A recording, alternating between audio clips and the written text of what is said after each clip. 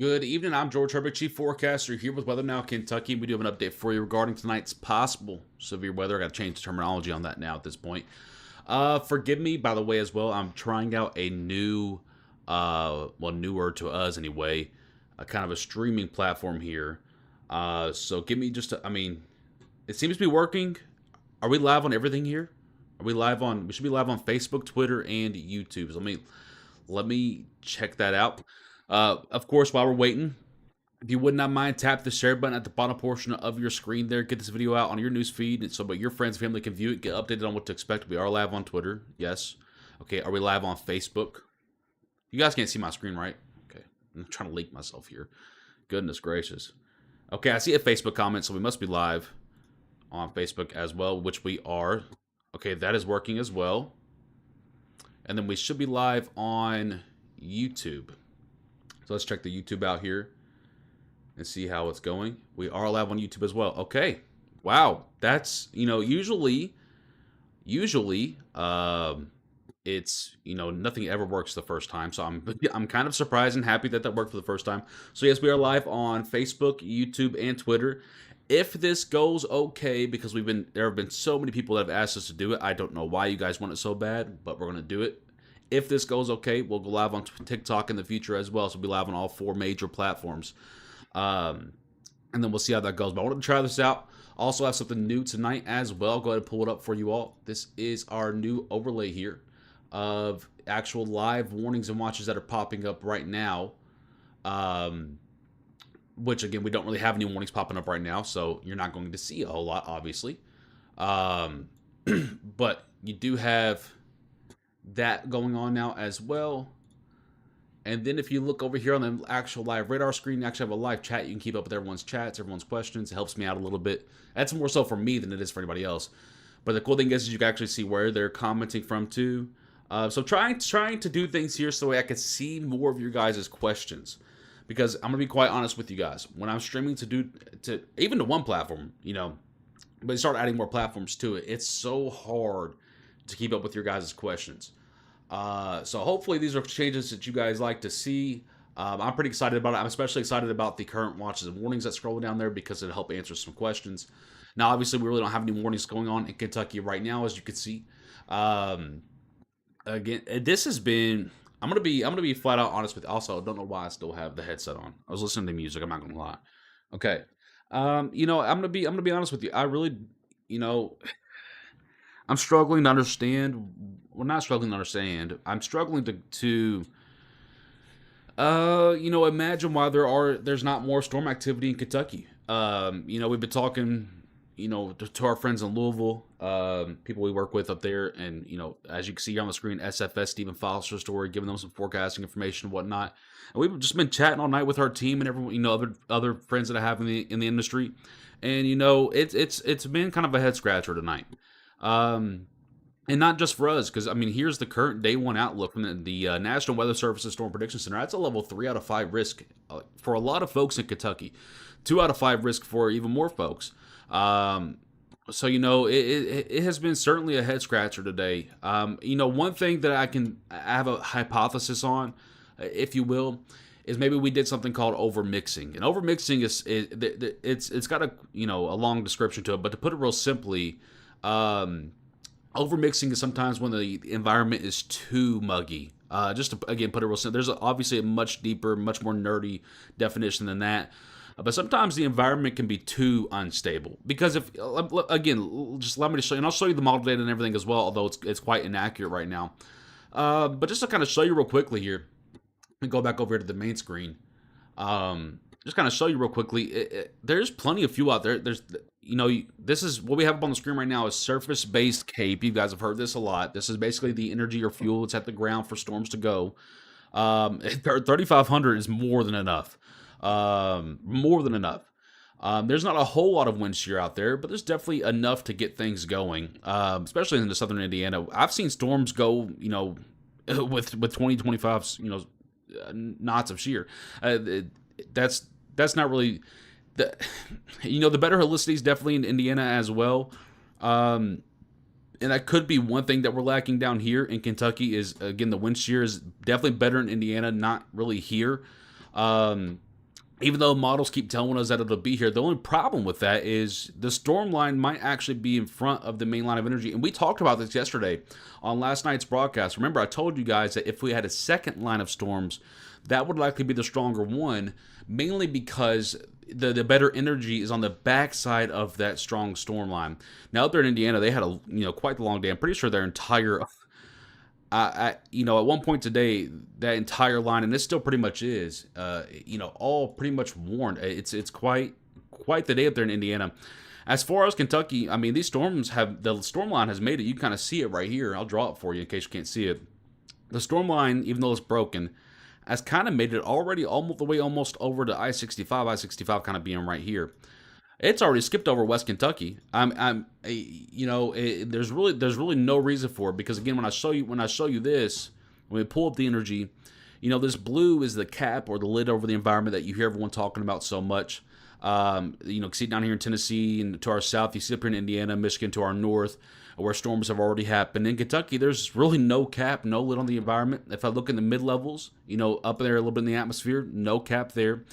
So the only real explanation here to me is likely this. One second, my son is like screaming.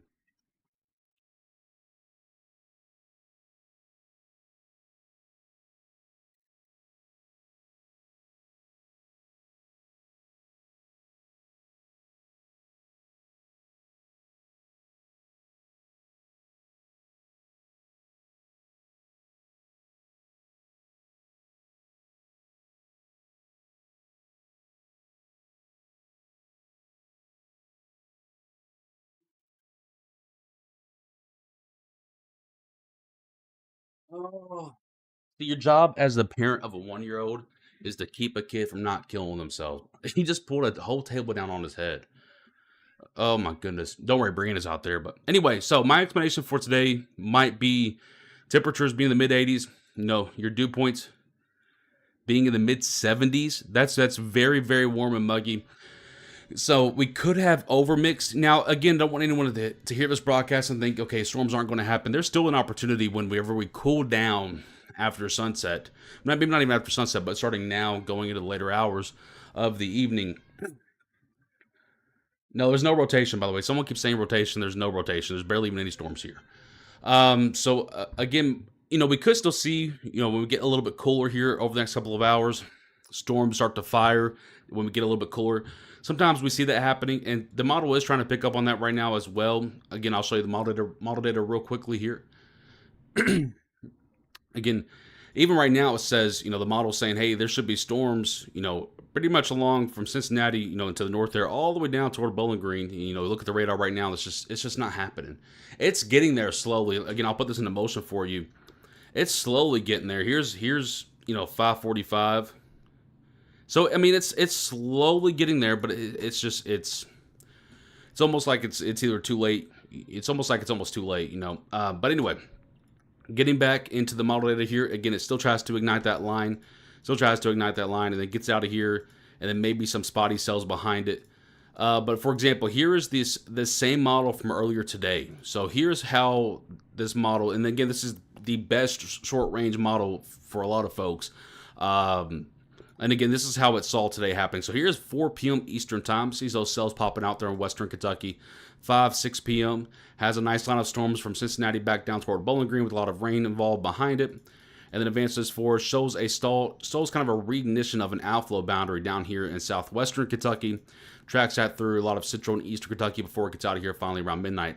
Looks a lot different than what's happened today because, quite frankly, there's been almost nothing happening today. So again, here's the newest model run. So again, even look at the models. I haven't looked at a model since 1 p.m. today, mainly because again they have not been handling it well.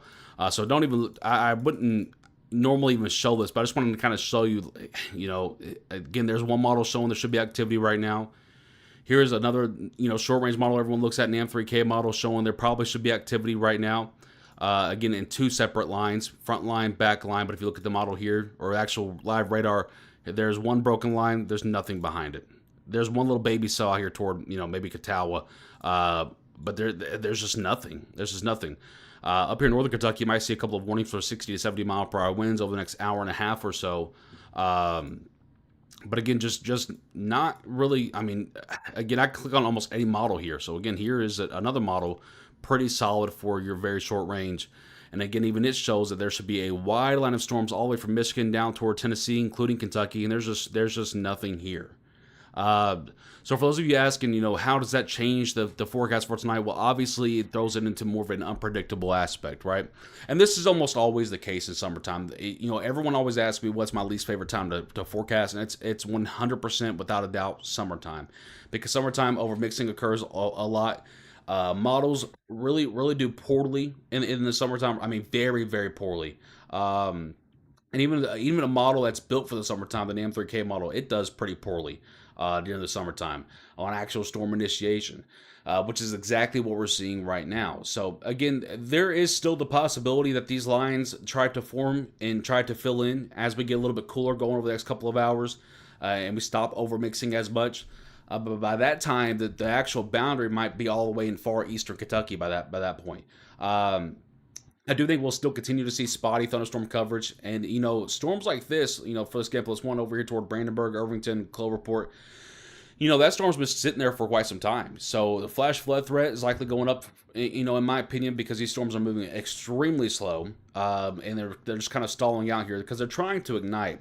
And you can see it. You can see, kind of just use your imagination here, and you can kind of see, just kind of connect the line here. It's trying to fill in. It's trying to get going. But to be quite honest with you, I'll go ahead and actually go back even further than just the last little bit. We'll go back 75 scans here on the radar and take this thing all the way back to 3:30. You can see how it was back at 3:30 in western Indiana, going through central and eastern Kentucky, or central and eastern Indiana, I should say. And even then, look at how the storms were struggling down here in western Kentucky. I mean, they've just been struggling all day long. And the more we get cooler here, I think we're going to start seeing more of these storms pop up.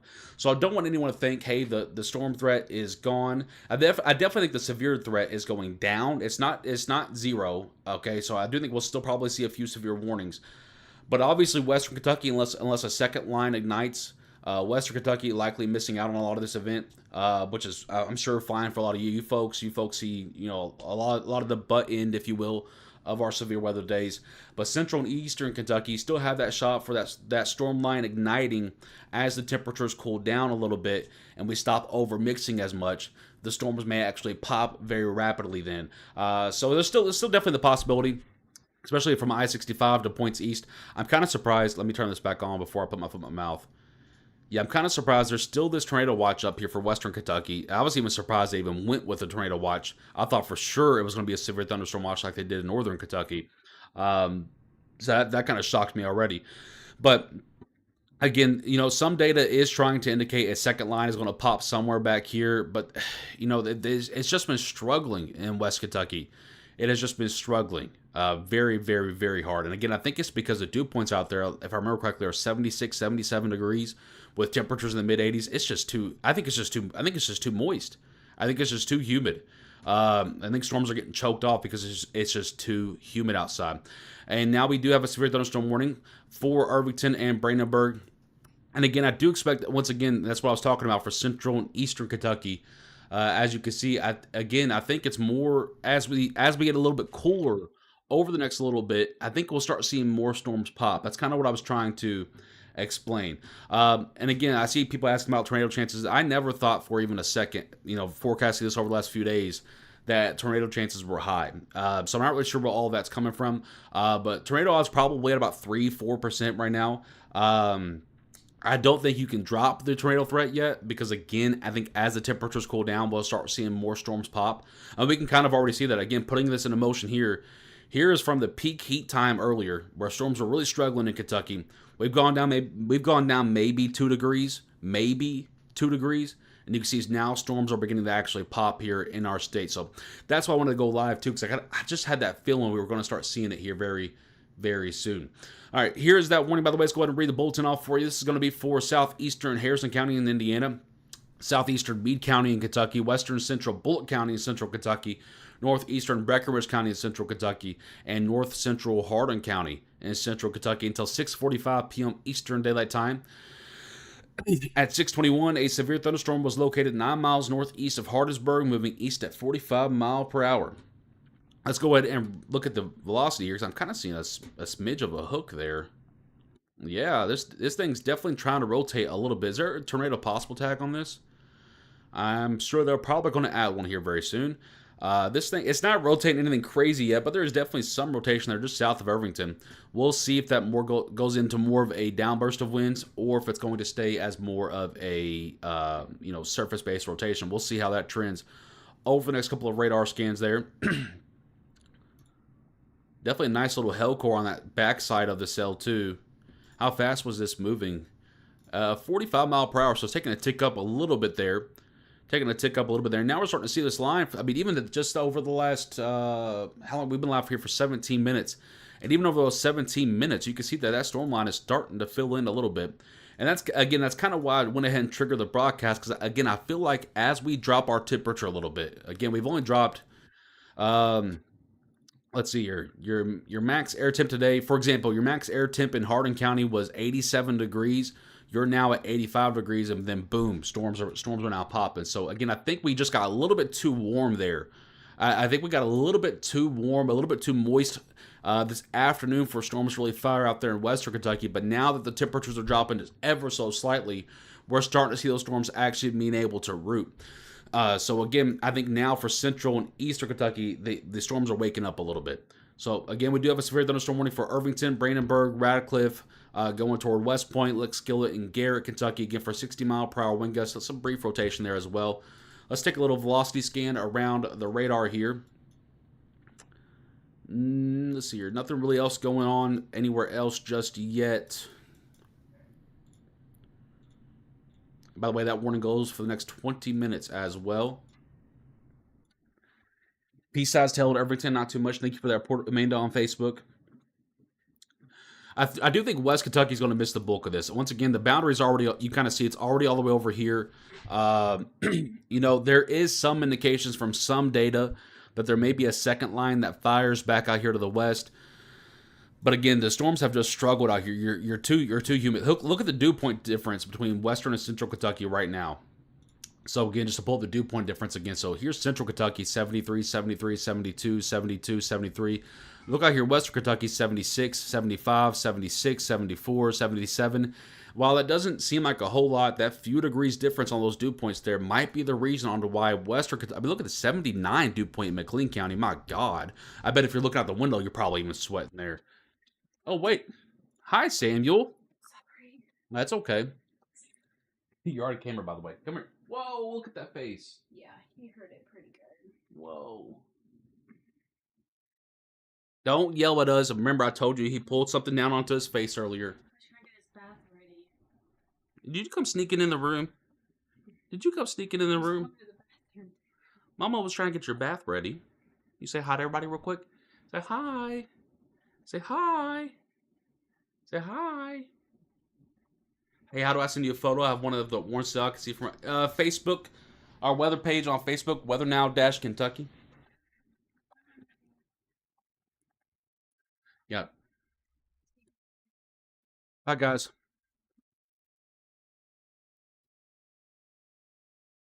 Okay, I just want to refresh our warning system here. There we go. Now it's showing. Now it's showing the severe thunderstorm warning. I just had to refresh it. Okay. Sorry about that. He just snuck on in here.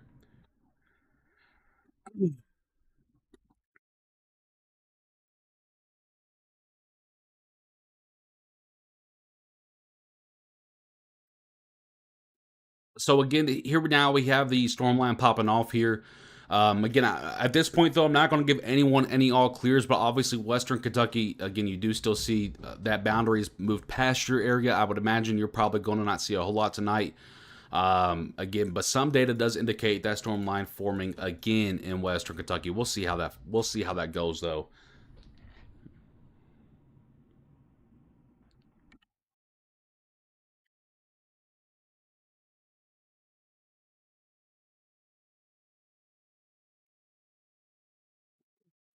Yeah, he came rushing in here. This storm line will die down eventually. Again, guys, we kind of just. I'm gonna be quite honest with you. Right now, we're kind of in just let's see how this trend mode. Because again, the models have been very very bad today. At least for our area. And right now we're kind of in like let's trend this a little bit now that the storms are actually firing, and then we'll see kind of how those things go, and I'll let you guys know like how this is trending as I'm watching it with you guys. But again, just to be very transparent with you, the storm line's really just now getting going. We need to let it go for a little bit, and then we'll talk about where we expect it to die down at, where we expect it to really throttle up. Now, 9 times out of 10, I will say this. With these types of storms, once that sun starts to go down around 9 o'clock or so, usually that's when the storms start to die down. I do know this much, that they storm, 45 mile per hour, they're probably going to get to about here. And then, after that, it's probably going to be 9 p.m. and after over here. That is terrible. So you're probably looking at closer to 10 p.m. before over here. So again, I do expect storms by the time they get to Eastern Kentucky, no matter what, to likely die down. It's just a matter of trying to see how much, just because we need to see what the starting point is here. Yeah, Rachel, I've been looking at the possible rotation over there. I've been keeping an eye on it. Let me pull my messenger up over here so I can check those photos that are coming in now. Again, if you want to send us any photos or videos, do it on our Facebook, Weather Now Kentucky. Thank you, Ashley, for that picture. I appreciate you. Looks like a nice little wall or shelf cloud there.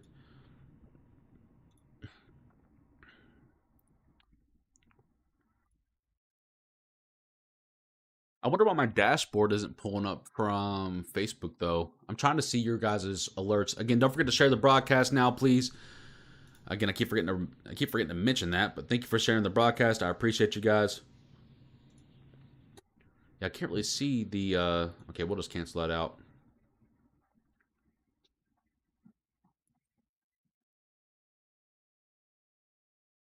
Okay.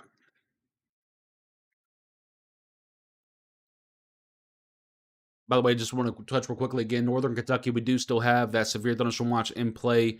We also have that severe thunderstorm line moving into your area here very soon. How fast are these moving up here? About 45 mile an hour as well. So probably about an hour and a half or so for a lot of you folks in Northern Kentucky. Again, lots of 60 to 70 mile per hour winds occurring up there with those warnings. Yeah, 60, 60, 70 still over there for Ohio. Interesting little cell here. It's we got a little bit of a, not a hook, but we got that I will just, it's an interesting cell. Just east of Irvington now, heading over toward Garrett, north of Radcliffe, mainly going over toward Fort Knox, Muldraw. Just an interesting cell. It's kind of in its own space here. I want to see some things real quickly. I know a lot of these maps are to look very weird to you guys, but I just want to see kind of how these are looking. I haven't looked at these in a minute. Definitely got a nice little bit of vorticity in 3 Cape there. What's the wind shear looking at down there? Definitely some better wind shear, I would say, approaching that area. Best wind shear still by far into central Indiana. Decent little pocket of helicity as well. So it's got a little bit of energy to work with, or wind energy to work with. Not overly impressive, but yeah, an interesting cell in its own space here. We definitely do still have some inbound versus outbound winds. We definitely got some winds that are really now starting to ramp up. The radar's trying to show 96. I don't know about that. 91, 96, 20. Yeah, again, I don't know about it being actually 96. Sometimes radar feedback can be a little bit weird. But definitely an impressive cell here that might need an upgrade on their warning there if that continues to trend over the next couple of scans. And see, now we're starting to see some lightning around some of these cells. So again, a lot of these are really, when you start to see a lot of that lightning pop up around these, what I like to call baby cells, that usually indicates that the cell or the line or the storm itself is starting to intensify a little bit, starting to grow a little bit. And now we're starting to see some lightning down here into southern Kentucky as well. So again, just some indications there that the storm line is starting to wake up for, the Kentucky side of things. You're still seeing some here. It's way too spread out to be actual, like, real rotation at this point. But definitely still some inbound versus outbound winds there. And even as I go up into the atmosphere, we're changing the tilt, I'm still seeing some 80-plus mile-an-hour wind readings.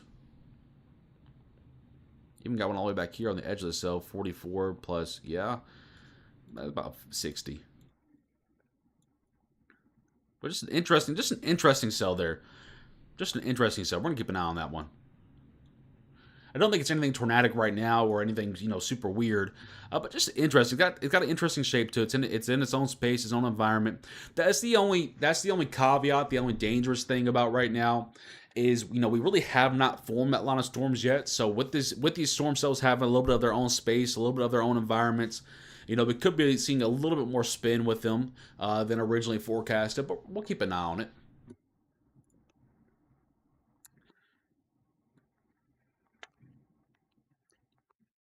Again, guys, right now we're kind of in wait and see mode. Again, it's not the answer everyone wants to hear, but I'm seeing a lot of people asking about what's going to happen in my backyard, what's going to happen in my neighbor's front yard, what's happening in my dog's house. Again, I think right now we're kind of in wait and see mode, if I'm being honest with you, because the storm line's really just now getting going here. I'll put it into motion for you, and you can see that this starts all the way back at just 6 o'clock. So just in the last 30 minutes, look at how the storm line has grown. So again, if you look at it, the last 30 minutes, you're seeing how the storm line has grown in real time right here. So I think right now, we're just now seeing the storm line wake up. So we need to kind of wait and see how this trends over the next 30 to 40 miles, just to kind of see how it's acting. And then we'll be able to give answers to a lot of folks on what to expect to see in their front yards.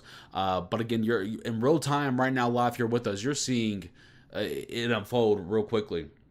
I won't have to mute this person because they're just spamming. Again, please do not spam, guys. That's like the quickest way to catch a timeout. Yeah, still seeing a little bit down here. Nothing too crazy. Definitely enough to prompt that warning that came out. Decent hell core there. Again, nothing too entirely impressive. But we're seeing these storms get a little bit stronger with each scan. Yeah, again, some data keeps pointing out that there may be a secondary line that forms out here in West Indiana, West Kentucky, Southern Illinois, but I'm just not seeing a whole lot of that. But here comes the actual line that we've been waiting to see for a while now. Spunky, thank you very much. I appreciate that. Stacy, thank you very much. Once the line passes, are we cleared? No. Once again, some data keeps indicating that there might be a second line that forms. So I don't want to give an all clear. We'll let you know. Basically, we'll let you know. Again, guys, we're kind of in a wait and see type of time frame right now. Again, I know that's what nobody wants to hear, but you can literally see it in real time. This storm line is just now really waking up. So when that happens, we need to give it a minute to kind of go, and then we'll be able to see what's happening. Let me make sure Johnny's got everything. We are.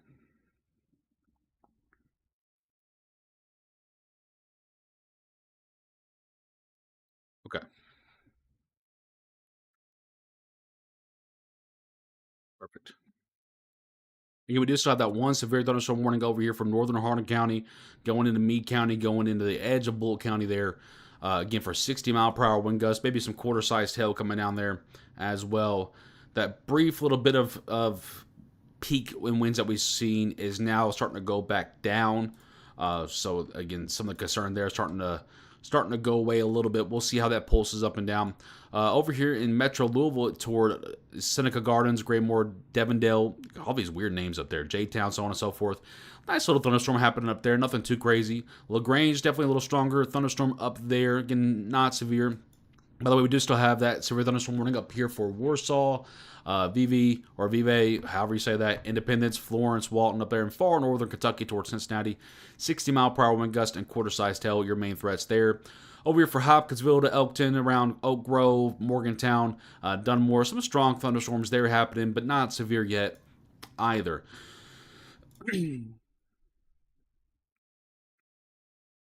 Just as I say that, look at the wind starting to pick back up once again down here. Let's take it up a tilt since we're getting really close to that radar. Still seeing some 70s, some 80-mile-per-hour readings on that radar there. Very interesting storm. Very interesting storm here.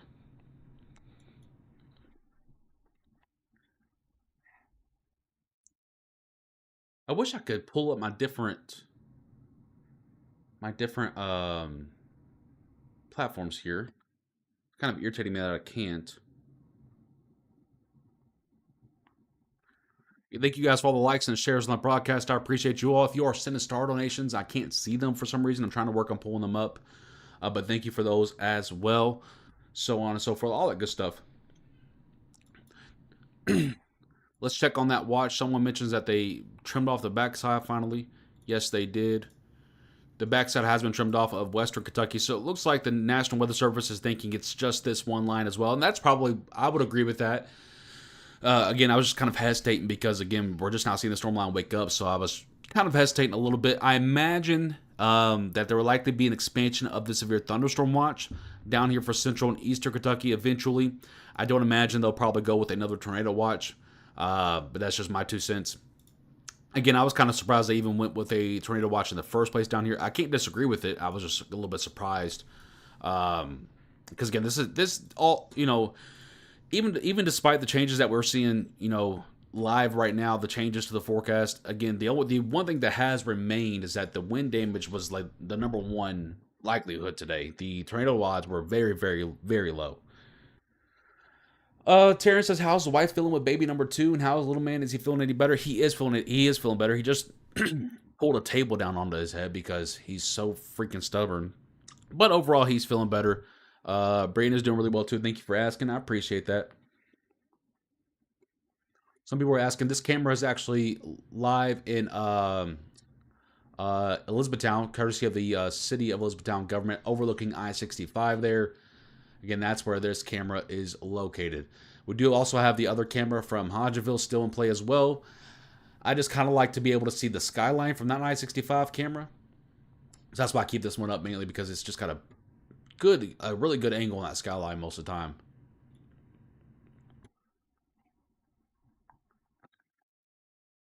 Otherwise updated recently. What is the difference between radar mode and composite models? It's funny you asked that. We actually are working on something to explain that. So composite is national radar, where you kind of get less of a higher resolution look.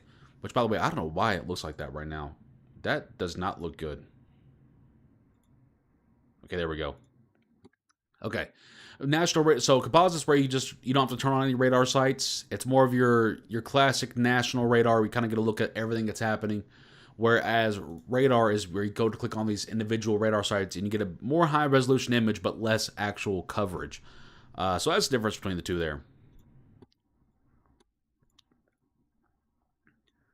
Yeah, not seeing a whole lot at this point. There's definitely some nice wind gusts going on the southern side of the cell, but nothing too crazy happening there right now.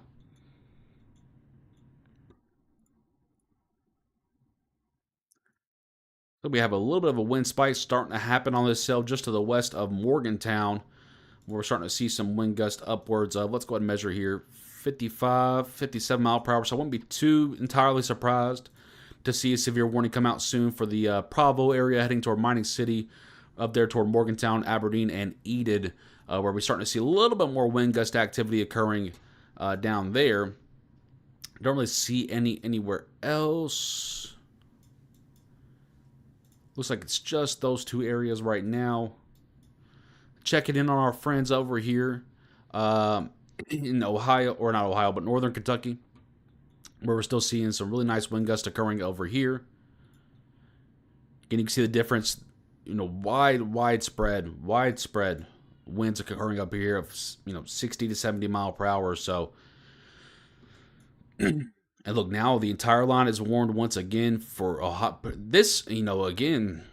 And the difference is up here, they're a little bit closer to low pressure. They're a little bit cooler.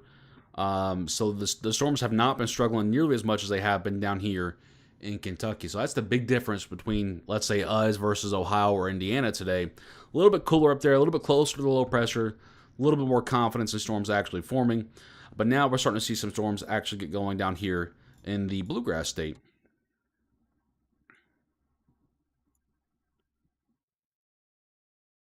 Yeah, I wouldn't be too entirely surprised to see a warning come out soon for that Morgantown and the surrounding areas. Again, wind speed starting to pick up there. Again, around I-165 down here in southwestern Kentucky, or western Kentucky, if you will. Again, wind gusts starting to pick up a little bit there. Still seeing quite the strong and stout cell, if you will, over here toward Licks, Gillett, and Garrett, going toward West Point, Fort Knox, Kentucky. We're still seeing some 60 mile per hour wind gusts occurring throughout that cell right here. Lisa, thank you for sharing the broadcast. I appreciate you. Thank you, Doc. I appreciate that.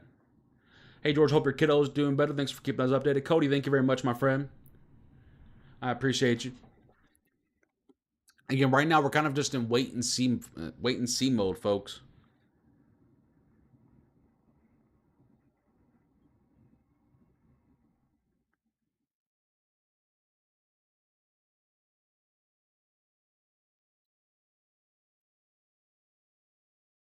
Samantha, I would say this is likely the only line for Kentucky. Now we can still see, as you can see back out here toward Princeton, a couple of cells on the backside. But again, as far as like a line of storms, this is likely your only line tonight.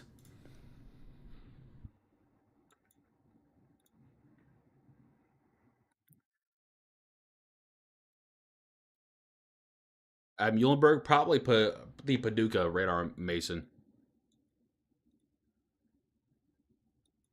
Really, you can't go wrong with any of them. A lot of times you'll see me, especially for like something in Western Kentucky, you'll likely see me kind of flip through Hopkinsville radar down here, Paducah radar, Louisville radar, just getting a different image of the same thing. Very loud on Valley Station. Yeah, you're hearing that lightning off the storm down here to your southwest. You're hearing lots of, I'm sure, even though lightning is not popping up for some reason, I'm sure you're hearing lots of lightning down there. Let me turn the lightning off and back on and see if that works. Nope, still not popping. Maybe it's just being a little bit weird. Sharice Muldrow's under that warning for 60-mile-per-hour wind gusts from this nice little cell just to your west at this point. South side of Fort Knox, pretty dark clouds and high winds going towards Lexington and Louisville off the east. Yeah, and there's an extension of that severe warning, by the way. This is going to be for Shepherdsville, Hillview, Minor Lane Heights. And there's lightning popping up now for 60-mile-per-hour wind gust and quarter-size hail. Once again, an expansion of this warning. West Point, Rockhaven, Lick, Skillet, Stites, Cupio, however you already say that, Barrelton, Shepherdsville, Hillview, Minor Lane Heights. Once again, there you have that expansion of that warning in north central Hardin, Bullitt, south central Jefferson, and Meade counties. By the way, still didn't forget about you guys up here in northern Kentucky, Florence to Warsaw to Vevey, or however the word you say that, Carrollton. 60-mile-per-hour wind gust going to move into your area as this line gets a little bit closer. I'll put this into motion here just so you can kind of see how it's evolved over the last 30 minutes or so. No problem, Streets. Thank you very much.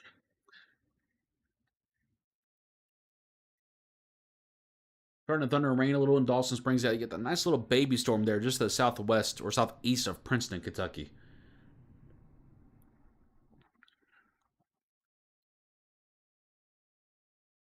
Again, we are live on YouTube, Facebook, and X or Twitter, whatever you want to call it tonight.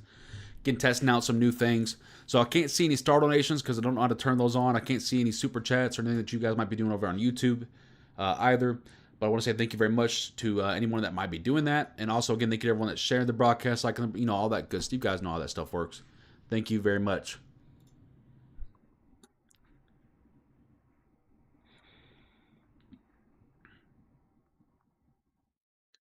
The Reds are in a rain delay. No. The Reds are on a heater right now. We can't be having them mess up.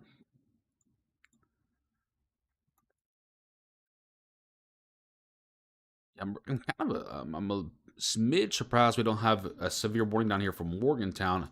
Very close. Again, probably borderline. Probably closer to 55 mile an hour, but yeah. Actually, never mind. I'm not all that surprised now. Probably just that one radar. Let's check the Paducah radar. Yeah. Probably closer to 55. For some reason, I was getting 65 at first, but I think I overdid the math a little bit there at first. Very nice wind gust about to go into Rockhaven, Lick, Skillet, heading out toward West Point, Northern Muldrow here in a second. Here probably a few minutes, I should say. Again, very nice wind gusts there. Probably around 60 mile per hour as this little cell keeps trying to truck its way on through north central Kentucky. See, that line is trying to fill in now. It's trying to get going.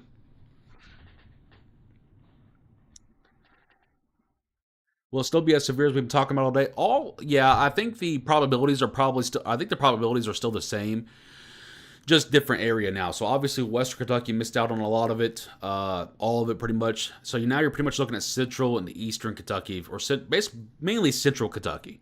for the show tonight. And again, once we get to about sunset, these storms begin to fizzle out. Once we get into the late night, that's when storms really begin to die down, because these are mainly sun-based, sun-fueled storms, if you will. So again, I do think, again, we'll still see the storms die down in eastern Kentucky. The difference is there was a delayed start, just because I think we got too moist, too hot out there in West Kentucky. I think the storms just we're not allowed to really go. So if you're in Western Kentucky, like Madisonville, Paducah, Mayfield, Benton, Murray, Morganfield, Henderson, Owensboro, even, you probably missed out on a lot of it. Which again, I know you guys, well, you guys should not be complaining about that anyway, because you've had the butt end of a lot of activity over the last few years. So if I were you all, I wouldn't be mad about missing out on one. That's for darn sure.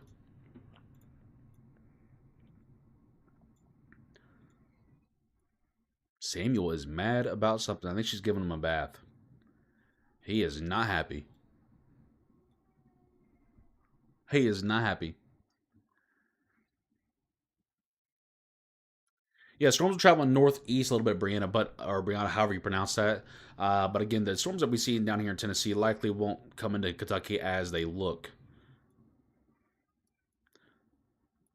Storms are starting to turn a little bit more east rather than northeast, and then eventually they'll turn southeast a little bit.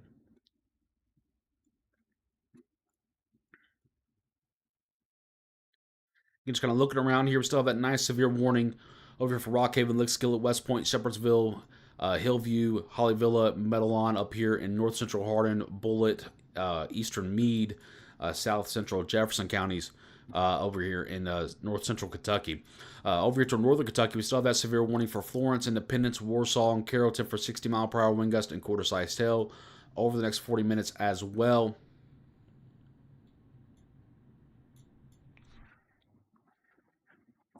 Again, for the folks asking about backyard questions, the line really just got going. Let's let it breathe for a minute, and we'll be able to see how things are tracking and trying to be able to give you a better answer. But there's a reason. There's a very good reason I'm not answering backyard questions right now, because again, the storm line, as you can see here, if I put this into motion, is really just now starting to get going. So we gotta let it live for a minute, so we can see how things are tracking and trending.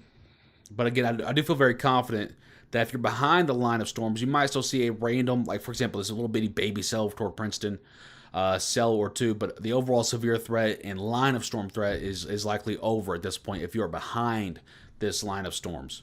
This is your primary and pretty much only line for tonight.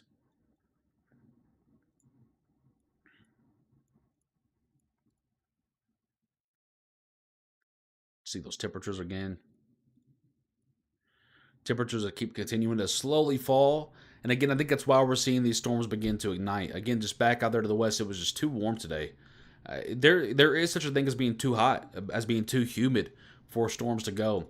And if you check out the dew point, even now, sitting at 7 o'clock Eastern time, 76 dew point in Webster County, 78 for your dew point in Trigg County, 80 for your dew point in McLean County. Again, I think it was just too saturated, too warm, too humid out there in Western Kentucky. And I think that's why we saw storms struggle out there. Whereas if you look in Central Kentucky, yes, it's still very muggy, still very warm, but just that few degrees cooler, it might be making the difference on actually allowing storms to be able to start to fire up now.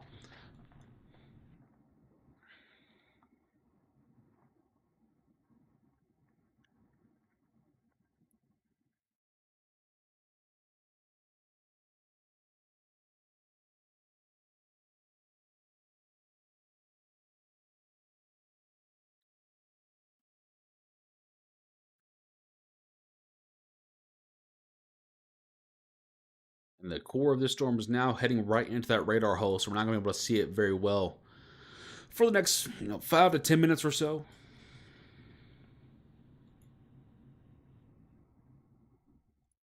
I wonder if the has cam from Louisville can see the storm. Let's pull it up and see what it's seeing. Not really, but you do definitely still see. As this is pointed toward. This is pointed toward. Where is this pointed? This is pointed southwest. You definitely see a lot of the rain happening down there. It looks like it's pointed toward Valley Station, if I'm looking at that correctly. Hopefully, if Kelly's in here, he can correct me.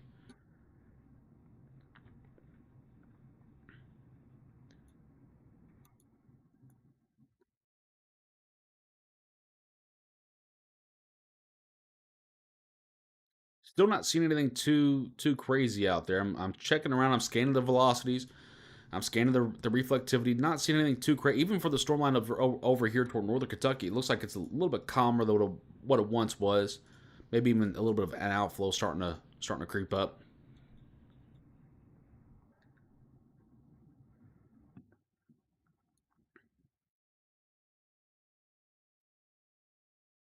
Yeah, Mason, I had special weather statements turned off because I've never liked those from the jump. I love the National Weather Service, but I never liked special weather statements, and you'd be surprised. There's a lot of people that don't take a break. Oh, I'm good. I've been sitting here all day just watching the radar, waiting for them to start.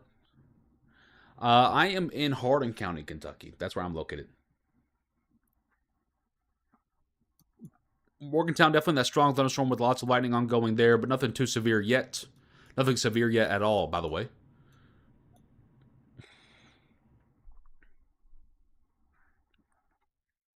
There you go, Charlotte. Okay, thank you very much for that report out of Muhlenberg County. I appreciate that. Again, for those of you asking about backyard questions, we're not answering those right now. The storm line really just got started, so we're letting it kind of breathe for a second, letting it mature, and then we'll be able to see how things are trending. Let me make sure my ringer's turned on. I keep forgetting that people that that depend on us probably should have my ringer turned on.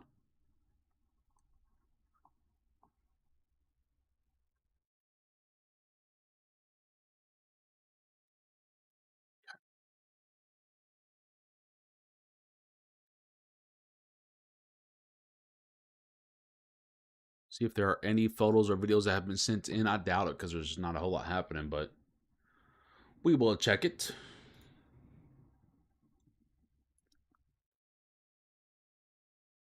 Again, if you do want to send any photos or videos, you can send those into our Facebook page.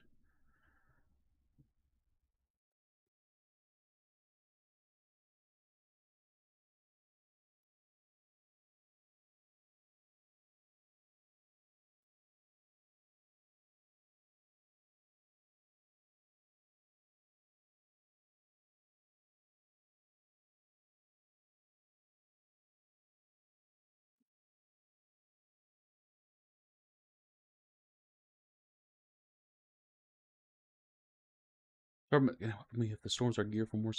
Again, Natalie, I think the severe probabilities are still the same as we forecasted. Just the zones are a little bit different. Obviously, Western Kentucky kind of got missed out on. This is more of a Central Kentucky event now.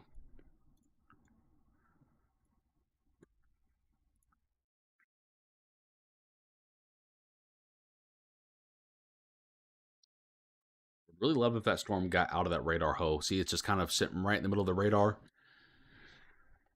and we can't really see it. Lots of lightning popping up with this bad boy now, though. I feel like that definitely has more lightning than what it once had. That's for sure. That is for sure. Again, no other severe warnings except for this one over here for far northern Kentucky, Florence, Independence, Warsaw, Carrollton, where we're still seeing that 60 mile per hour gust and quarter-sized hail threat ongoing there. Again, no other severe warnings except for this one in north central Kentucky. All of your storms on here in southwestern and western Kentucky still not severe.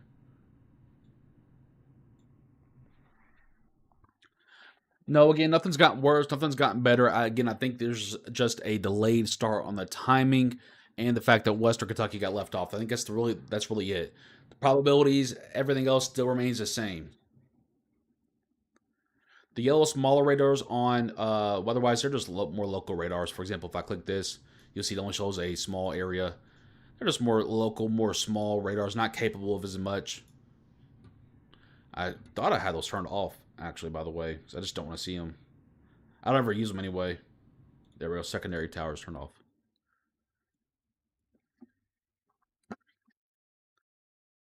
Again, we're not answering the backyard questions, folks. We got to wait for the storm line to really get going. It's just now waking up. We'll let it get going. We'll let it mature a little bit. Then we'll be able to give a good forecast for everyone. Again, I do think you're still looking at, by the way, here's your outlook for today from the Storm Prediction Center. Again, we are still looking at a level 3 out of 5 risk in orange, although you can obviously cut off Western Kentucky from any outlook at this point. Out here for like Richmond, Danville, Boonville, Annville, Somerset, London, you're still looking at 2 out of 5 risk, 1 out of 5 risk toward Pikeville, Jenkins, Williamsburg, Pennington Gap. so on and so forth. And really, the only real difference in between the zones is that your storm line will actually be stronger out here because, again, we still have a little bit of sunshine working with us. By the time the storm line gets out toward Richmond, Berea, Boonville, Somerset, Columbia, Campbellsville, so on and so forth, sun starts going down, temperatures start going down, Cape or aka fuel for the storm starts going down a little bit. Then they eventually run out of all the energy by the time they get out there toward eastern Kentucky. So again, that's kind of really no differences to probabilities or forecast. Again, the only difference really being that Western Kentucky kind of got missed out on, just simply because it was too humid out there, too hot.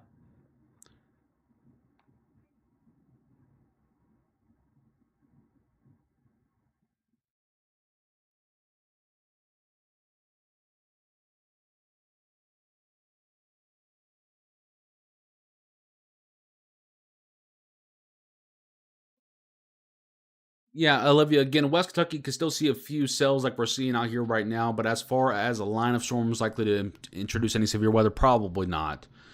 I still won't give an all clear, but obviously your severe odds are definitely decreasing out there in far West Kentucky. Did they issue any new watches or anything yet? Let's go and take a peek.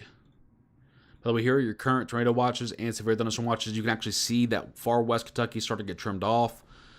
And again, I still think there might be a severe thunderstorm watch issued for places in central Kentucky like Bardstown, Lebanon, Campbellsville, Columbia, Bowling Green, Scottsville, Frankfort, so on and so forth. As far as tornado watches, I believe we're probably done with those for tonight. I was kind of surprised they even put a tornado watch out there in the first place. I thought for sure it would be a severe thunderstorm watch. But again, it's kind of what those look like right now. If you want to see those more, they are on our Facebook, Twitter, and all those social media platforms already posted. So you can go take a look at those if you like. Let's check on that Hellcore up here. Still in the middle of that radar. Yeah, still in the middle of that radar site there. So we're not going to see it too much. Flash flooding is still definitely a possibility. Again, these are kind of your slower. They're not as slow as the other day, but these are slow moving thunderstorms with heavier precip rates. So definitely still, flash flooding is still a good possibility. Angie, you can send them to our Facebook DM, Weather Now Kentucky. But you are correct. Yes, you cannot post pictures to the chat. Yeah, winds are still kicking for some of these cells.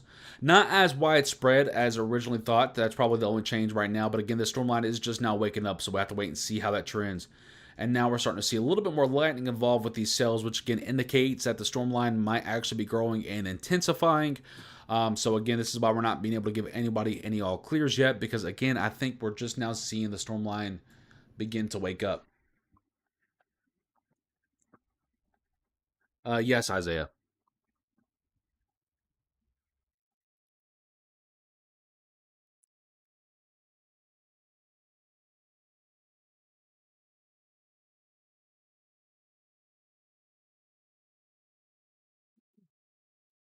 Yes, this is the main line. That's correct. This is your main line here. And again, if I put this into motion, you can kind of see that it's starting just really now, just now starting to really get going. Put this into motion here for you. You'll see over the last, let's say, hour or so, it's really just now waking up. Again, just to pause that, pull us back to 6 o'clock here. So again, 1 hour ago, you'll see what the radar looked like in Kentucky. If you look at it now, it's a lot different. So this is why I'm holding off on answering any backyard questions, because again, the line is really just now starting to get going. So we really don't want to answer anything and give out any false answers whenever the line is really just getting going. Here's the camera in Louisville, Kentucky, courtesy of Louisville Metro Emergency Services. Again, you can see on that western side of the camera there, lots of rain showers, thunder showers happening. On the eastern side of that camera there, it's kind of a cool image. Just some sunshine happening. So pretty cool image here. You're actually getting some readings over here. Even, this camera is in, downtown Louisville, away from any storms right now. And it's still picking up, gusts of 20 to 40 mile per hour. As you can see here, 40 mile per hour from southwest to northeast. So even away from the storms, it's actually picking up some nice wind gusts happening. So again, it kind of shows you some of the wind, gust potential that is still there with this line if it could continue to mature and grow and just kind of overall root.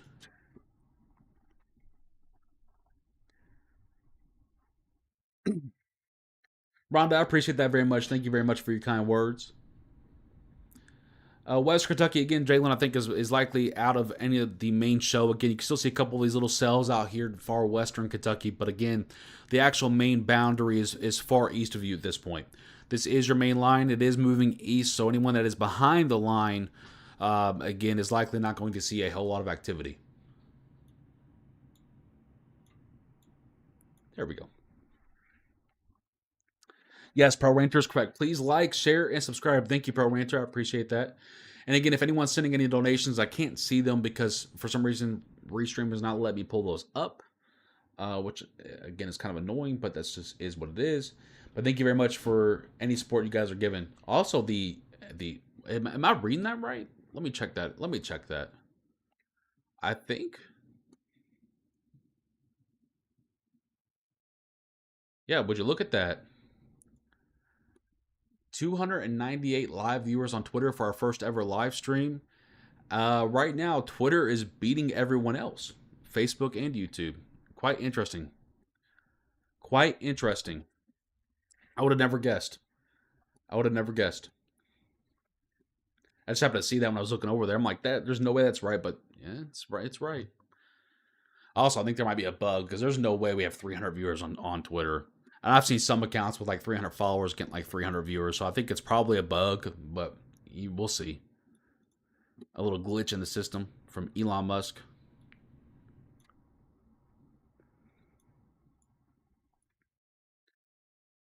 Still not seeing a whole entire too much with these storms. Again, some nice wind gusts happening just northwest of Shepherdsville, heading toward Barrelton, Hillview, Holly Villa, Minor Lane Heights. Some 50 to 60 mile per hour wind gusts there.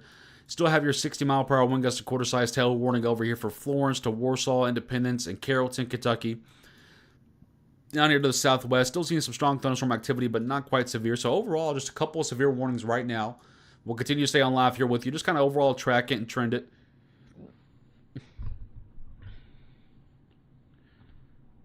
Yeah, Young Brown, there definitely is a severe thunderstorm warning for here. Are you talking about for this one?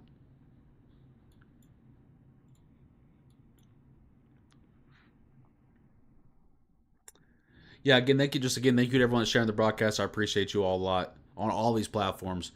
Again, it's our first time being on X tonight live, but again, thank you guys again for all platforms. I thought that was pretty cool to see that.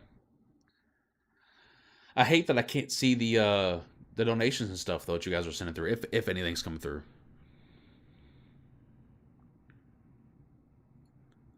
Let me see. Can I see it here? Again, this is my first time using Restream, so I'm just kind of playing with it a little bit. Yeah, I don't see a way I can see it, which stinks. Heath, it just depends on how long these storm lasts all over you. Most folks will see less than an inch of rainfall from this. There could be a couple of isolated counties that see, a little bit over an inch or so. Most folks will see under an inch from this.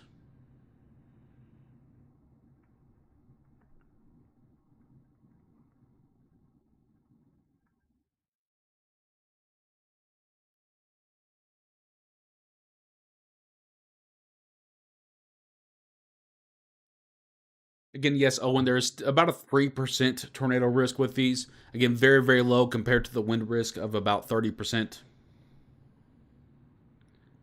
How can you share photos to me? You can go to our Facebook page, Weather Now Kentucky, send them to our DM there, our message inbox, whatever you want to call it.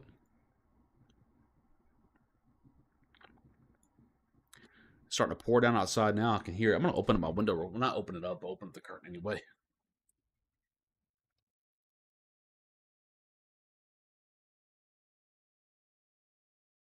Oh, yeah, it's pouring down. You're just moving mainly east with a slight northeast wiggle, Christy. It is pouring down out there. I'm so tired of seeing rainfall, man. Dude, listen. Hey, it's a lot better than the last couple of years where we've been really dry going into the summertime. But man, whew. But I guess to be honest, I'd rather take lots of rainfall rather than drought. Droughts are always so hard on the environment and the economy. But dude, it's already puddling up out there. It's only been raining for 5 minutes. and I'm already seeing puddling happening in my yard. It's just how saturated it is. That's another thing about today is if you do get one of these pockets of wind gust, most folks are pretty saturated in their grounds right now throughout Kentucky. So it won't take a whole lot to take some trees down, take some limbs down, just because again there's already so much weight. It won't take a whole lot to blow those trees over. DJ, thank you for that report out of Northern Kentucky University. Okay.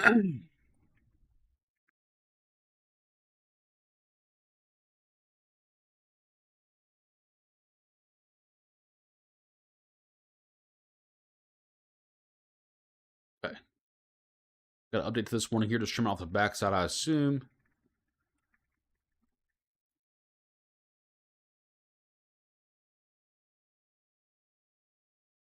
Just not seeing a whole lot. Definitely some nice wind gust happening over here toward southern Jefferson County, Monoline Heights, Hollyville along I-65 there, Hillview. Looks like a borderline 60-mile-per-hour wind gust. Yeah. Closer to 50 to 60 there. Some nice thunderstorms happening for just north of Simpsonville, just north of Shelbyville, toward Campbellsburg. Still severe warnings over here for Florence, Independence, and Warsaw. Just strong thunderstorm activity just to the west of Russellville, north of Elkton, southwest of Morgantown toward Beachmont, Dunmore, Caneyville. Not severe, but still probably quite rowdy there. Sorry, that sub sandwich I had earlier is trying to fight back.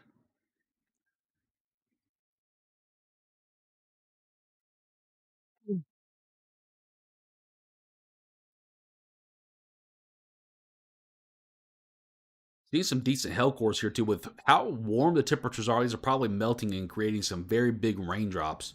I find it hard to imagine the hell's actually making it to the ground when it's this small. So I could create some very big raindrops for you though. So you out there toward Oak Grove, west of Dunmore, Morgantown, going toward southeast of Hardinsburg, over toward southern Jefferson County as well.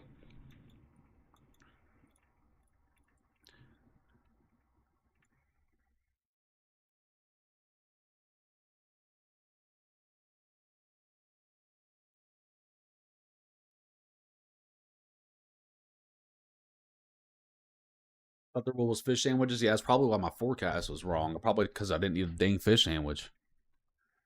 I'm not a big fan of Firehouse subs. I'm really not. I'm sub sandwiches. I know we're kind of getting a little bit off topic here, but sub sandwiches are my favorite like category of food, if you will. Uh, Jersey Mike's is probably my favorite out of all those, like that group of foods. Firehouse is probably one of my least favorite with Subway. Olivia, yeah, I mean the stormy pattern kind of sticks with us. Eventually, we will turn drier and warmer, though, probably closer toward the end of the month. But the stormy pattern, folks, it just sticks with us. It's been with us for a while. It's going to continue to stick with us. Yeah, Owensboro, Kentucky likely missed out on a lot of the action today because of the delay on the actual initiation of the line of storms here. I'm gonna do something real quickly. Leave it up on the screen for a few moments. But again, if I had to guess, just based off what I'm seeing right now, this is likely the area that's probably going to see the strongest of the line today. And again, it's pretty much just because of where the line is starting and where it's heading toward. After it gets out of this area, out here in eastern Kentucky, you're probably still looking at some tough thunderstorms with quite a bit of rainfall. But with the sun going down, it'll be 10 p.m. and after by the time it gets to you. So again, you're probably looking at more just thunder showers with a couple of severe warnings, but maybe just thunder showers. I think anybody that's going to see any type of severe risk today, if you will, probably going to be in that purple circle now or oval, whatever you want to call that. Yes, I mentioned that Shepherdsville is under that severe warning for 60-mile-per-hour wind gusts, mainly to the north of Shepherdsville. I did not have my fish sandwich today. I've been trying to eat less McDonald's because we ate a lot of it on vacation just because it was the easiest thing to do while traveling. Just stop at McDonald's. But man, I'm getting McDonald's out. Julie got some tough thunderstorms to drive through, heading toward that direction. Of Schlotsky's, I'm guessing that's how pronounced. No, I don't think I've ever heard of that.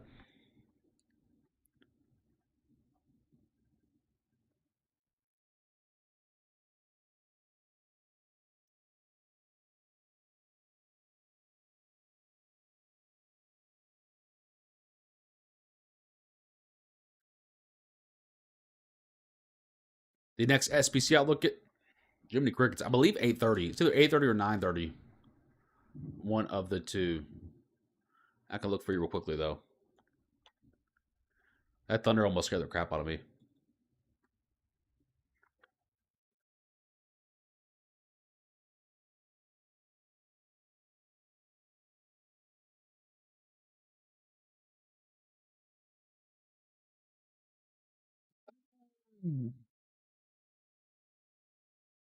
I mean, it really doesn't matter much at this point what the next outlook looks like.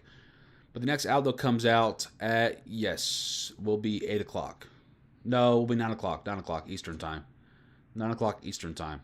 I mean, it really doesn't matter at this point, but winds also picking up north of Florence. Oh, you're up there, DJ? Oh, yeah, you just said NKU. Ooh, that thunder sounds scary. That thunder, that one caught me off guard a little bit. Danielle, you're probably about to see a severe thunderstorm or a strong thunderstorm here very soon, I should say. I know, Ricky. Head back. Oh, okay. Oh, yeah, you're going to go there and there and then pretty much what, down I-75?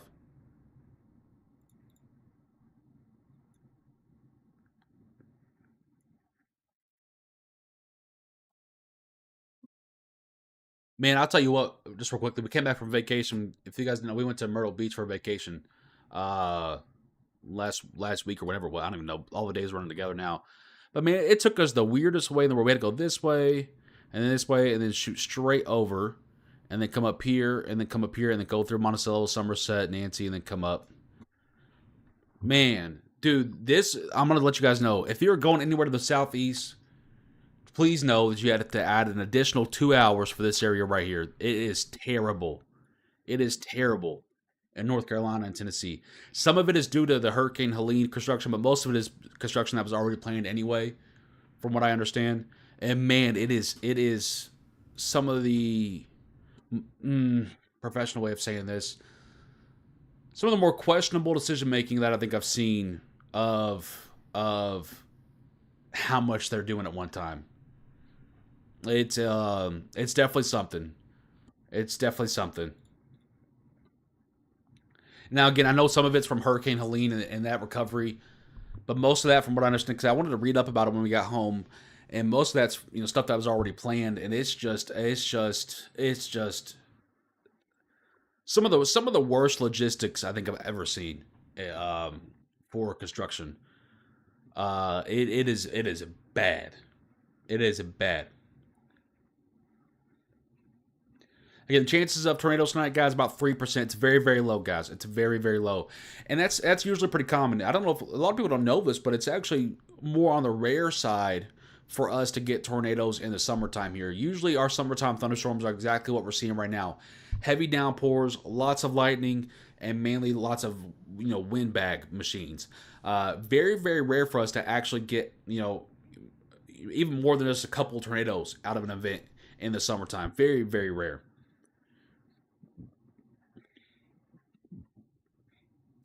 Well, Tracy asked if this is weakening as it heads toward Georgetown. Well, right now the storm line is just now waking up, so my expectation is that it will continue to grow and mature over the next couple of hours, and then again by the time sunset starts to creep up on us, that's when the storm line will begin to die down. I don't understand Spanish, by the way. Whoever keeps asking in Spanish.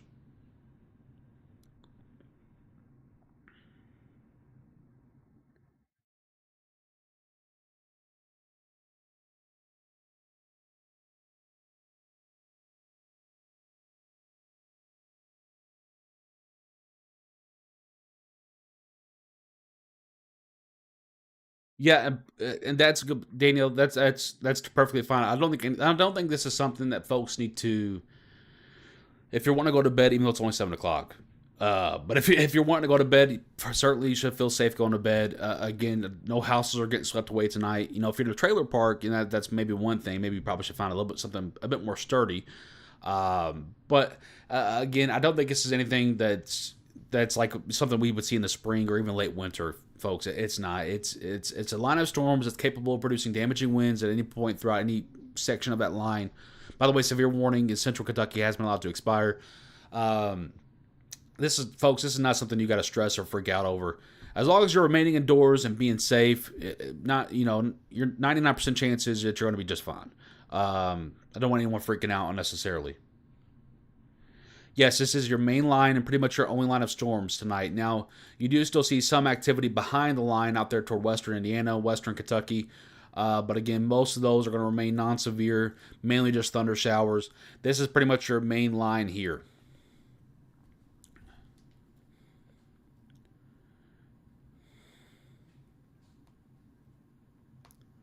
Sorry, just getting folks updated.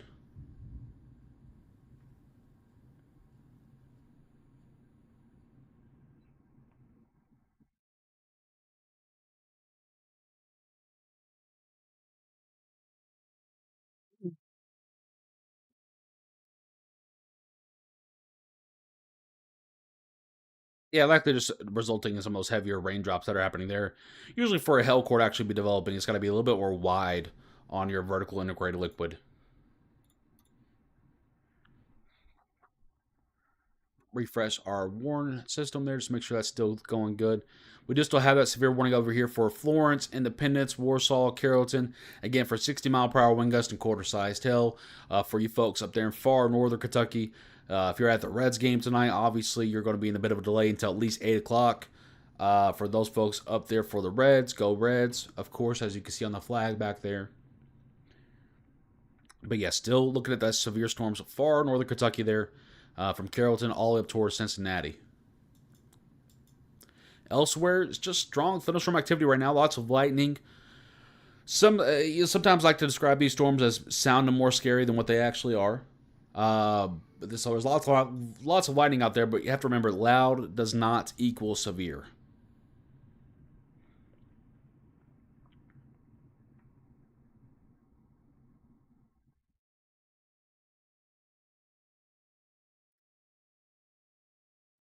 Roberta, thank you very much. I appreciate you.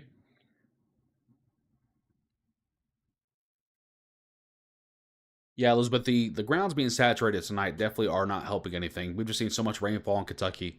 By the way, someone did ask me, and I'm kind of curious before I forget again. I've done forgotten how to do this.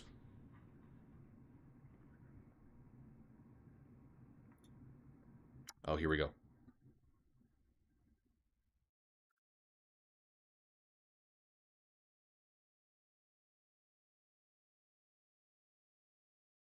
I forgot how to put this into the graph or the actual map.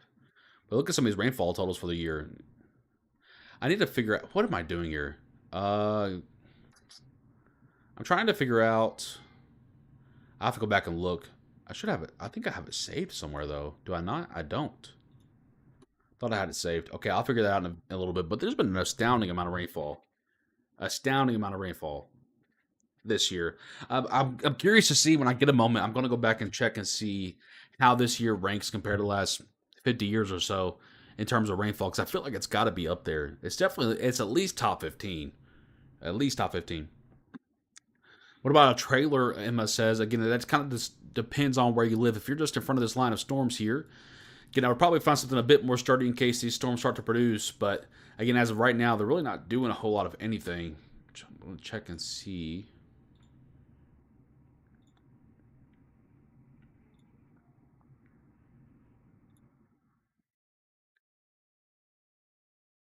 My eye is itching, man. I hate allergies so bad.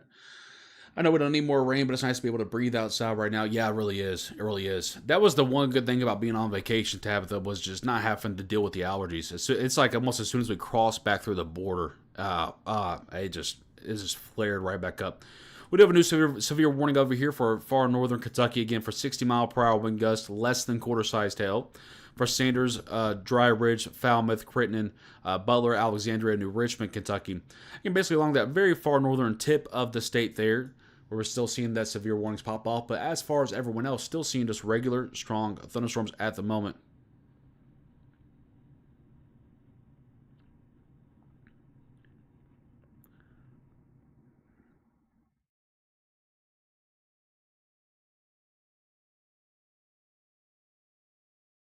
Lots of lightning out there. See, this is one of those areas where we start seeing some flash flood warnings come through because, again, This one's kind of stalling out a little bit, and Hardin County is one of those areas where they've seen a lot of rainfall over the last few days. I didn't check on flash flood guidance today, but I imagine it's quite constrained. There are no tornado warnings out right now, Ryan.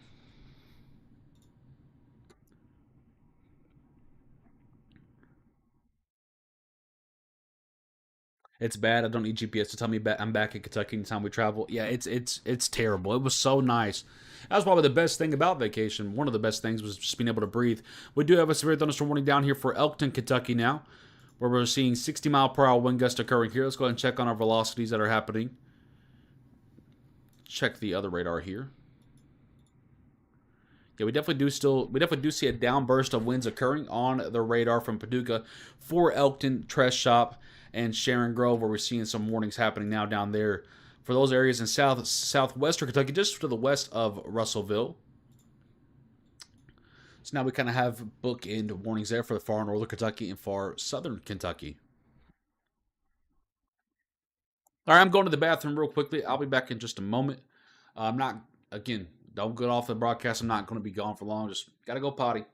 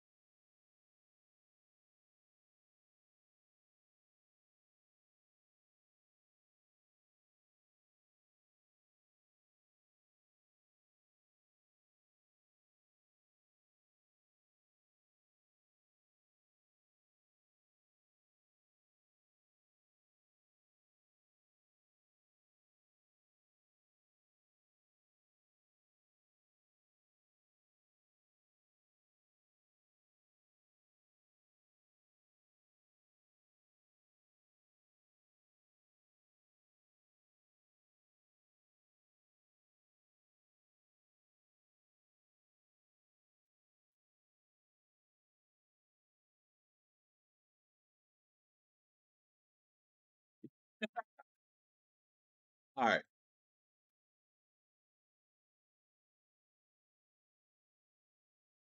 As soon as I join, you get up. What even? Sorry, I've had like at least 8 water bottles today.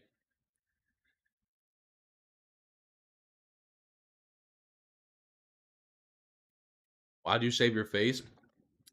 Because my beard was getting way too long. I did not know I was able to grow a beard like that. And now I'm just like, you know what? I need a fresh start.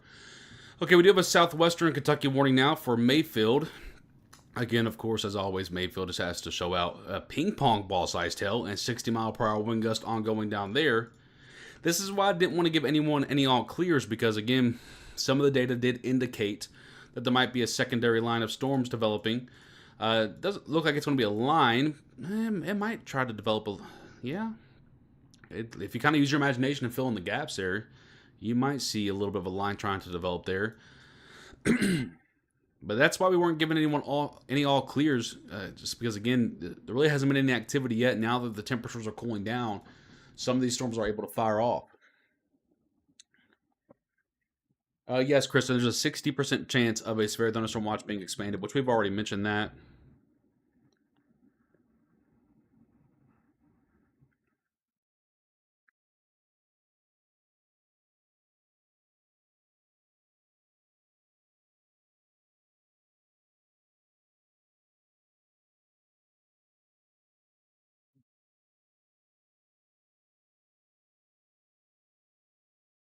Ethan says, is that the second line forming by Mayfield? It could be. Well, again, it's just now popping up, so I have to wait and kind of see how it trends. But you can almost kind of use your imagination a little bit and fill in the gaps, and that could be a second line forming there.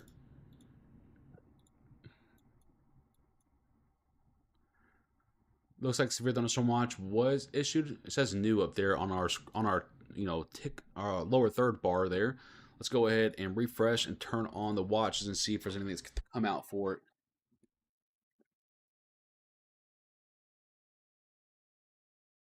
Now that must just be the same one. I don't know why it says new up there unless they may have extended it.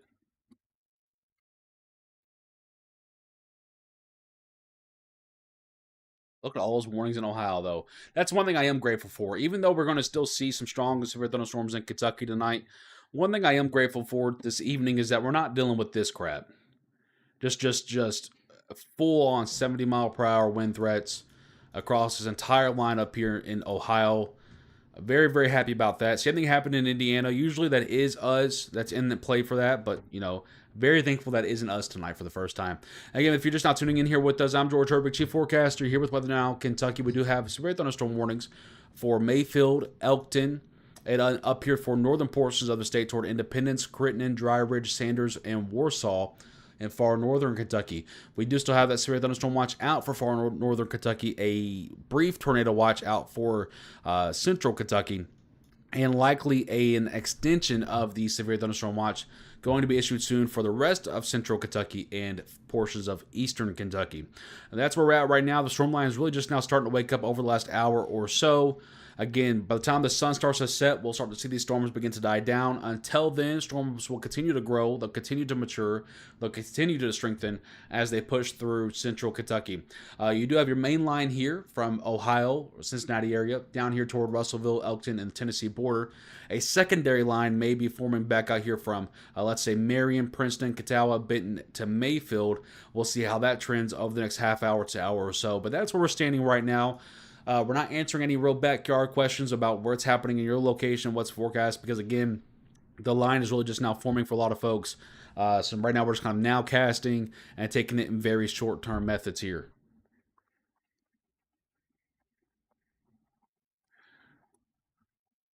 Again, far eastern Kentucky, yes, I do not see a severe or a tornado threat for you. All right, check this once more. Turn this back on here for just a second.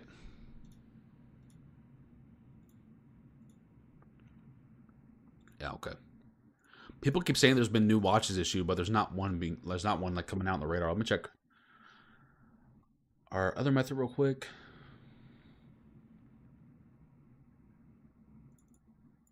Okay. Yeah, I don't see where people are seeing these new watches at. There's not any new watches out. Tornado chances once again are about 3%. Again, not the main topic today.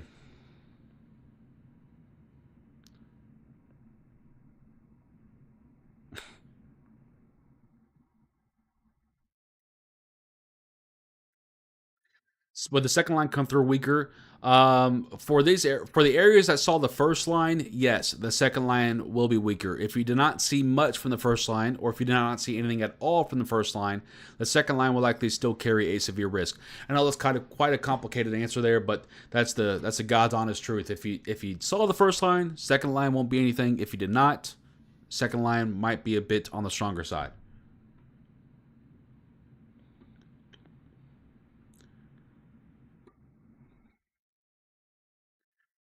Again, guys, there's a big difference between watches and warnings. So you have to be careful with what you're saying. There's a warning out for over here for Callaway County to Benton to Mayfield for a severe thunderstorm warning for 60-mile-per-hour wind gust and ping pong ball-sized hail.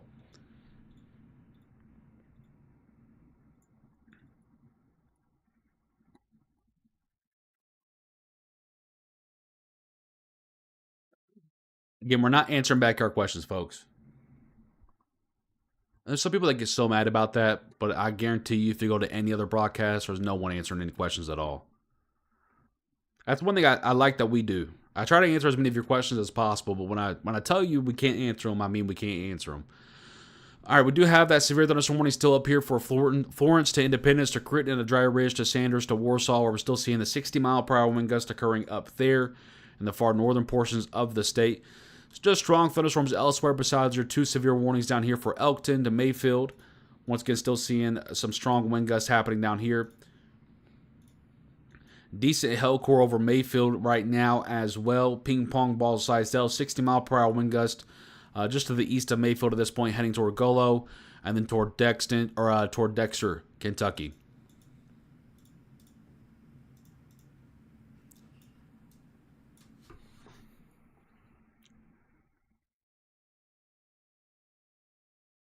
Again, this is the first line right here. The big one that you're seeing here is the first primary line.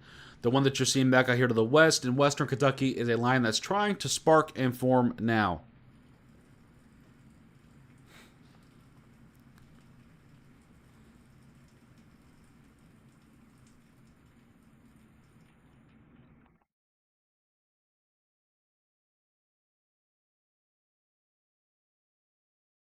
Dude, it is storming out there. Will these lines merge? Not likely. Not likely. Too much space between them.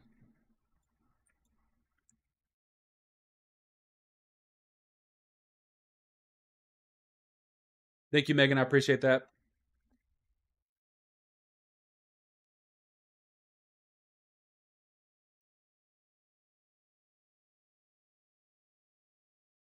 At a camp with all this lightning going on, y'all are crazy. No, Dexter's out here in far western Kentucky.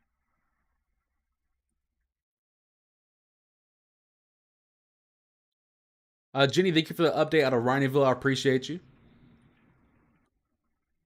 Again, thank you guys for all the shares on the broadcast. Thank you very much for helping us spread the information out, keeping folks safe and informed tonight. Thank you guys for playing your part. We appreciate you.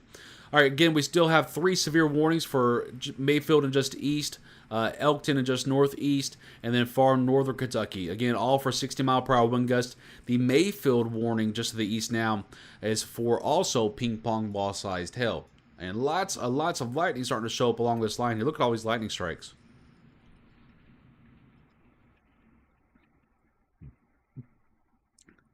Brandon, we haven't even gotten to tomorrow's forecast yet, my friend. We focus on today, dude.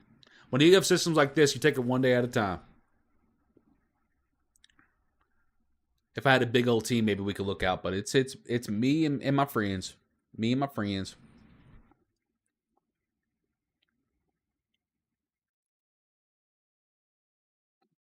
Knoxville, Tennessee. Is that what you're asking about, Joanne? I don't cover Tennessee, my friend.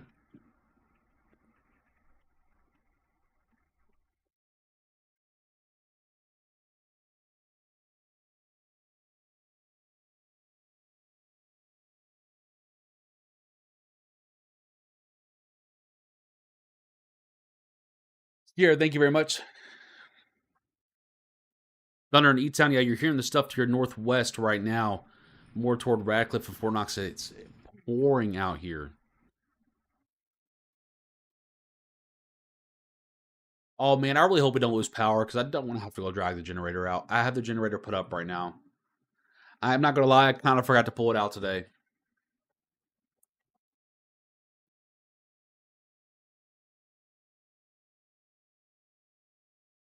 Yeah, it's never fun, Alicia.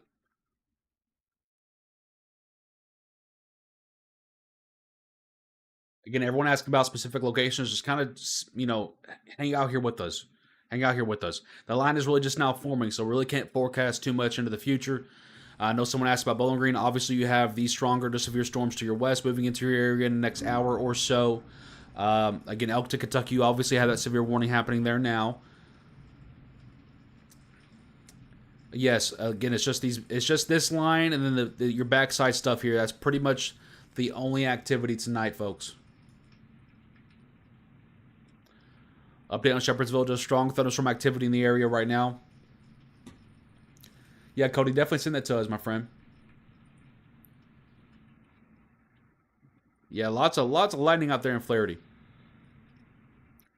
New warning for Radcliffe, not that I see yet. I'm not discounting it, but I don't see any warning for Radcliffe yet.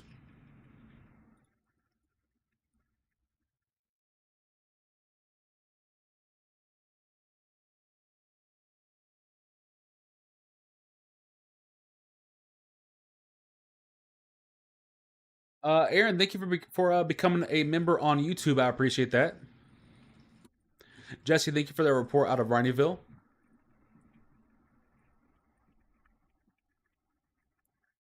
The power's out in Vine Grove, really? Yeah, see, that's my only fear is it's not going to take a whole lot to get some power outages tonight because everything's so saturated out there. Not going to take a whole lot of winds at all to really knock things over.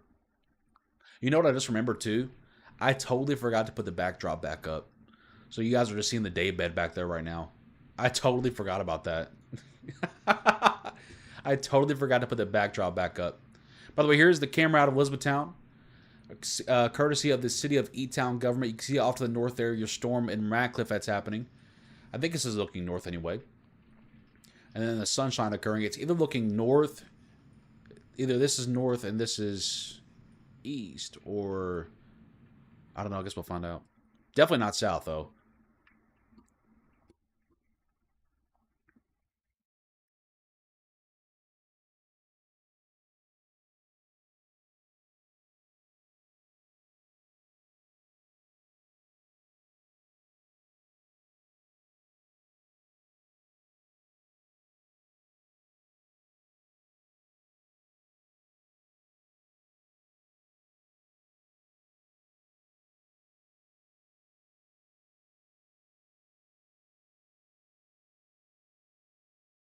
That's aimed southwest. That makes sense. Probably seeing this on the right side of the camera and this on the left side of the camera. Camping this week in the Minton area with Kentucky Fish and Wildlife Summer Camp out near in between. Really? Yeah, some lightning rolling through, just to the southwest of there. Hopefully they're off the water. I'm sure they are. Surely they are.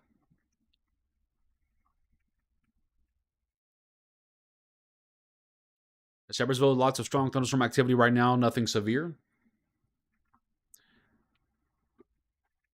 Again, Jessica, I think everyone has a 30% chance for wind risk tonight. 3% or less on tornadoes tonight against Shepherdsville. Just a strong thunderstorm right now for you folks in Bullitt County.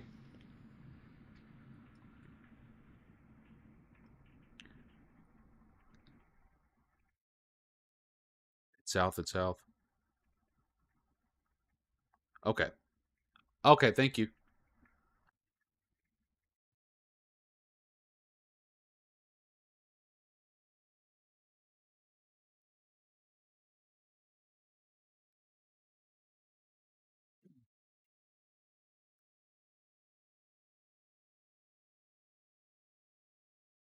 Someone asked when the storm will hit Rhineyville. It's right next door to you, so very, very soon, my friend. Do you think the little backline will have a tornado risk? 1%, maybe. Again, guys, it's very, very low. It's very, very low. If I were you, I would not really be all that concerned about tornadoes tonight. Again, it's very, very low, no matter how you want to slice it. How high is 3%? Like 3% out of like 100%. It's very, very low, Megan.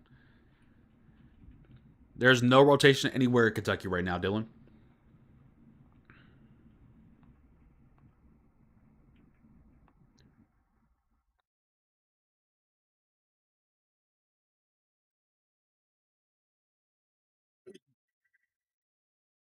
What's it look like for Bowling Green? Again, right now you have some strong thunderstorm activity just to your west. Do have a very mini, almost baby-sized severe warning here. But once again, strong thunderstorm activity expected here in about an hour and a half or so.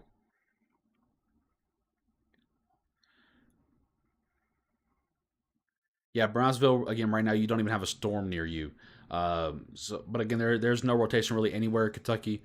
Again, we do have some very broad rotation right here, probably leading toward some nice wind gust.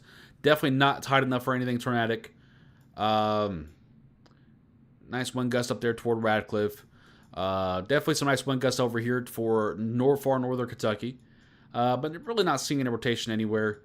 Checking in on the one toward Mayfield. No rotation there either. Yeah, no rotation anywhere really at the moment. Again, that could change, but folks, again, just a reminder to everybody, the tornado risk tonight is very, very, very low. Very low. Storms moving about northeast or east-northeast at about 35 to 45 mile per hour. Nothing too remarkable.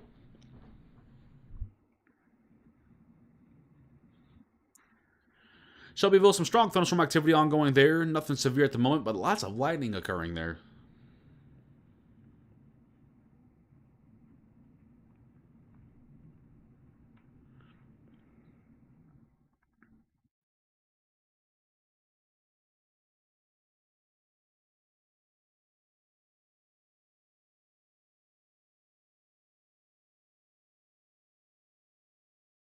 Well, the sun being out right now make it worse. No, it's already hot and humid out there. That really only matters more so in like the spring when we're dealing with cooler temperatures. When it's dead summer and it's mid 80s, that sun being out doesn't really make a whole lot of a difference either way. Of a double rainbow in Vine Grove by Flaherty, but it won't let me send you any pictures on Facebook. If you try sending it to our messenger, our messages, our inbox, if you will, whatever y'all want to call it. Which, by the way, I'm gonna check some of those pictures out right now. This is Hadley area. Nice little shelf cloud there.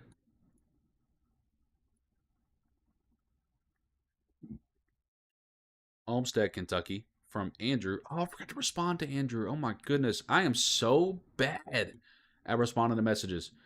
Very nice picture there out of Olmsted, Kentucky. That's Northern Kentucky, right? Or am I lying? No, that's down here. Yeah, isn't it down here somewhere? Yeah, there it is. Yeah, that's a nice looking. That's definitely some nice looking scud on that one there. Images are not imported. Well, that's strange. I'm getting images from everybody else.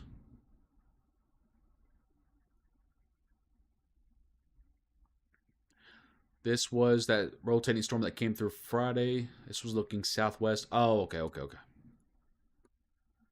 How's looking at Bowling Green? Strong thunderstorm activity off to your west. Be there soon. Nothing severe at the moment.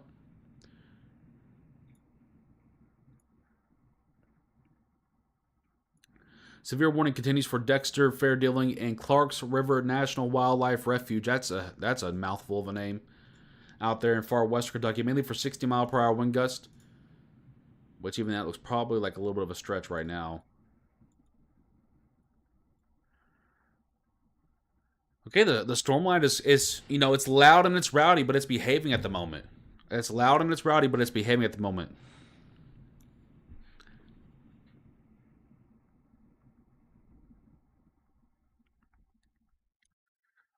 Toledo, Ohio. I wouldn't even know where to start with that. We don't cover Ohio, my friend.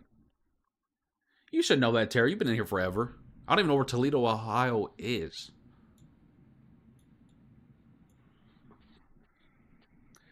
Okay, Jocelyn, I'll check those out in a second. Did we get the watch expanded? Starting to see some more comments about that. And there it is. It is a severe thunderstorm watch. Let's go ahead and get that posted out to our pages real quickly.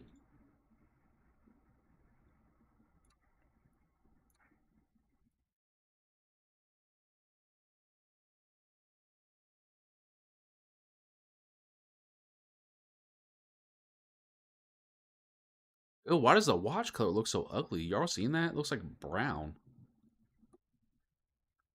Okay, I'm just getting this posted out real quickly. When does that go until? 1 a.m. Eastern Time. Goodness gracious. You're joking.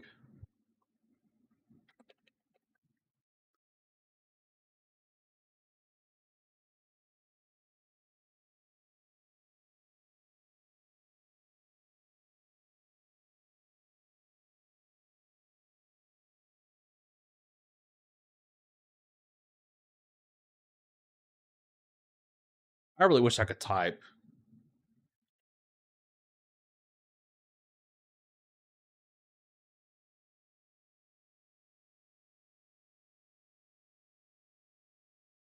Okay, getting the watch posted out to our pages goes till 1 a.m. Eastern Time.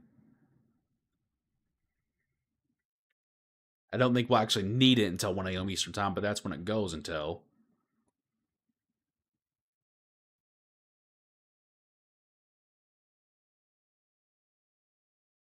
By the way, the tornado watch is in purple there, still active until 8 p.m., I believe, Eastern Time. It's either 8 p.m. or 9 p.m.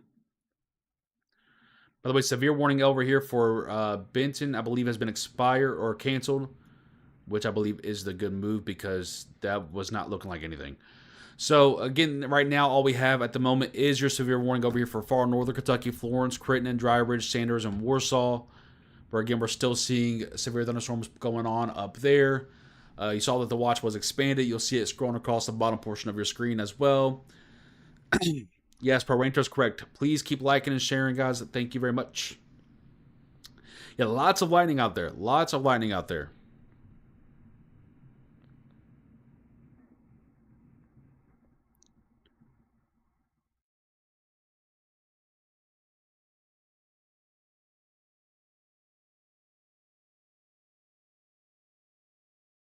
Sorry, just giving Johnny a text real quickly. By the way, speaking of Johnny, you guys need to go see the Stephen Foster story. It is amazing. It is amazing.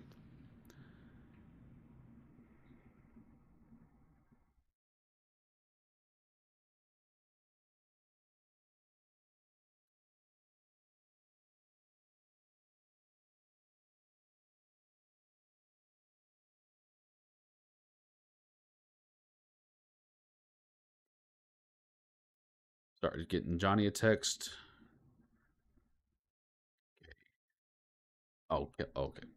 I'm getting messages so delayed on my phone right now. Dude, look at all the lightning showing up on the radar. We're gonna have another tornado here in Russellville, Kentucky. Again, I don't forecast tornadoes by cities or counties. That's just impossible. Again, tornado odds overall are at about 2% right now. Very, very, very low. This is so off topic, but I'm having steak for dinner tonight. Would you like my steak well done? Okay, that's disgusting. You're banned. If you eat steak well done, go ahead and raise your hand so I can get you out of here. I'm just kidding. That's disgusting, though. What? Macy says there's no sound. Does anyone else have no sound, or can everyone hear me? Type 1 in the chat if you can hear me.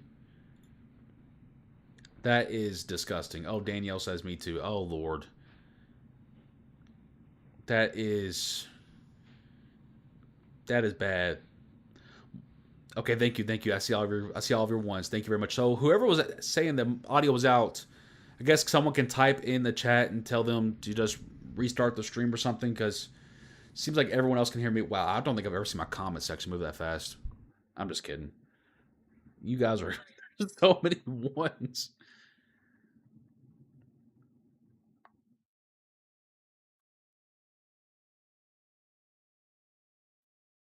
Okay, again, down here for southwestern Kentucky, let's go ahead and take a look down here for Russellville, Elkton, Morgantown, Caneyville, Litchfield.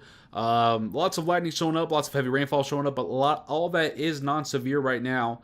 Out here in western Kentucky, these storms are beginning to grow out here, but they don't look like anything super mischievous at the moment. Just likely strong thunderstorms going on there as well. For north central Kentucky, strong thunderstorm activity happening here. A couple of rogue cells out here towards Springfield. What did I just see? Hold on, let me find this comment. Rare steak is the only option, period. Yeah, I know you've had E. coli a couple times. No way. No way. That is awful. That's just, to me, a rare steak is about as darn bad as a well done one. Are you kidding me? I liked my. Damn, that would have sounded really bad. Let me rephrase this. It's got to be cooked a little bit.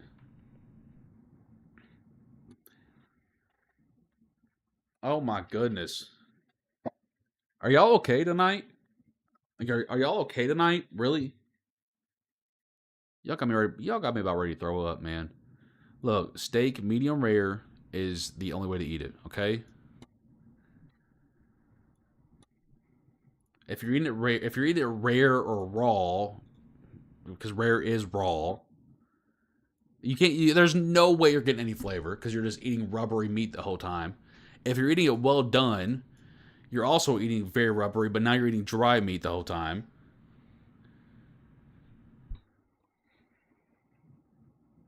Relax, buddy. It's got a moo on the plate for me. Oh no. Oh no. You all are nasty. Oh man. I'm about fixing to retire.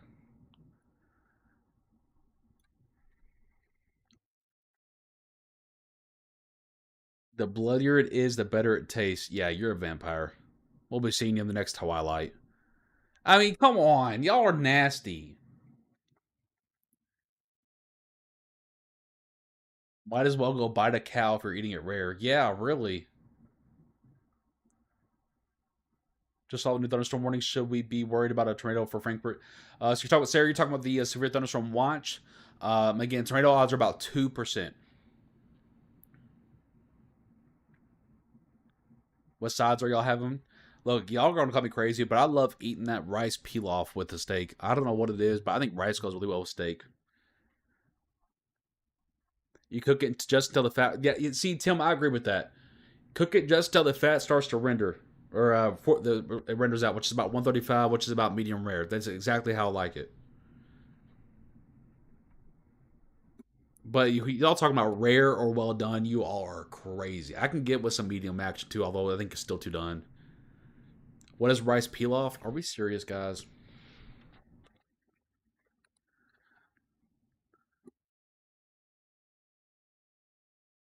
Look, this is rice pilaf.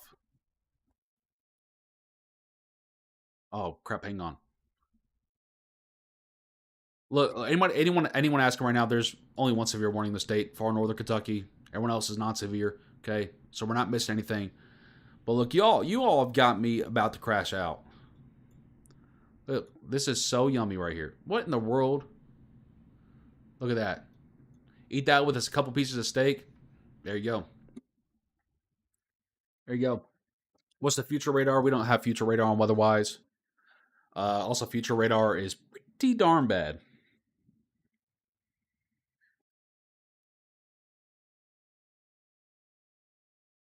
Could have just had rice, but there's different types of rice, man. Man, I'm learning a lot about you guys right now. Is it like a stir fry? No.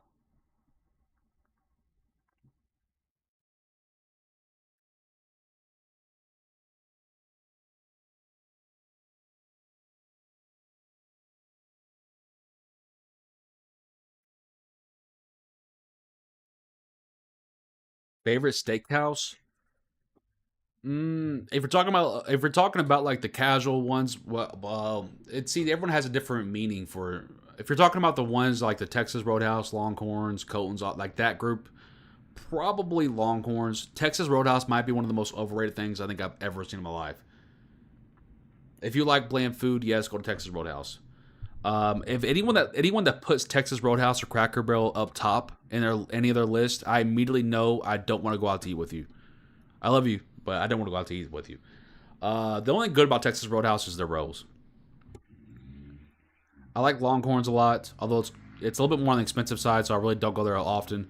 I think Colton's is a really good medium. The Colton's doesn't get enough. Colton's doesn't get enough love. Okay, we do have a new severe warning, by the way, for Bonneville, Sonora, heading out towards Snap Wax, where we see a downburst of winds occurring. Do see some inbound versus outbound winds, but that is more indicative of downburst winds. Do still see says quarter size tail is possible as well. If we look at the vertically integrated liquid, we definitely see that helicore popping up there. So definitely a solid severe warning for Sonora, Bonneville, Snap, Peona, or however you want to say that, Wax, Millerstown, in central Kentucky.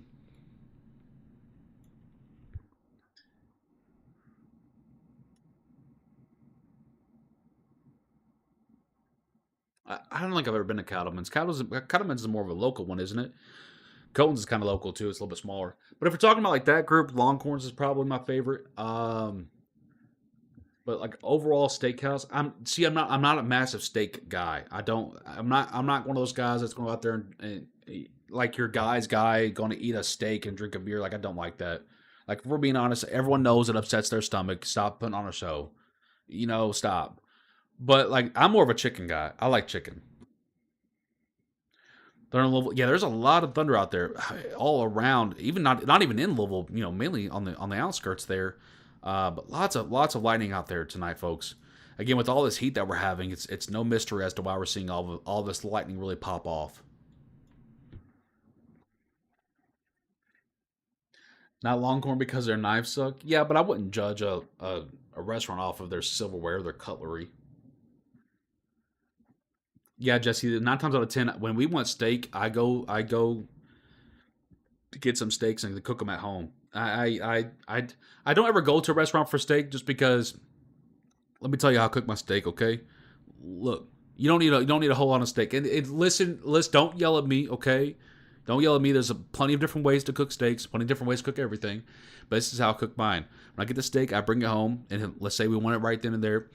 Okay, I take it out of the packaging, pat it dry real good, and I do what I call a dry salt brine, where I just put a lot of salt on it, put it on a cutting board, let it come to room temperature a little bit. Not too long, like 15, 20 minutes, whatever. That salt soaks into it, breaks down the fibers, lets it get a little more tender. Also gets a little bit of flavor involved on the inside. And then I'll pat it dry once more because I don't want any moisture because I'm trying to create a sear, right? So I'll pat it down once more. Sorry, I'm just kind of looking at the radar while I'm talking about how I cook here. I'll pat it down once more, get it nice and dry again. Then I'll actually season it. Only thing I season it with is a little bit more salt, garlic powder, and pepper. That's it. Um, and then after I'm done seasoning it, I take it out to the charcoal grill, put it on charcoal grill, hot side, cold side, all that good stuff. Flip it around, get a nice sear, but let it come up to about 137 is about where I let it come up to. But now that Brianna's pregnant again, we have to make it go to at least medium well. But again, we do that, and then yeah, I let it rest as long as I let it cook. So if I cooked it for 10 minutes, it rests for 10 minutes. And then I cut it along the grain, and it comes out pretty good every time. And for some reason, every time I go to a steakhouse or a restaurant, it's just not seasoned enough for me. I don't like bland meat. I cannot do bland meat. If your only seasoning that you know of is salt and pepper, I cannot eat at your house. I can't do it. I can't do it. I cannot do it. I just can't. I had to have some sort of flavor, and not just flavor, but like depths of flavor, which is what I'm talking about with the steak there. But that's how I do it, and there's plenty of different ways you can do it, of course. But that's how I do it, and usually it's done in 40 minutes or whatever. Um, you have to wash your meat. I mean, if you're cooking like chicken, yes, I wash off chicken, but it's not because I only wash off chicken because it sits. But if you're cooking and you cook to a certain temperature, it burns off the bacteria anyway. You don't need to wash your meat off. Were you in the kitchen restaurant? Were you in the kitchen restaurant business before? I was. Um, and I actually liked it a lot. If I didn't like, this is going to sound so crazy, but if I didn't like what I do now, I would probably go back to working in the kitchen or something because I just love it so much. Congrats on the pregnancy. How far along is she? She is 21 weeks, I think. How is Shepherdsville looking in terms of evening? Just strong thunderstorms right now. W&K grilling weather forecast plus tips and tricks. Yeah, we got to find something to talk about here because, we are really dragging this broadcast. We're really dragging this broadcast. Usually for 2 severe warnings, I wouldn't be live, but I missed you guys a lot. We've been gone a lot. It's only our first broadcast in a while, so let's chit chat a little bit. Chicken is all I ever order. I would do. If you guys go to Longhorns and you like steak or you like chicken, uh, order the chicken. What is it? Chicken parmesan there or no? Parmesan crusted chicken. It is so good. No, it's gross. Wash your meat. I'm telling you, if you get the temperature hot enough, it burns whatever bacteria is on there off anyway. There's quite literally no reason to wash off your meat. Now, I do still wash off the chicken, but I don't wash off red meat. I don't know why. Don't ask me why. But can you touch base on back hill right under Litchfield? Yeah, the hill core there is definitely still impressive. Let's go ahead and look at that once more. Still have quite the impressive hail core. There looks like a nice depth of quarter-sized hail there in that location. That's exactly what the warning is for. So again, that's going to be southeast of Litchfield, heading toward Millerstown, Wax, and Lone Star. I kind of zoom in on this one here for a second. Fresh rosemary and butter. Oh yes, I forgot to tell you. So when I do get close to when the temperature hits about 130 on my steaks, again, you guys have to remember I like to get them to 137. When it gets to about 130, I will actually put a cast iron pan on the charcoal grill and put a garlic and rosemary compound butter in the pan and let the steak just kind of soak it up. Oh my goodness, that's just making me want to cook it right now. And that's why I don't like it in steakhouses, because steakhouses care more about getting those lines on the steak and they care less about putting the actual flavor into it. Any chance of there's tornadoes with the storm heading through Hopkins County? Very, very, very unlikely. Maybe 1%. Missed you. Hope you had a good, fantastic vacation. I did, Emma. Thank you very much.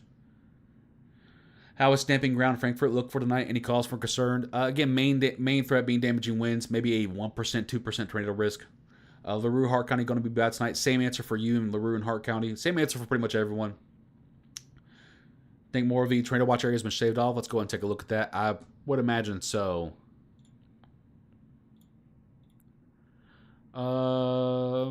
Yeah, it looks like they shaved off this, but didn't shave off. Sometimes they make no sense to me. I'm sorry. Sometimes they don't.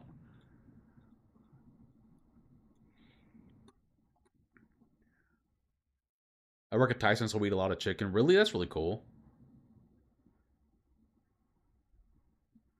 Yeah, Seth, dude, I like the kitchen. I think I like the kitchen work so much because it's a lot like the weather business a little bit. It's always high stakes, high stress. If you're getting behind, it really freaks you out and stuff. If there's kind of an adrenaline rush when you're doing things correctly, and I think that's why I like both industries so much. Yeah, Nick, I've been talking about the storm over there toward Wax. I've mentioned it a couple times. Nice Hellcore, quarter size tail, 60-mile-per-hour wind gust there for that location in that warning box. I've been talking about it while we've been talking about steak.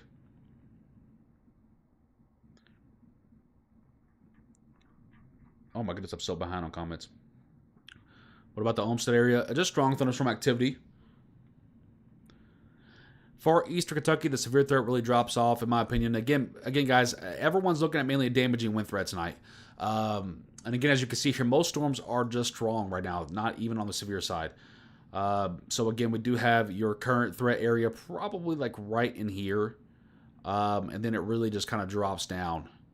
You do have some stronger storms back out here to the west. But again, once they get to the east here, they'll really start to die down quite a bit. Right here is probably where we'll see the peak of the storms, if you will. But even the peak of the storms, mainly just wind makers, guys. Really, this is not a springtime storm, so this is not a tornado, priority storm.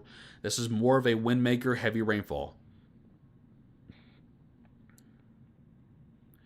Brett County, the same thing. Again, everyone's getting the same answers here, folks. Okay.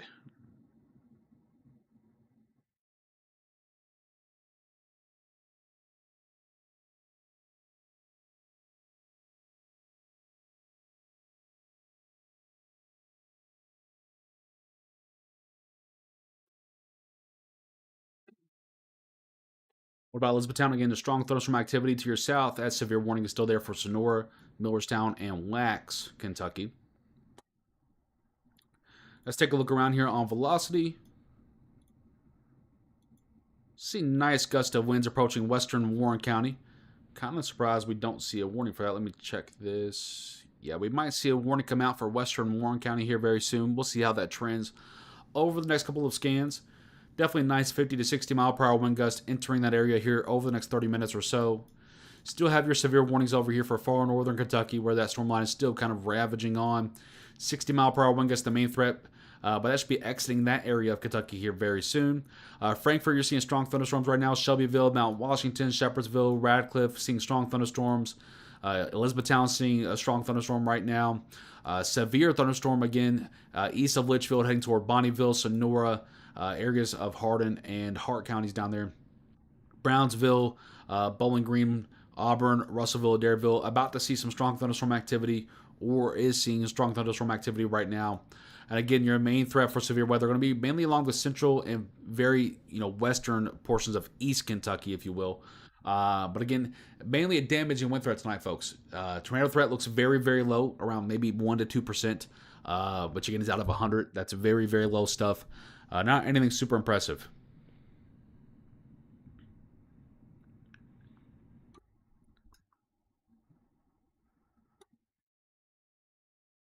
Okay, I'm going to grab what do I want to drink? You guys let me know. Should I get a Mountain Dew, apple juice, or water bottle? Because right now I could go for any of the three.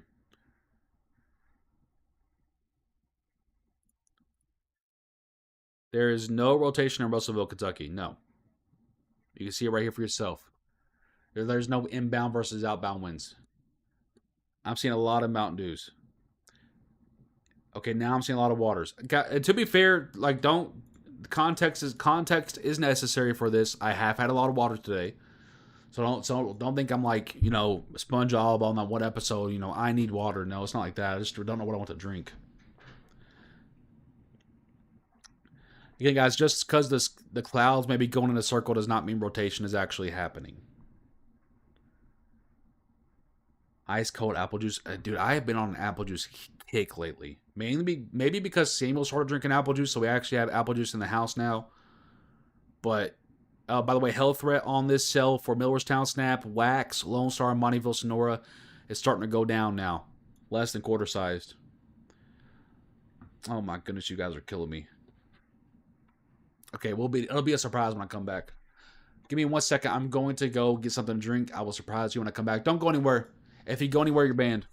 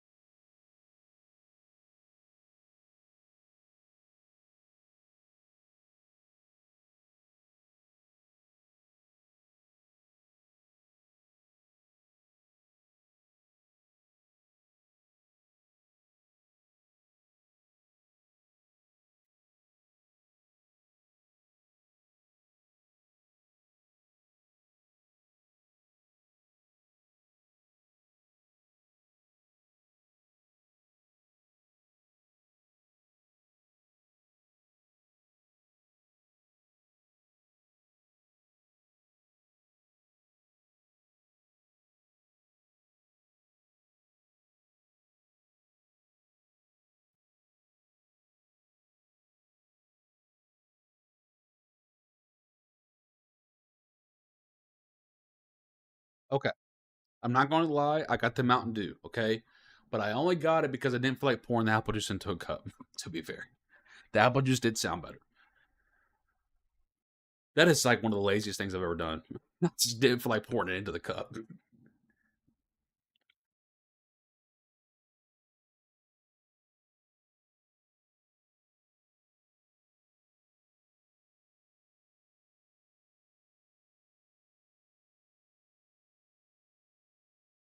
Hey, man, I feel bad for some folks.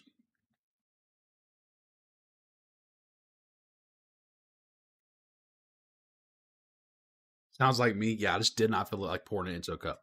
Okay, let's check our velocities around the state. Give me a nice little wind gust about to push into western Warren County right now. By the way, we are live on Twitter, Facebook, and YouTube tonight. Um, don't forget to share the broadcast, all that good stuff. You know, all that. You know, you guys know how this stuff works by now. Buy the. You know what? I am going to buy. This is like. I usually don't spend my money on stupid stuff, and this is kind of stupid. I'm not going to lie, but I am going to buy a mini fridge for my room back here because eventually I'm going to be moving into it. We're going to get a shed for me to move into for when Maylin gets here, so she can have this room because we're running out of rooms now. So I'm gonna buy like a little mini fridge for out there. So I might get some like mini apple juices to put out there. We do have a severe warning, by the way, now for Sadieville, north of Georgetown, going to along I-75 there, stamping ground, Swallowfield, 60-mile-per-hour wind gust, the main threat there. If that continues on, Cynthiana and Mount Olivet will be up after that. It looks like the storm line is starting to wake up a little bit now. We do have 1, 2, 3 warnings. Again, for Sonora, Bonneville, Millerstown, Wax, Kentucky, as well as going northeast of Frankfort towards Stamping Ground, Sadieville, Rutland, and again up here for Falmouth, Augusta, Butler, Dry Ridge, and Williamstown. Again, all for 60-mile-per-hour wind gust and about less than quarter size, so probably dime-sized hail in all those locations. I'm going to refresh our little scrolling bar there. Gonna go live in a shed. Yeah, okay, that sounds a lot worse than what it actually is. So listen, they make these sheds nowadays like almost like little bitty houses. You can they're so nice. Um, and that's basically what I'm obviously going to finish the shed out, right? It'll be a shed, and I'll put walls up, insulation, all that good stuff. You know, make it nice and safe and warm and whatever it might be. But yeah, that's what we're going to do because again, that allows me. Look at this camera out of Elizabethtown, by the way. And again, this is pointed to the south. He told me, I believe, right? Let me check. Yeah, it's pointed to the south. So right now, it's looking at the severe storm, or just to just the north of that severe storm. It's probably right around here, looking to the south.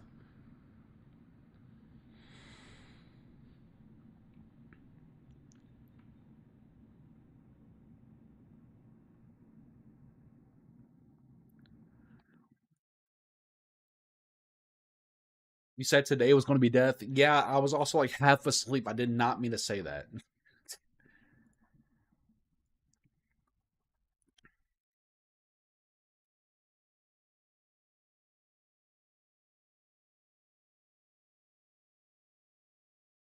Oh yeah, sorry, I probably should type that out. Yeah, it's spelled like this.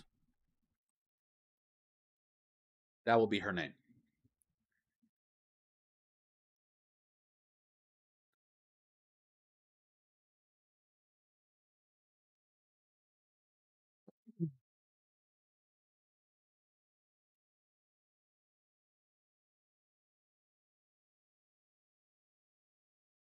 Is a small line behind the main line going to be severe? It has produced a severe warning in the past, but because this line is becoming so much stronger, I highly doubt that this line is going to actually be severe.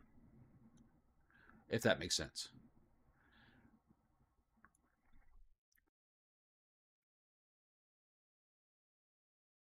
Yeah, his diapers the last week and a half because he's been sick and has had his shots have been not so pretty. I gotta say, Brianna's taking most of those, so I gotta shout her out.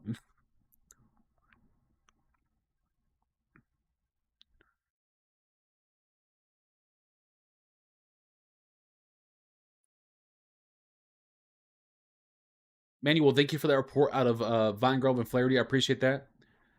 Do you think the second line is going to become larger and cover more of Kentucky? Probably not, Elizabeth.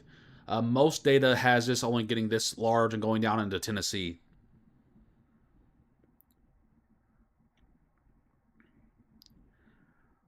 Lost power and Upton. Thank you for that report there. Hopefully that comes back on soon.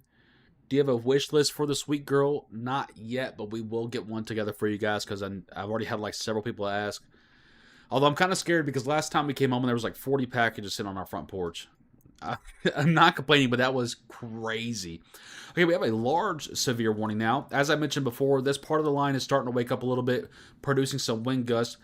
We do have a severe warning now for Adairville, Franklin, Auburn, Bowling Green, Smiths Grove, Brownsville, all the way up toward Sonora, pretty much everywhere in between there. Again, mainly for 60-mile-per-hour wind gusts. And you can definitely see that's the case. If you look at these nice, brighter colors, you do see some wind bursts starting to happen. There is no rotation in any of these lines here, but there is definitely some nice wind gusts occurring. And again, that's now entering Bowling Green, Auburn, Adairville. Will be toward Franklin, Smiths Grove here soon. Again, large severe warning box there. Again, it looks like, again, this is kind of what we started with when we started the broadcast 2 hours ago. I said, hey, listen, as these temperatures come back down, I think the reason, again, for a lot of you just now tuning in here, first of all, welcome, and I'm George Herbig, Chief Forecaster here with Weather Now Kentucky. And I think the reason that we're seeing the storm line wake up now instead of earlier this afternoon is because I think we got a little bit too warm. And I know you're going to hear that and say, how is that even possible? Well, again, if you get too warm and you get too humid, your environment, your atmosphere can overmix. And it almost works as well as a cap on the environment. It can block storms from growing, it can block storms from really rooting and being able to turn severe. And that's exactly what happened.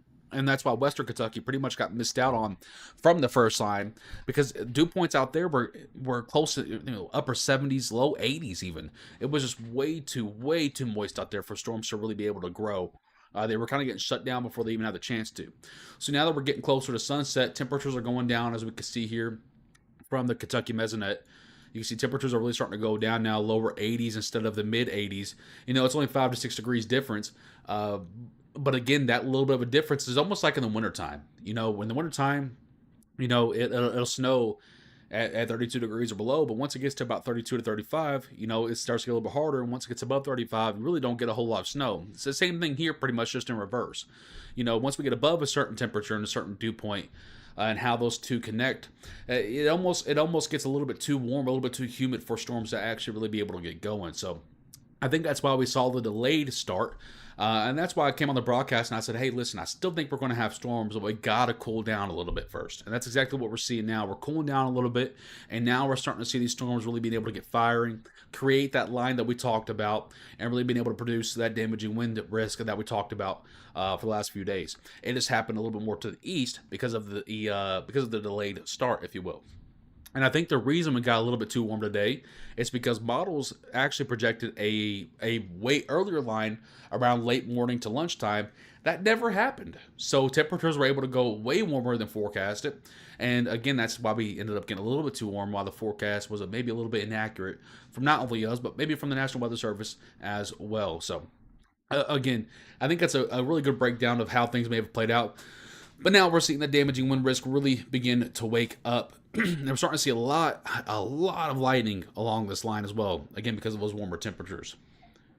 Austin, thank you for the update out of B Spring. I appreciate you.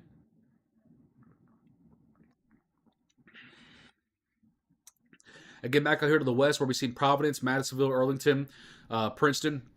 Again, just strong thunderstorms out there. Nothing severe this time. I don't expect that to really get all that severe either. Over here to the north, in Frankfort, Georgetown, Falmouth, Dry Ridge, Georgetown, or Georgetown, Ohio, I should say. Again, we are seeing severe warnings over here for 60-mile-per-hour wind gusts. No real health threat on any of these warning boxes either. All dime-sized hail, if you will. But again, we do now see 4 warnings in the state. Big tree fell in the backyard from the wind. That's been my biggest concern. That's what I noted last night as well.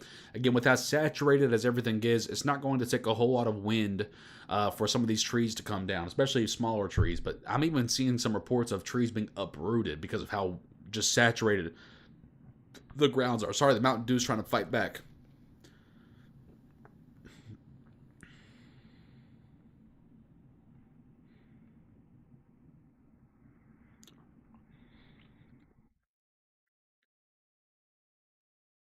So is Ratcliffe getting around too, or are we done? I think, again, a lot of folks will still continue to see thunderstorms even after this line, but as far as a round 2 of severe weather, not likely. Chances of tornado tonight for everyone is probably about 2%. Again, not very large at all. Not a very large tornado risk at all. Should have went with the apple juice. Yeah, to be fair, probably would have done the same thing, though. I have a really bad GERD, if anyone knows what that is. All right. We do have another severe warning for now for Frankfort, Shelbyville, Elk Creek, and Taylorsville, where we are seeing more 60-mile-per-hour wind gusts being able to pop up. And yeah, we are definitely seeing 66, 68, 59, 66, 74. Maybe a little bit overdone by the radar there. We're even seeing 66, 70. I don't know. We're seeing a lot of 70s here. An awful lot of 70s for it to be maybe just a radar hiccup. Might need to upgrade this warning here soon.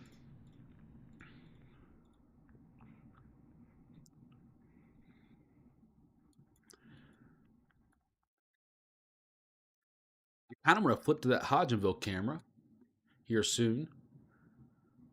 Again, this is the Elizabethtown camera on I-65 looking south. And I feel like we probably need to switch to that Hodgenville camera here. Let's go ahead and do it and just get it. Okay, my Hodgenville people, remind me once again, we have to go through this on every broadcast because I cannot remember. I need to just write it down on a post note and stick it here. For my Hodgenville people, where is that camera facing? What direction? For some reason, I can never memorize it, even though Cam has told me several times from Telecast Communications. But again, I can never remember. As we mentioned for Madisonville, once again, it's just strong thunderstorm activity right now. That's south. Okay, thank you very much. We'll just leave it there then. That's exactly where I wanted that to be pointing. South, southeast, southeast, south, south. Okay, good. We'll just leave that camera there then. Wait, why did it go back to... Oh, you know what? I think I have... Yeah, I think that's just... Okay, I have to fix that. I don't know why that's... I just have the E-Town one on the camera here for some reason. I don't know why that's not both, but we'll check in periodically. What? How? What? How did that happen? How is that just E-Town on the other one, but this one has both? Oh, goodness. You gotta love technology sometimes. You have to love it. You have to love it. Okay, let's go ahead and scroll this on over right there. Get everyone on the screen that's involved right now.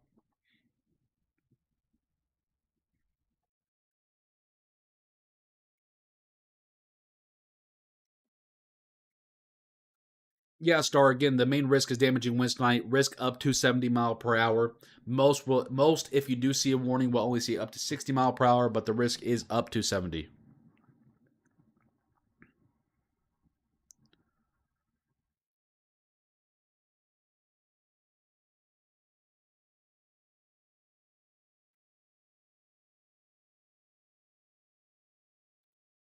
Yeah, Frankfurt, you have that severe warning there for 2 cells that are in your area. Well, pretty much a line of storms, pretty much at this point. Frankfurt's under that severe thunderstorm warning for 60 mile per hour wind gust, but I think you can make a very fair argument There's likely, higher wind gusts going on than just 60 mile per hour. Yeah, I'm getting 70, 75, 78. And again, it could be a little bit higher. It could be the radar going a little bit more aggressive than what it is, but I'm seeing several spots. 73, 76, 66, 67, 68, 69. Over here toward Taylorsville, seeing 62, 66, 70, 71, 67.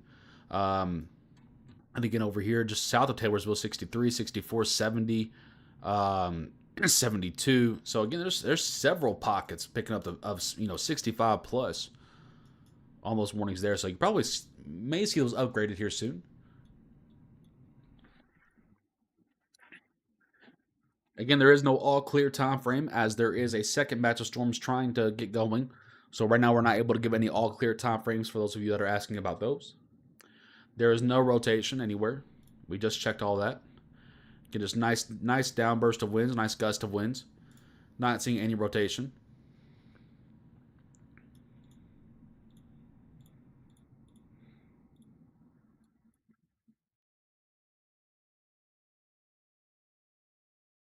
Oh.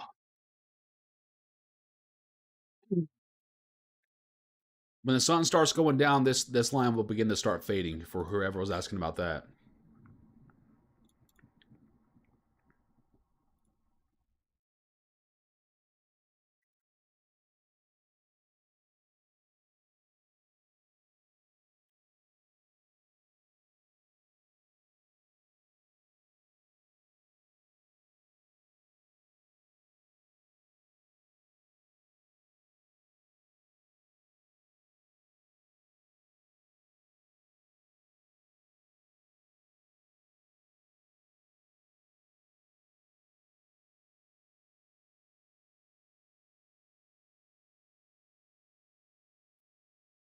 Location of that camera is on I-65 in Elizabethtown, looking to the south, courtesy of the Elizabethtown government.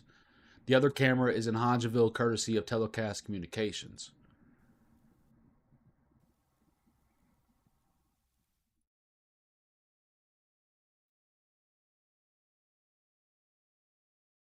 Might be some rogue cells overnight Chelsea, but nothing really too crazy to worry about. Yeah, Sonora has that severe thunderstorm warning for 60 mile per hour wind gust. Again, if you are just now tuning in here with us, welcome in once more. We do have a severe thunderstorm warnings that are active in Kentucky. Dareville, Auburn, Franklin, Woodburn, Plano, Bowling Green, Smiths Grove, Brownsville, over toward Munfordville, as well as Bonneville and Sonora. Going in toward Elizabethtown, no warning there. Just to your east, you do still have strong thunderstorm activity that's now heading toward Boston and Bardstown, Kentucky. Taylorsville to Frankfort, again, severe thunderstorm warning is active there and everywhere in between. Going towards Sadieville, Georgetown, over here along I-75. And then finally, your last severe warning for Falmouth, Dry Ridge, Williamstown, Butler, and Brooksville, Kentucky. Again, all of these warnings are for 60 mile per hour wind gust and dime-sized hail. But again, we are seeing some wind speeds up to about 65 mile per hour on the radar. Yellow boxes are severe thunderstorm warnings. Jonathan, thank you for that report there. Gail, no problem. Thank you very much for tuning in. I appreciate that.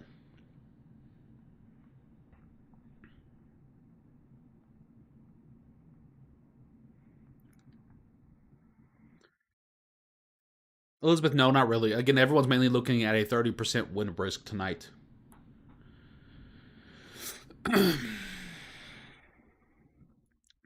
Checking on our storm back out here toward Madisonville. Again, nothing really happening there. Maybe some wind gusts up to 45, 50 mile per hour, but nothing too insanely crazy there. More lightning than anything.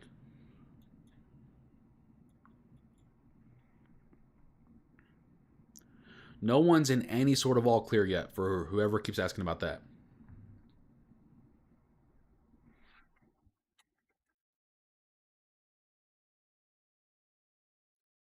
Megan, sorry to hear that. Thank you for that report. Thank you, Emma. Guess no. Hodgeville will definitely see these storms here soon. About to knock on your door here any moment.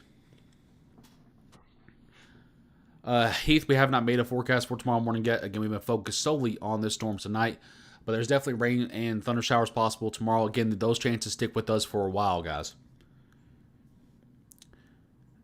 How bad is Barstown supposed to get a hit? Again, strong thunderstorms possible. Looks like you're in the more of the safer portion of the line, thankfully. But still some lightning and thunderstorms possible for Nelson County. Lots of power outages for comments starting to come through. Yeah, lots of 60-mile-per-hour winds around Stamping Ground, Ashley. Is the second line going to get stronger? It is not likely. Georgetown, you're likely seeing the storms that are out there to your north. Likely why it's looking so bad, but no actual weather in your area just yet. Probably still have about a half hour or so until this little cell down here gets to your area.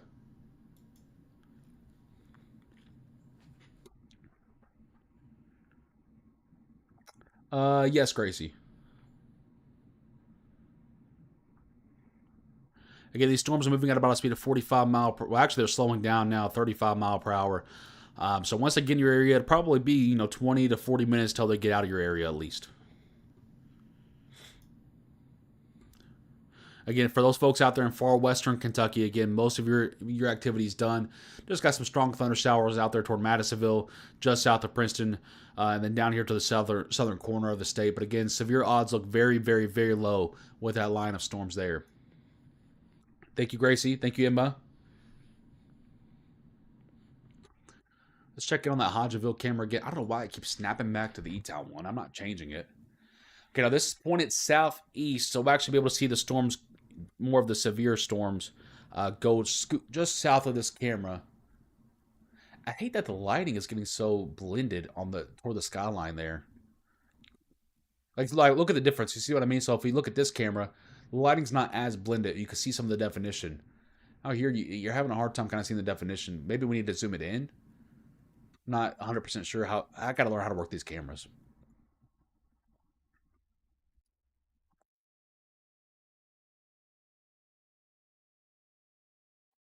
Yes, Haley, again, 2% tornado risk. Again, very, very low, guys. Springfield's have about an hour and a half or so till it gets to your area. Strong thunderstorms possible. Again, if you're just not tuning in here with us, welcome on in here to the Weather Now Kentucky channel, whether you're watching on Twitter, Facebook, or YouTube tonight. We do have severe warnings active right now for Auburn, Adairville, Franklin, Woodburn, Plano, Smiths Grove, Brownsville. The warning for near Hodgeville has been allowed to expire. Over here toward Frankfort, Sadieville, Shelbyville, Taylorsville, severe warnings there for 60-mile-per-hour wind gusts. And then up here toward Falmouth, Brooksville, Butler, Dry Ridge, and Williamstown, 60-mile-per-hour wind gusts, your main threat there. The yellow boxes that you see on your screen right now are for your severe thunderstorm warnings. There are no tornado warnings active. Do not really anticipate any of those being active at any point. Checking our velocities out here. Do still see some nice wind gusts happening along this line here where this entire severe warning is, 60 mile per hour or so, where you see some of those oranges popping up. Oh, here to our north, some nice wind gusts happening along this front edge of this line, 50 mile per hour or so there. 60, 65 mile per hour wind gusts occurring for Frankfort, Taylorsville, just north of Georgetown into Sadieville. Then up here for your far northern portions of Kentucky, some nice wind gusts still occurring there, although it looks to be weakening a little bit for Falmouth, Butler, Dry Ridge, and Williamstown, Kentucky.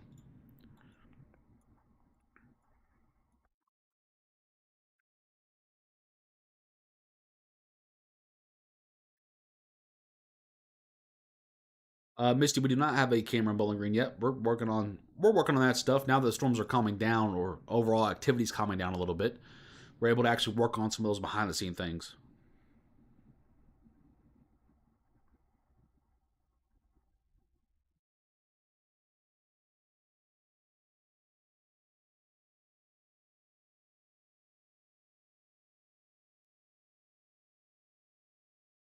What's going on in Hodgeville just now joining? That is a strong thunderstorm that you're seeing in Hodgeville, not quite severe. Is there a chance that there will be a tornado in western Kentucky? No. Do you think these storms will weaken as they move? Once we get to about sunset and just after, we'll see these storms begin to die down. We probably still have another hour or so.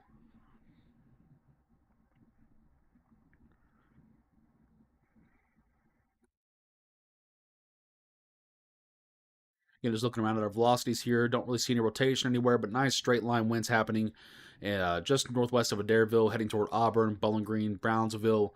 Again, straight line winds happening in those locations. Straight line winds also happening over here for Taylorsville, Elk Creek, Frankfort, Sadieville along I-75 there, and some more straight line winds happening over here for Dry Ridge, Falmouth, and Williamstown, Kentucky.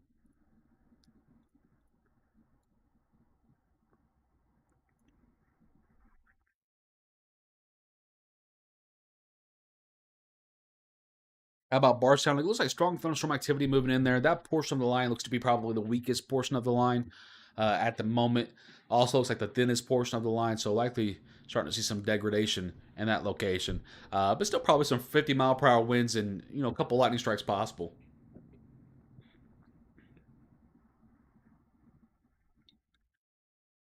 Tom, thank you for that report there. Does Drake have another strong storm coming? No, again, just this one complex here.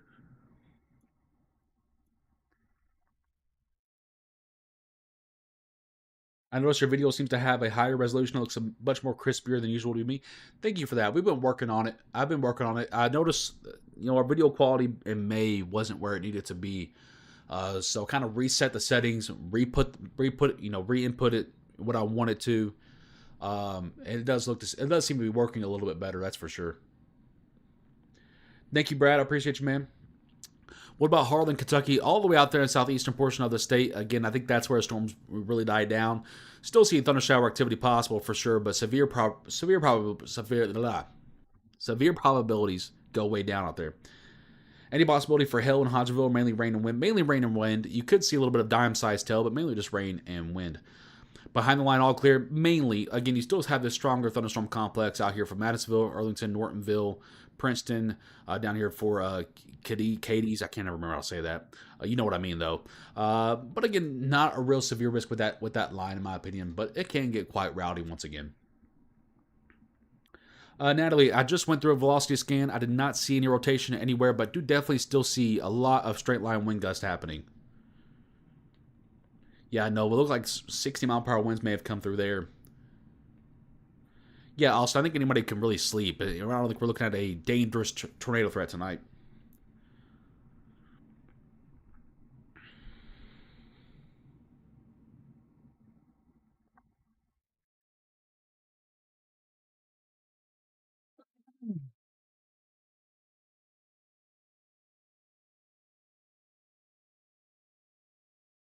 Starbray says, what about Lawrenceburg? Get these nice, strong to severe thunderstorms up here to your north. Might scoot just north of your area. What you're looking for in Lawrenceburg is back out here to your west, where it's, again, a little bit weaker than the rest of the line. Oh, sorry to hear that out there and up to Kentucky. Hopefully get your power out or power back here soon. What is our current power outage looking like?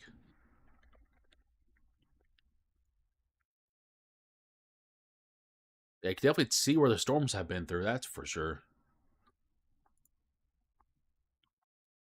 I do not see any rotation anywhere in Kentucky.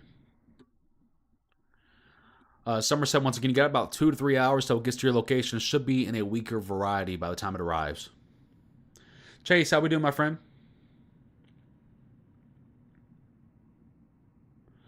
Austin, it is not likely, my friend.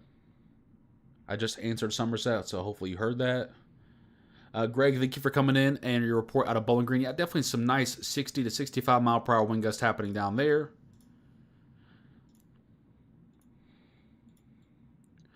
Auburn, Kentucky, we're seeing 63 miles an hour. 62 just south of that. In Bowling Green itself, looks like right around 60 mile per hour. Over here toward Brownsville, seeing some heavier wind gusts up to, that's at 77. I don't know if it's quite that high, but definitely some stronger wind gusts on the northern side of this warning box, if you will. Austin, thank you very much. Heather, thank you for that report there. Power keeps looking in Frankfort. Yeah, I imagine so with all the winds that are happening there. 60-mile-per-hour winds possible up here toward Frankfort, Shelbyville, just north of Georgetown. Tornado watch for Elizabethtown, I think it ended at 8, right? Or maybe it ends at 9. Yeah, it ends in 22 minutes at 9 p.m.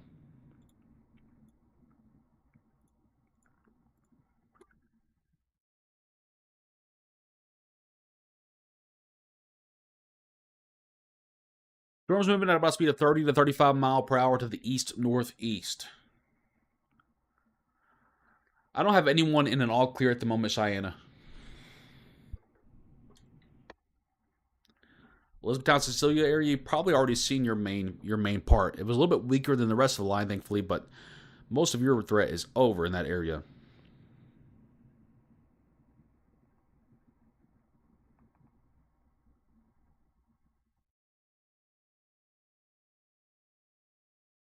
Not sure where Carter, Kentucky is, if you can help me out with that.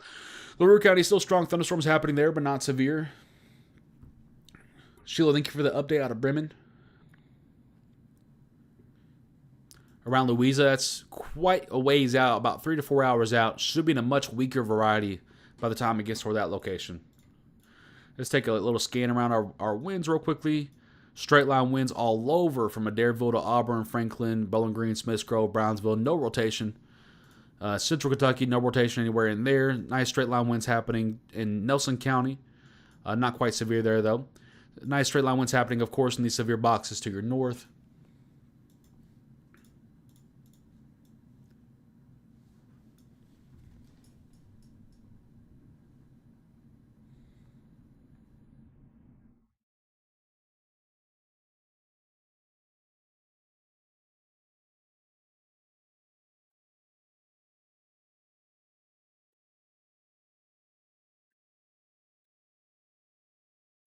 Yeah, Jacob. Again, I think everyone's at a 30% wind risk, 30% chance for severe winds. Basically, is what that means. 2% risk for tornadoes tonight. And again, if we do see a tornado, it would likely be of a very weak variety.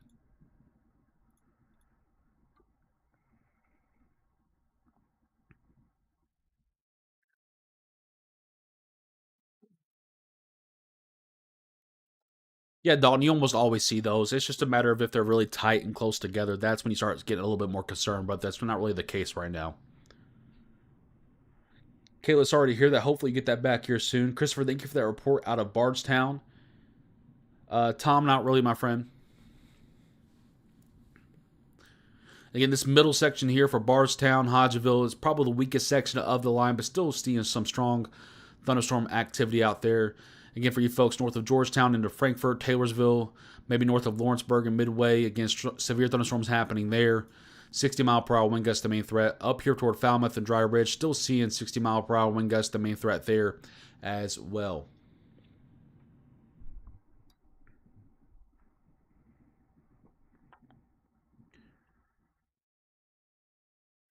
Yeah, Munfordville, Magnolia, obviously you have this line to your west in about 30 minutes or so. It'll be in your area, perhaps producing up to 60 mile per hour wind gusts.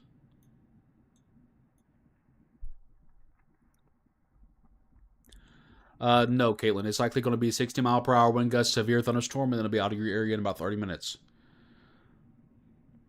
Sarah, thank you for that report out of Hodgenville. I appreciate you. Winds are picking up in Magnolia. Chelsea, thank you for that report. Again, if you guys have any images or videos that you would like to send, you can send them to our Facebook page via the inbox there.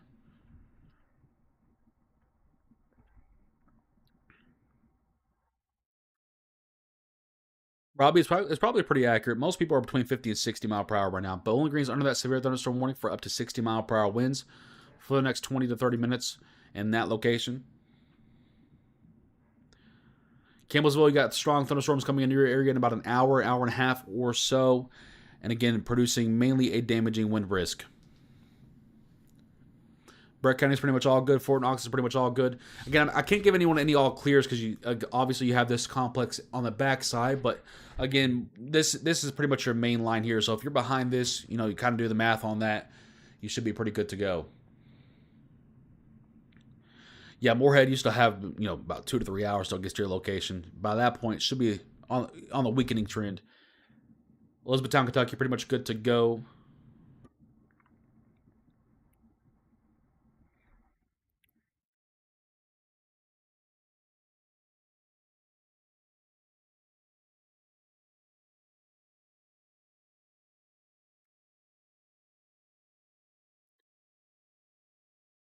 I can't say no tornado risk, but again, it's very, very low. About 2%, guys. Very, very low. Damaging hail is not really on the table today. Might see some instances, Jesse, of some small hail, but actual like damaging hail not really on the table for today.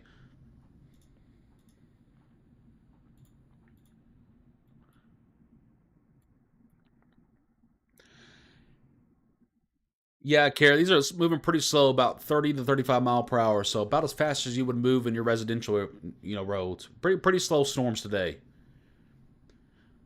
Barstown's getting hit hard right now. You got a lot of lightning rolling through there. Some nice heavy downpours occurring. Not severe though at the moment. That's the good news. But yeah, definitely remain indoors.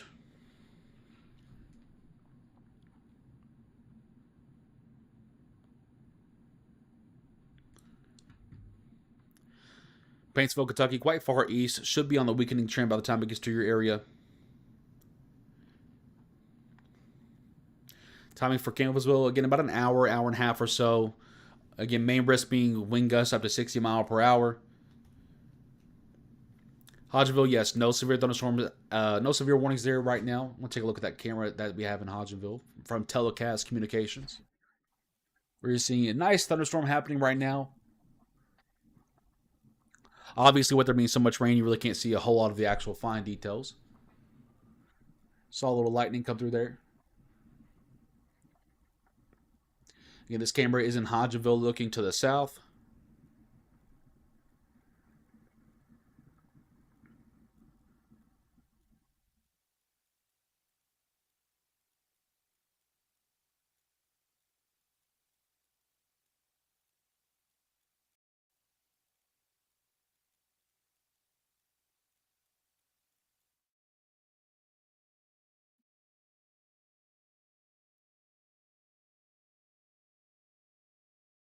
Daniel, thank you very much. I appreciate you.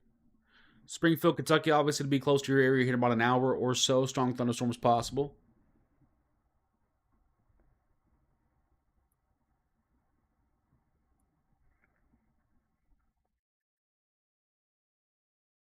Hey, Michael. Lexington, strong thunderstorms all around you. Be in your area more prominently in about an hour or so. But no severe warnings near you at the moment. Again, Campbellsville to be there in about an hour, hour and a half. Strong thunderstorms possible. Severe winds possible, up to about 60 to 65 mile per hour.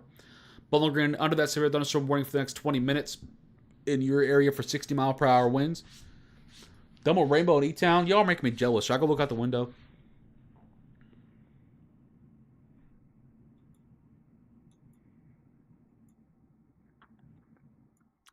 Again, we do still have some stronger thunderstorms happening out here to the west. Madisonville, Nortonville, Central City, Livermore, Calhoun, Sacramento areas. Again, nothing too crazy happening at the moment. Again, don't really expect those to be severe either. Looks like our storm line is starting to pulse down a little bit. Again, it probably will pulse back up one more time. We'll probably see one more wave of warnings, and then it'll probably be done after that because we're getting close to sunset. Kerry, thank you very much. David says Fort Knox sky is orange. Driving down 75 towards Lexington, and the rain is wild. You have very, very heavy rainfall out there today. Thankfully, the storm line is not very wide, so we're not dealing with too much flash flooding out there, but definitely very heavy rainfall. How long will it last year? Oh, Mary, I don't really know where you're at exactly. Or Marie, sorry if I mispronounced that. Florence, Kentucky, you had your fun earlier. Your fun's pretty much done for now.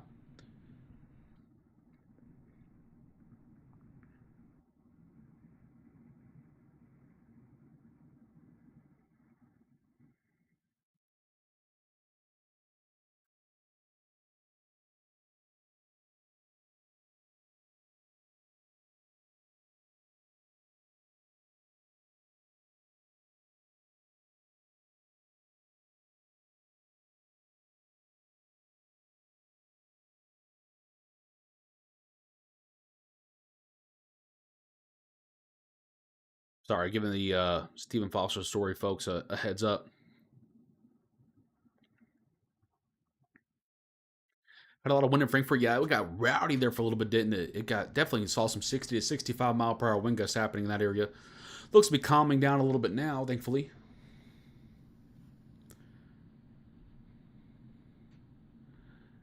Yeah, Linda. Eventually, guys, we will turn more dry and more warm by the end of the month. But until we get there, it's going to be quite stormy.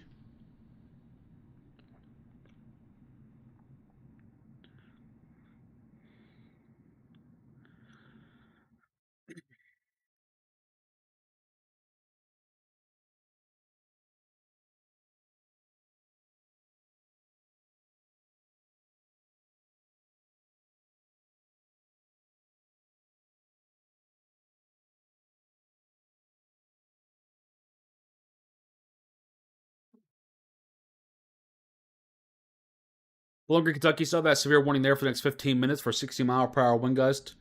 Yes, that severe thunderstorm watch, the new one that came out, is until 1 a.m. Eastern time. Patty, sorry to hear that. Hopefully your power comes back here very soon. Barstown, Kentucky, it's like yellow outside. It's like that for a lot of folks. Again, when we get all that rain mixed with the amount of cape that we have in the atmosphere, that sun's still trying to peek through those clouds. You get 9 times out of 10, you get those murky looking skies that are happening. Really, really ominous looking things.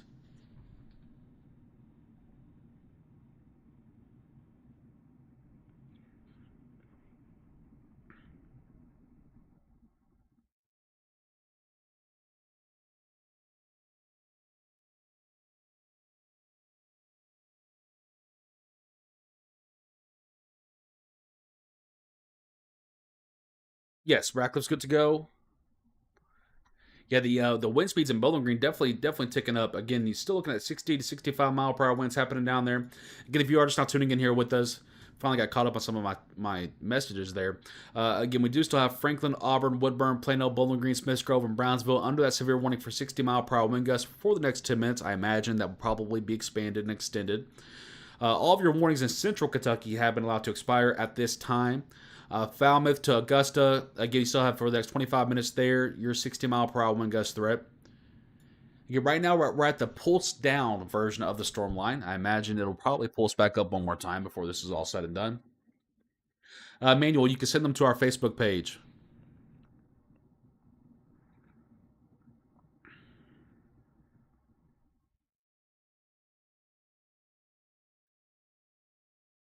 Yeah, the clouds look really cool, and I've seen a lot of your guys' pictures coming through.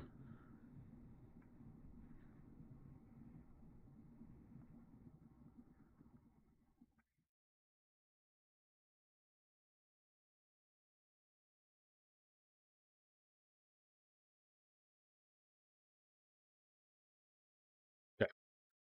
I gotta let them know that the lightning might stick around a little bit longer than 9:15.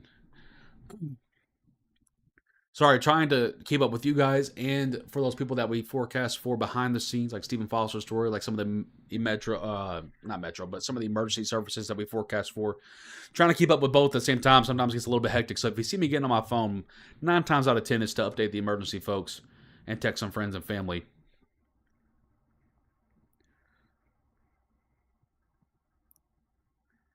No, McKinley is not.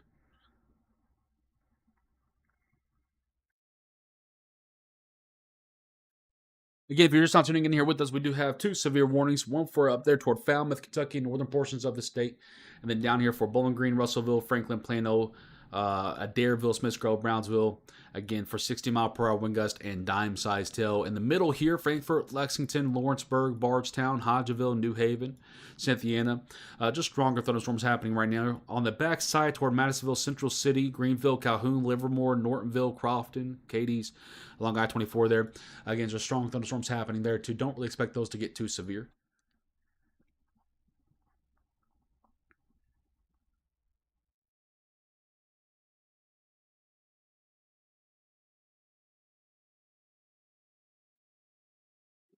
Not really, Cassie.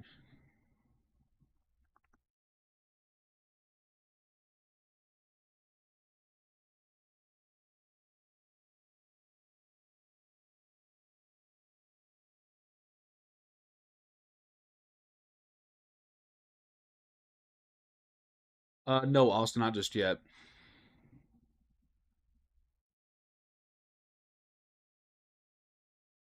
George, thank you for that report out of Bowling Green.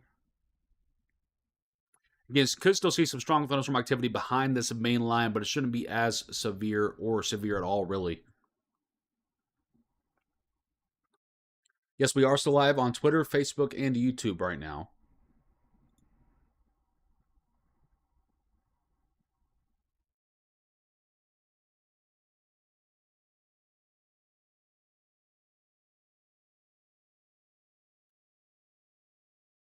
Amy, thank you for that report out of Bowling Green.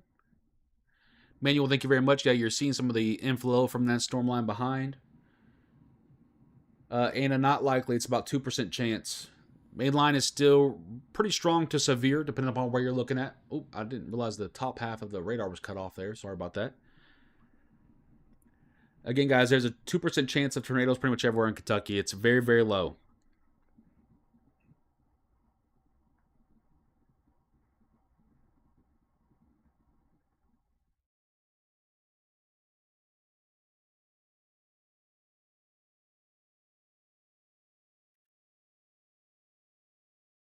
Caitlin, thank you very much. I appreciate that. Pretty decent hail core between Hopkinsville and Crotons on weatherwise. Yeah, decent size on these hell cores, but the actual like size of the hell stones are not very large. Yes, Kristen.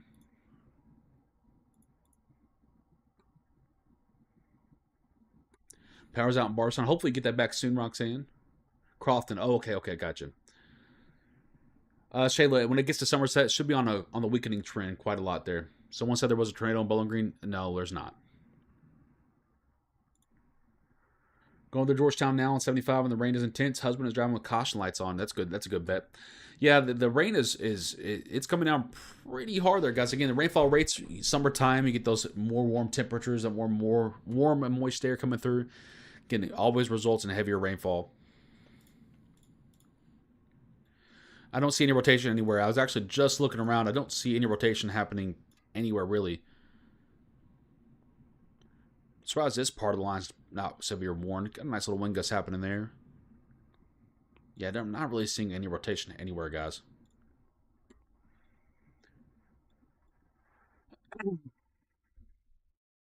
Thank you, Caitlin. I appreciate that. Amanda, I hate to hear that. Hopefully, it comes back on here soon. Yeah, media. I'm not really sure why the tornado sirens are going off there. No tornado warning, no evidence of tornadic activity actually happening either.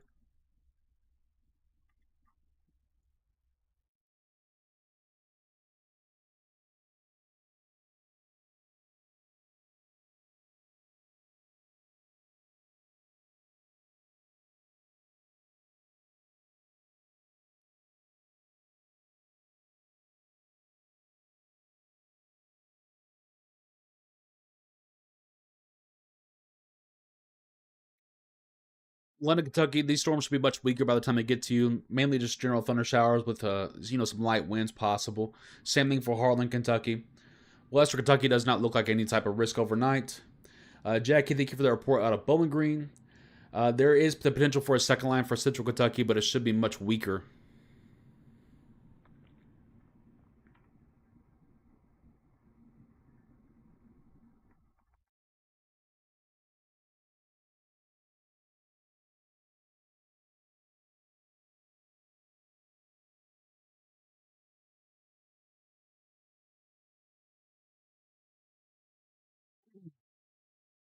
Yes, I'm sure Munfordville is okay. Again, you do have a severe thunderstorm knocking on your door, but as far as tornadoes or anything, yes, no, you're good to go. Again, checking the velocities once more. Still don't see any rotation occurring anywhere. Definitely some nice straight line wind gusts happening in these severe warning boxes, but nothing really too mischievous happening.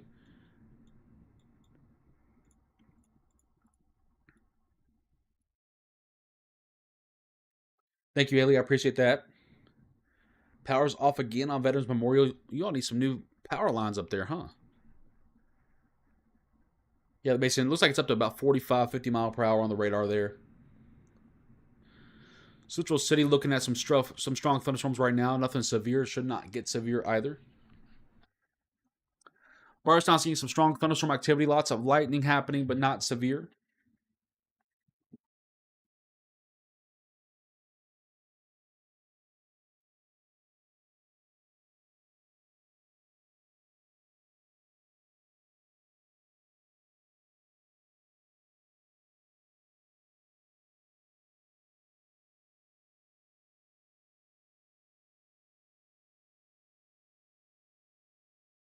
Yeah, I got Anna. Yeah, I don't doubt it. There's lots of lightning showing up on the radar when you get temperatures in the mid 80s and you get nice thunderstorms happening after that.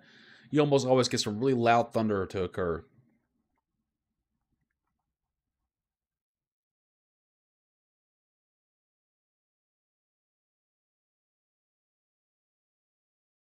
Barstown again, strong thunderstorms happening there right now, but not severe. Lots of lightning happening though.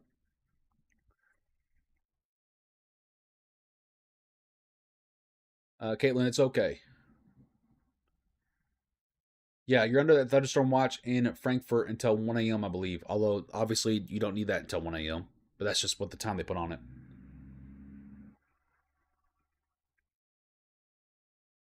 Charisma about a 30% win risk there. Yeah, the main threat in Litchfield is over.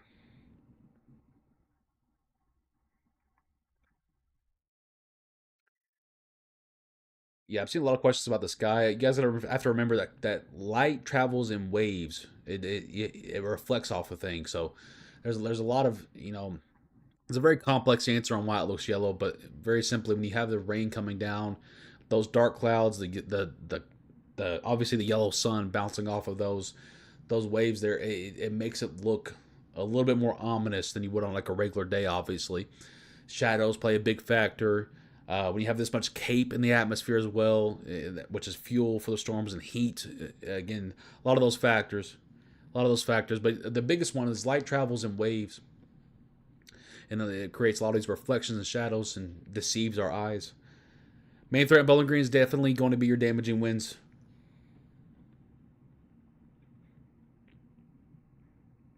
Yes, Ariel, thank you very much for tuning in, my friend. Christina, thank you for that report. Hopefully that comes back on here soon.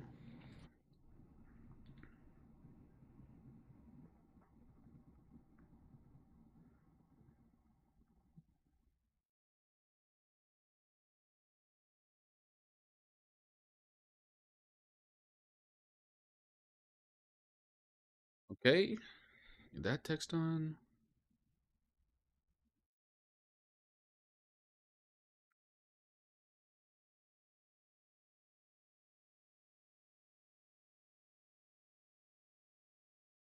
That's what we do, Brian. That's what we do. Oh, Mason, I hate to hear that.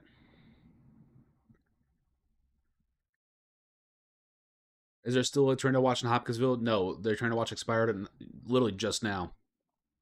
If you weren't already shaved from it.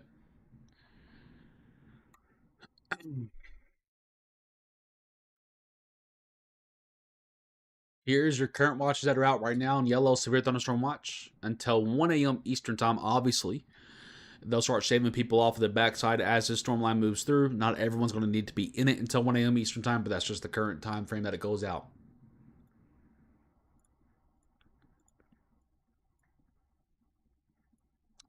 All right, now we only have one severe warning active in Kentucky. It's for the far northern portion of the state, up here toward Falmouth, Brooksville, where we have that one severe warning still active for 60-mile-per-hour wind gust. Everyone else, just strong thunderstorms right now. Wind gusts up to about 55 mile per hour. Lots of lightning out there throughout portions of Kentucky. Again, lots of lightning. But you got to remember that lightning and loud thunder does not equal severe. Strong thunderstorms up here for Frankfort, Lawrenceburg, Georgetown, Cynthiana, Mount Olivet knocking on your door as well. Again, up to about 50-mile-per-hour wind gust occurring or so. Still have your strong line of storms back out here towards Central City, Beaver Dam, Hartford, Livermore, Greenville, Nortonville, Crofton. Again, strong thunderstorms, but not quite severe. And that backline probably won't get severe either. Ashley, thank you very much. I appreciate that.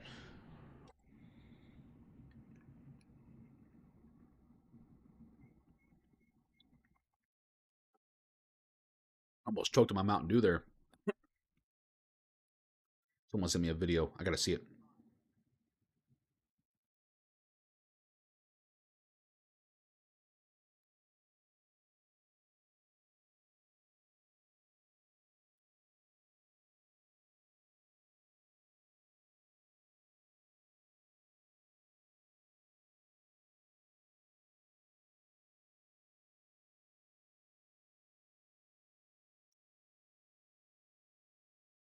Gosh, Frankie, I'm starting to hear that. Sorry to hear that. Hopefully that gets fixed out there very soon for you guys. Yeah, summer again, guys. It doesn't take a whole lot of wind on a day like today, where our grounds are already saturated, to cause some tree damages to a lot of folks, even if you're not seeing severe weather. Once again, just because again our grounds are so wet and so saturated, it's not going to take a lot of wind at all to cause some damages. Again, no severe warnings active for the majority of the state. Only one severe warning over there for Falmouth and far northern Kentucky. Everyone else seeing strong thunderstorms right now. Bluegrass Acres, thank you for that report there. Sky looking orange. And Monticello be, yeah, for Eastern Kentucky like that, the storm line should be much weaker, much weaker. Frankie, thank you very much.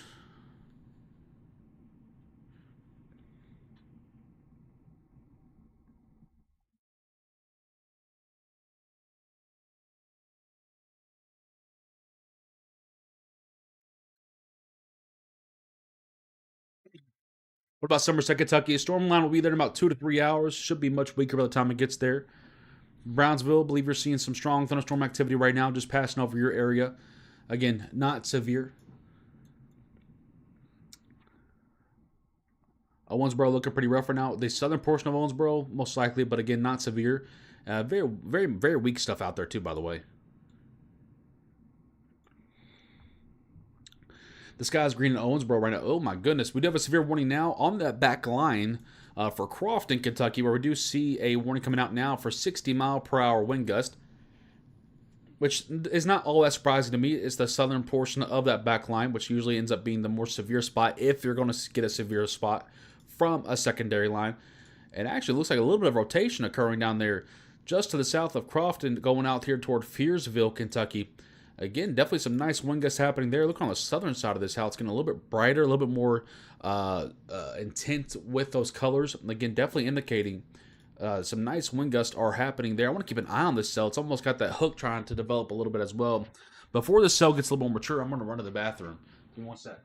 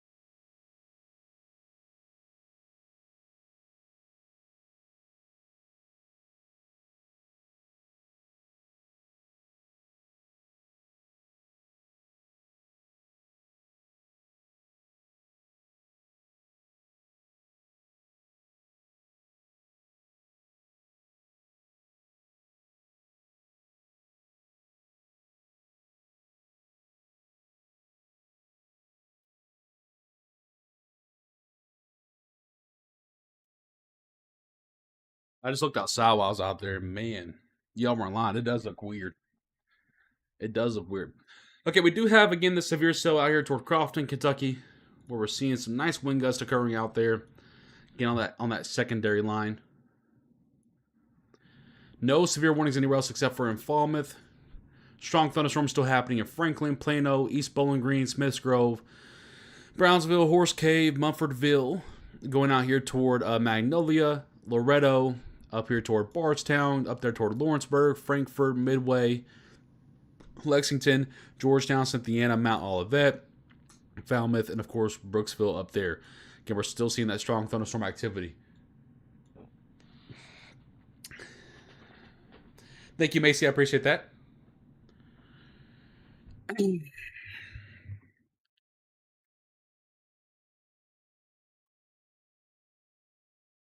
The heck?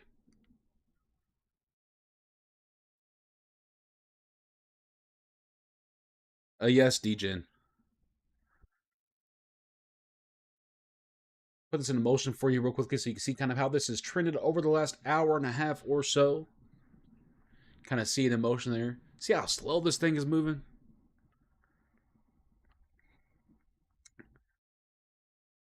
Courtney, I'm not giving anyone any all clears yet, but again, once that main line is past you, again, your severe odds will really go down quite a bit.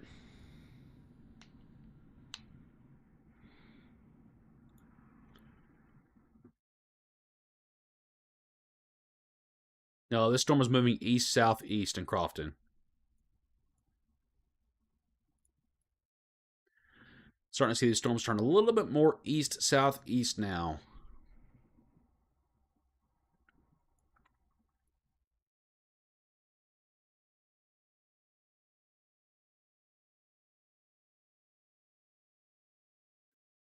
Oh, Lord.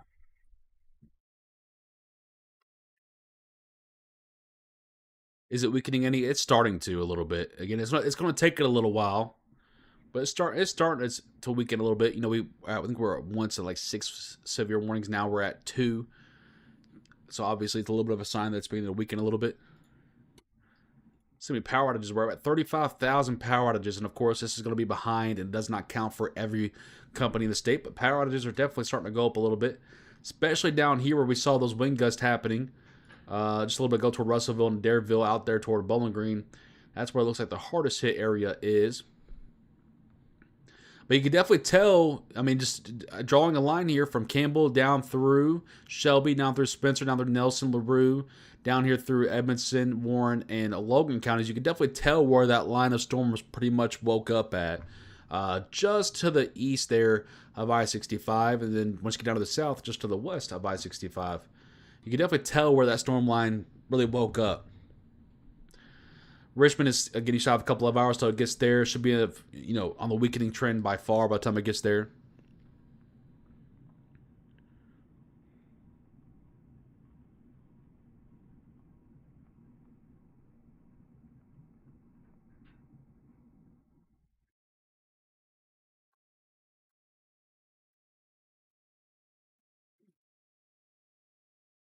You'd probably go north of Russellville for whoever that's coming about the Crofton storm.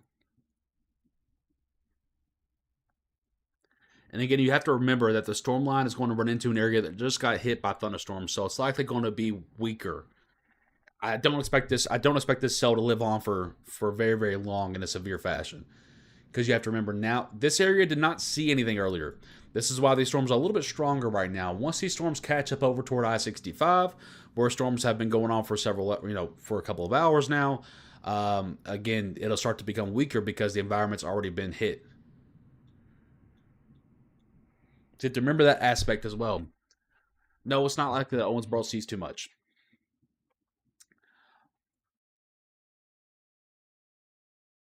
Hardyville's quite the small town, Waddle family. If you can give me something a little bit bigger near you, I can help find that a little bit better. Not quite sure what that one is. Yes, Christy.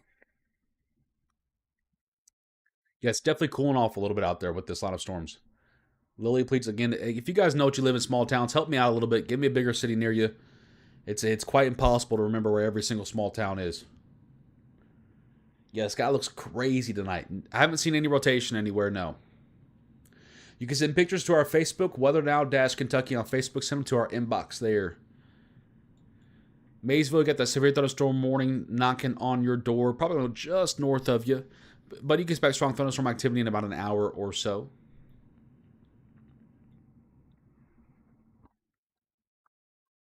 These cells are, by the way, so I see people at these cells aren't going to just magically fall apart, but they are going to start getting weaker here soon. Trenton, I don't know where Lily, Kentucky is. If you can give me a bigger town near, I can help you out. Springfield should be knocking on your door here soon. Strong thunderstorms knocking on your door. Not quite severe, though.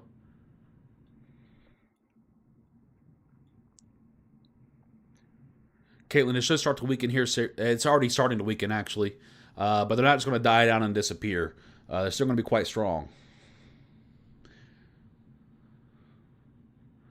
London, Kentucky. Yes, there we go. Thank you. Let's see where. Yeah, see how far I have to scroll in to see Lily. If I have to do that, guys, just remember I probably don't know where it's at, because if I go out even just a little bit, see how it just disappears. So you have to give me something a little bit bigger near you. London, Kentucky. He's got about 3 hours or so till it gets to your area. Will be in a much weaker fashion by the time it gets to that location. Like, for example, guys, I live. Whoa! Did you all just see that on the camera? I just happened to look up and catch that. I almost took that camera out there. Big old lightning strike. Yeah, you can actually see it on the radar. If I zoom in, look at the radar on the left side here. Wait, where did it go? It just disappeared. Of course it is. But it was down here. The big old lightning strike. Wow. That was pretty crazy. But for example, I live in Radcliffe. I don't expect everyone to know where that's at. So 9 times out of 10, I say Elizabethtown. So that's just an example I give to a lot of folks. Because again, guys, like, for real, it's impossible to know where every single small town is. Like, look out here in Eastern Kentucky. Barely any people live there. These are based off populations, right? So if less than like 5,000 people live in your area, or less than two, you know, whatever it might be, it's not going to pop up on the radar unless I zoom in really, really far. So help me out here a little bit. Basically, what I'm saying. No, Jaden, I don't think there's going to be any tornado warnings.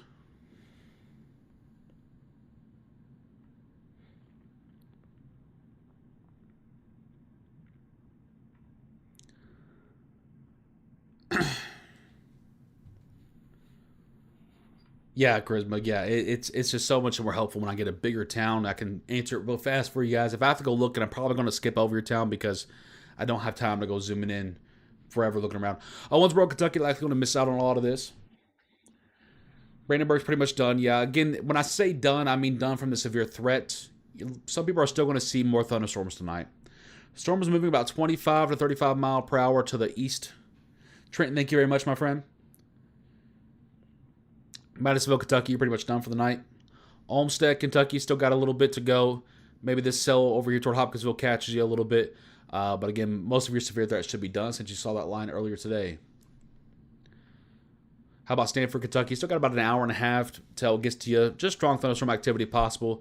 Maybe wind gusts up to 50 mile per hour. Don't see anything too crazy.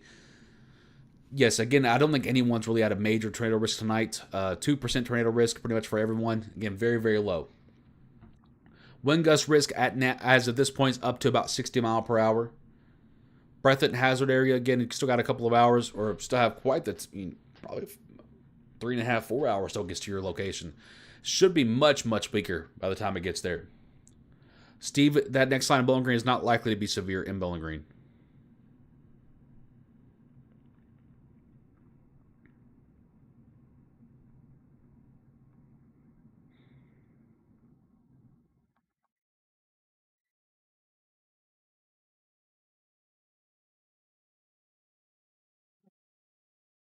Yes, Caitlin. I think everyone can go to bed pretty safe for the night. We're not looking at a violent tornado risk tonight, folks.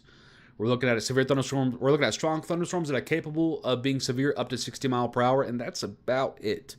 We do have only one severe warning left now in the state. It is for this Crofton area, for the 60 mile per hour wind gust, pushing through toward whatever in the world that name is, and Clifty, Kentucky. But again, that's our only severe warning in the state right now. The severe warning up to the north has been allowed to expire. Again, right now, just strong and loud thunderstorms for 99% of Kentucky. Timing for Somerset, obviously, still got about 2, maybe 2.5 hours till it gets to your location. Storms moving mainly around 30 mile per hour flutter by. Yeah, hey, again, I don't think there's really that much of a tornado threat, guys. Maybe 2%. Again, maybe.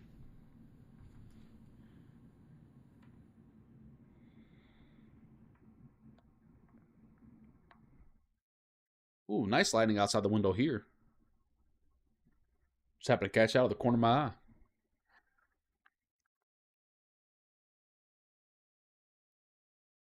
I'm glad you like that, Caitlin. Russell, Kentucky. Are we talking Russell Springs? Are we talking Russellville? Are we talking Russell County? How is it in Lawrenceburg? Again, strong thunderstorms surrounding that area, not exactly in the area. Probably looking more toward your west to see what you're going to see in about 30 minutes or so. But again, nothing severe, just loud and strong.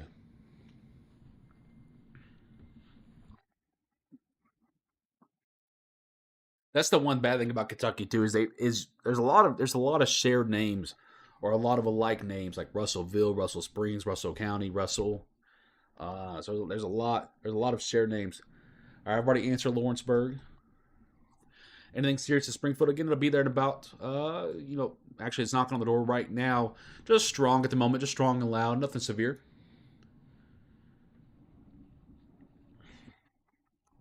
Is the one in Hopkinsville heading toward Bowling Green? It will eventually. Likely will not be severe by the time it gets there. No, I've noticed that the camera's just kind of glitching a little bit here and there. This is again the oh my goodness, the City of Elizabethtown government, their camera that they've allowed us to use on I-65 pointing south.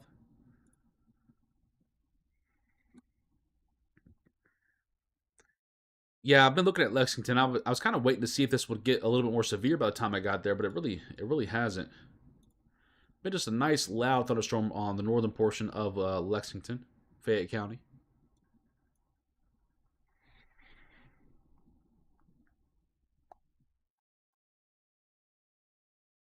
Wish we had more cannons in West Kentucky. We're working on that. We're working on that. The thing that we're running into is there's a lot of folks in Central Kentucky reaching out to us, but no one in Western Kentucky is reaching out to us to work on that. Which is, I mean, except for there is one in Hopkinsville, but I just have to reach back out to them. But as far as actual like Western Kentucky, like Paducah, Murray, we haven't heard anything from anybody, which is kind of discouraging because that honestly, that's the area that needs them the most. For all the things that you guys have seen out there. Yes, Leanne. Frankfurt's pretty much all good now. Just strong thunderstorms around the area. No, I do not think Richmond's going to get too bad. Again, wind gust risk up to 60 mile per hour is pretty much the main threat tonight. And again, guys, that's a pretty marginal severe threat.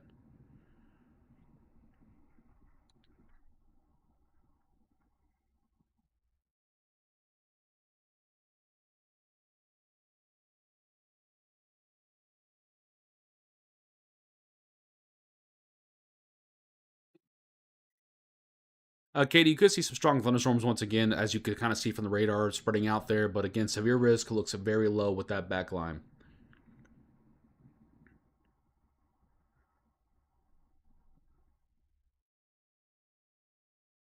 Yeah, Brad, it was pretty close there, and you have to remember, especially on days like today, where the environment in our landscape is already so saturated that even 50 mile per hour winds can look severe because everything's blowing around so much easier.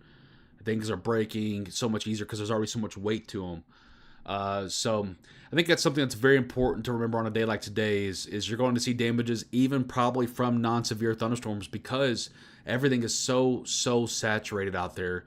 That's not going to take much of anything at all to really blow anything around. And there's that warning I've kind of been waiting on. I've been kind of keeping an eye on it out of the corner of my eye. I mentioned it a few moments ago, but we do now have a warning for Lexington Metro with a tornado possible tag on it as well.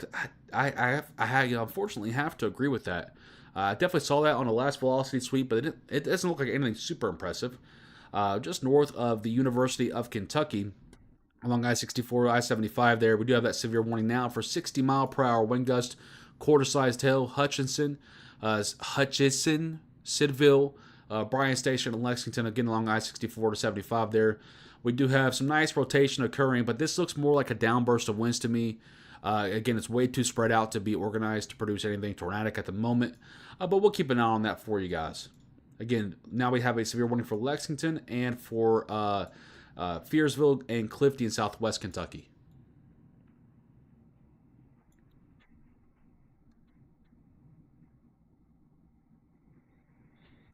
Yeah, dog. Dog. Cat dog is actually your name on YouTube. I was keeping an eye on that out of the corner of my eye. There, I was like, you know what? I think I even said about 3 minutes ago. I was kind of surprised I hadn't gone severe yet. Not severe warned, but severe overall. Because it's been pretty darn close for a while. Yes, there is a tornado possible tag on that Lexington warning. But again, just want to point out to you real quickly the velocity that I'm looking at right now does not indicate tornadic activity, it indicates downburst of winds. But I do like the tornado possible tag on that because it definitely can trend that way if it wants to. I got a freaking fly in here again because why not? Every time it rains, we just get flies that just come into our house.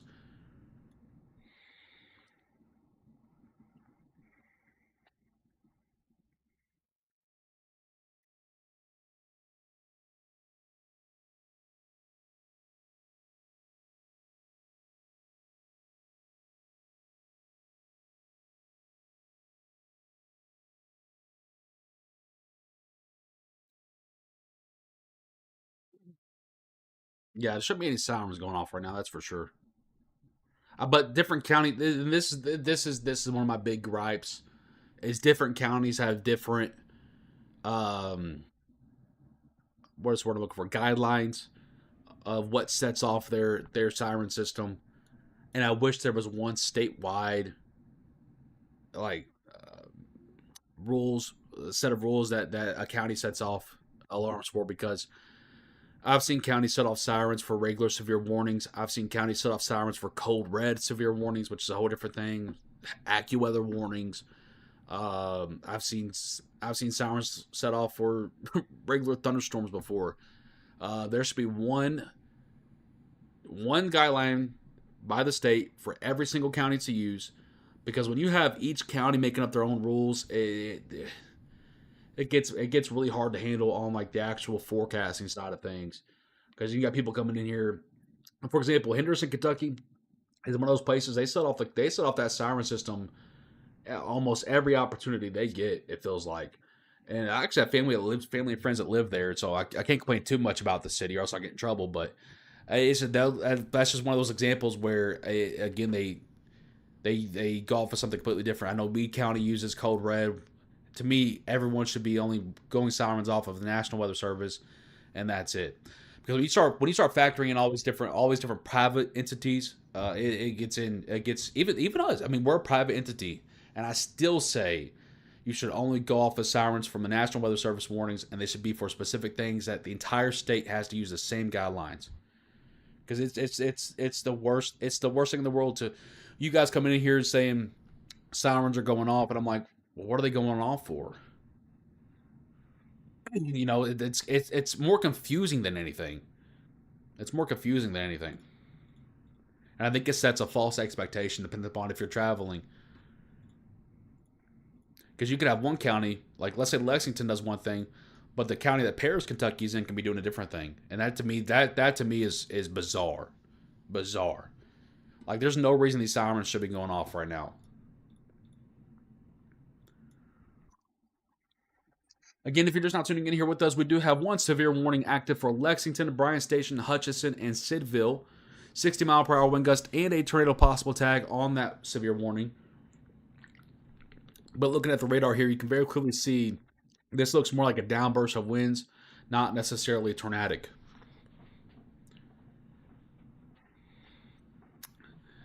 Well, that's because, you know, weather-wise is a real radar. Well, most of your favorite TV stations radars are very generic what we call MRMS radars. They look like this. See how ugly that looks? And see how it doesn't really give you an exact answer. We do have a tornado warning, by the way. Just caught that out of the corner of my eye. Greenville to Central City to Powderly to Beachmont. We now have a tornado warning active. Our first tornado warning of the day. Yep, that's definitely rotating. See the difference there? So you see that there, and then you look over here. So there's a difference. See how it's not as bright, as vibrant, not in as good of a location. This is the difference. Even though this is still not all that overwhelmingly impressive, it's definitely a little bit more rotation involved with this one. So now we do have a tornado warning that's active for Drakesboro, Browder, Beachmont, Ennis, Bevier. I hope I'm saying that correctly. And Browder, Kentucky, out there in western portions of the state. We actually see a correlation drop with that as well. Okay, so this might actually be something that's on the ground at this point. You see a correlation drop there, which is this kind of dot that you're seeing. In the middle of all this red, you're seeing this little dot, so this doesn't really count over here. So don't look at this and get freaked out. But you see all this red, and it's an isolated little dot there, right at the same spot that rotation is occurring. This might actually be something on the ground, which I'm a little bit surprised about. But I did tell you when this broadcast started and on yesterday's broadcast, the better wind energy would be behind the main line of storms. The only question was, did the main line of storms do enough work to take the environment and make it a little bit more stable? The answer right now is obviously no, it did not do enough work, because now we have a tornado warning out here for Drakesboro, Greenville. See, that if I pull this up right here, you'll probably see there's a nice little, and there it is right there, a nice pocket of wind shear happening right at the surface. And again, the better wind shear is behind the main line of storms. Here's your main line of storms all the way out here.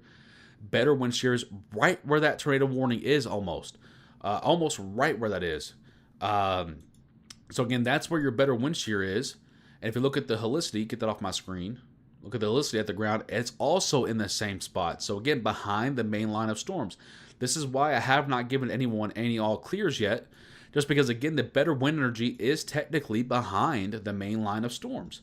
So now we have a tornado warning storm out here for Drakesboro, over to Nonell, Browder, Ennis. Again, it does look like it also has a correlation drop with it as well. Not as prominent as it once was, but definitely a nice storm that's definitely deserving of a tornado warning just to the west of Drakesboro, Kentucky. By the way, we still do have our severe thunderstorm warning over here for Lexington, Bryan Station, and Hutchinson, Kentucky, where we're not really seeing any rotation anymore. Looks more like just your casual or your regular severe thunderstorm warning at this point. 60-mile-per-hour wind gust and a quarter-sized hail possible in this hail core that you're seeing along I-64-75 there, heading to the northeast toward Hutchinson, Kentucky. Strong thunderstorms elsewhere, not quite severe. But this is definitely your main show at the moment.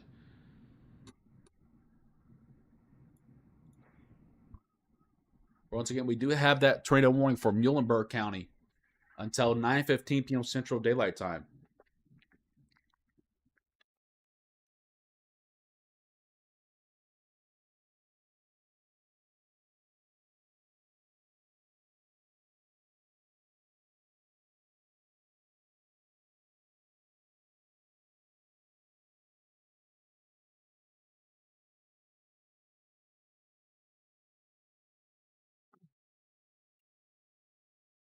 What in the world did I just do?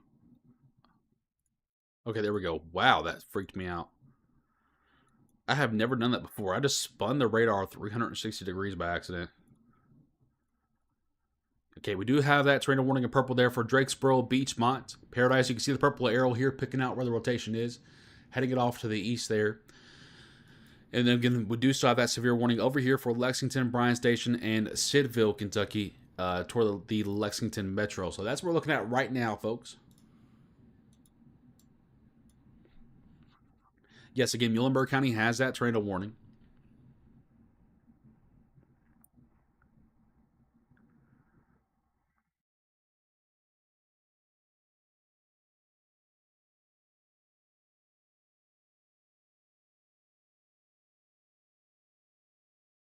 How strong do you think it will be? What, the tornado? Again, I can't really guess the strength of a tornado before the surveys, but again, if there is a tornado on the ground, it will likely be of the weaker variety. But once again, hey, it still looks like a nice pocket of rotation there. Not super impressive on the gate-to-gate winds, probably about 70, 80 mile an hour. So probably looking at an EF0, EF1 maybe. But again, it's super hard to determine those before we actually get a survey to happen, or at least any confirmations.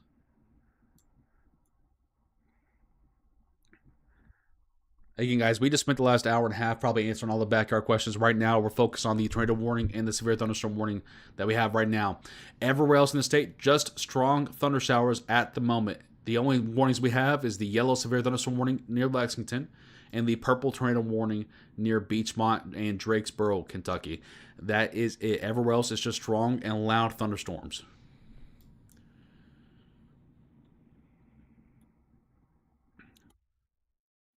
I just want to see real quickly. I wonder if the AI is picking up on this. Nope, AI did not even pick up on it.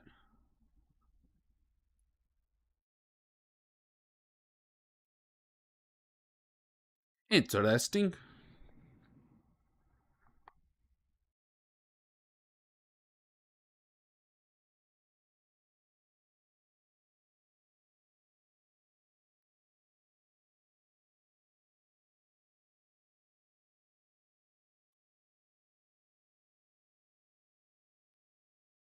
I guess you'll have to wait and see, Noel. Do we see Drake's Pro send the BG? I mean, no. One, this would go north of you, and two, that's way too far out to try and project. This is likely just a one-off here. I don't see this being expanded or extended. I would be very shocked. I would be very shocked if this is expanded or extended at this point. Of course, that can change, but at this point, I would be shocked. That's a 42-minute warning.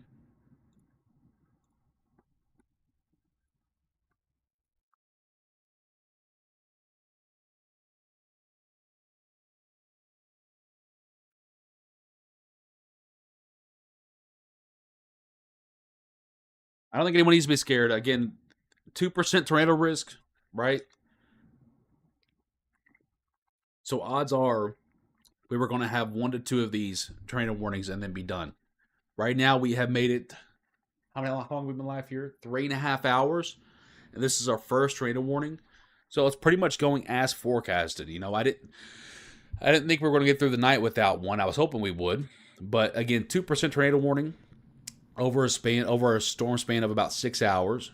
Right, that usually is about up to tornado warnings, and right now we're at one. So again, it's pretty much as forecasted. Don't want anyone freaking out. It doesn't change anything. It doesn't mean anything's more aggressive for everybody else. Again, this is a tornado warning storm that just ran into a perfect environment. Once again, if you pull this back up here, I know it's going to look crazy to you guys, but here is your front line of storms here. And here is that back line of storms, and then here is where the tornado warning is. And you can see it's coincidentally in the same spot that there's also a little bit of a tick up in wind shear. So once again, just a storm that ran into a perfect small scale environment that's now tornado warned. So once again, just nothing too crazy. I don't want anyone to start freaking out thinking they got to stay up all night and worst case is happening. This is going as forecasted. We said on the forecast yesterday, I think we said 1 to 2 tornado warnings were possible, and several severe thunderstorm warnings would be likely, and that's exactly what's happened. So again, nothing too crazy, or nothing that's catching us off guard, so it shouldn't catch you off guard either. Again, we spent the last hour and a half kind of talking about backyards. Right now, we're kind of getting out of that because we do have that tornado warning. So if you need backyard information, I ask that you either scroll back. You can put our video into reverse here and scroll back and listen to that segment. Or you can go look on the page for forecast information. But right now we're talking about the current warnings that we have. Over here for Bryan Station, Sidville, where we still have that severe warning for 60-mile-per-hour winds. They did take the tornado possible tag off of the warning, which I love because it's not possible anymore. No rotation at all. I love that they did that. The National Weather Service in Louisville is just so above. So above. Without saying too much else, just so above. Beachmont, Drakesboro, that tornado warning is still active for 39 more minutes. It does look like the rotation is starting to tick down now, and again, it's starting to see a lot of rain involved with it as well. So I expect that this will continue to weaken, as again we are starting to see a lot more rainfall beginning to wake up throughout these nighttime skies.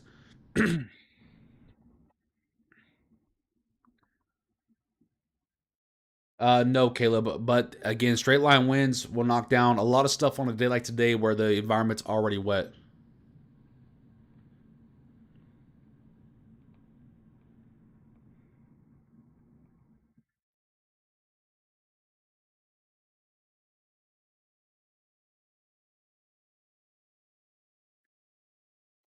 Belton, Kentucky, not quite sure where that's at. If you can give me a bigger town near you, I could probably answer your question a little bit better. Yeah, I mean, we do have a tornado warning on this backside here, but again, this was just a perfect situation for this storm. I don't expect it to continue on much longer. In fact, it'll probably be canceled before the 38 minutes are up, or should be anyway. But again, I think it was just a cell that ran into a perfect situation there, and it'll probably knock back down here very soon. Lexington warning, got about 8 minutes left on that. I imagine it'll probably be allowed to expire here as that severe storm it looks to be winding down quite rapidly.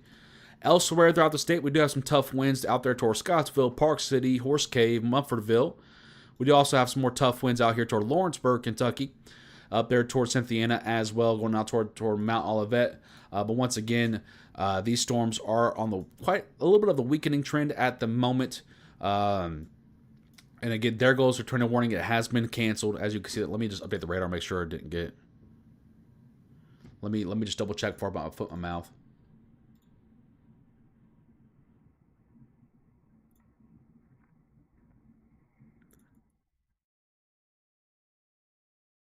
Okay, I believe it's been canceled. I don't see it on the radar anymore unless it's just a glitch. But I'm very happy that they did. Obviously, leaving that up for the next 35 minutes without an actual real evidence would have been not ideal.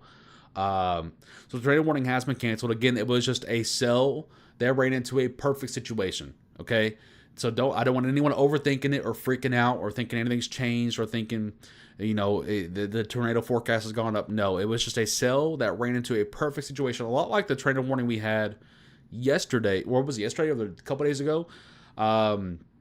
Where we ran a 0 out of 5 risk in Kentucky, and a cell got here, and where was it at? Somewhere out there in West Kentucky once again. I think out there toward Princeton, And it was just a cell that ran into a perfect situation. I really don't see that happening too much more tonight, if at all. So again, don't want anyone freaking out thinking things just changed out of nowhere. No, again, 2% tornado risk, obviously a bit more than 0%. So again, you're going to have 1 to 2 warnings, and that was our 1 of 2 warnings there. So again, not anything too crazy to worry about. Warning has been canceled. Again, that rotation has gone away very, very rapidly there. No rotation out there toward Lexington anymore either. I imagine that warning is going to be allowed to be expired here in the next 6 minutes or so. So we'll just keep an eye on things here with you.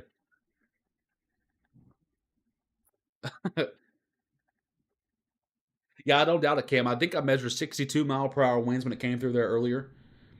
And I think this is a good time to remind everyone that on a day like today, where we are seeing grounds that are this saturated, this wet, it does not take much. It genuinely does not take much at all to cause some damages, and you can even get damages on a day like today from non-severe thunderstorms because it's so wet outside. Those tree limbs are a little bit heavier. Tree roots themselves are a little bit more vulnerable because the ground is softer. Hell, I think we even saw damage in Bardstown, and the highest speed that I saw in Bardstown was 52 mile per hour, which is actually technically 8 mile per hour below severe levels. I just think it's a good time to remind everyone that even on a day like today, things may look worse than what they actually are because everything is so saturated. It's been raining for weeks. It feels like, and so everything is just wet. Everything is saturated. Everything is heavy. Winds, are just enough to cause some damages. So it's just a good time to remind everyone of that. The tornado warning did not expire. It was canceled. Storms are moving at about a speed of 25 to 30 mile per hour, Dylan.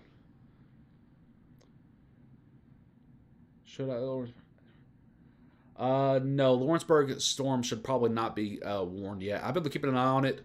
It's been about 55 mile per hour.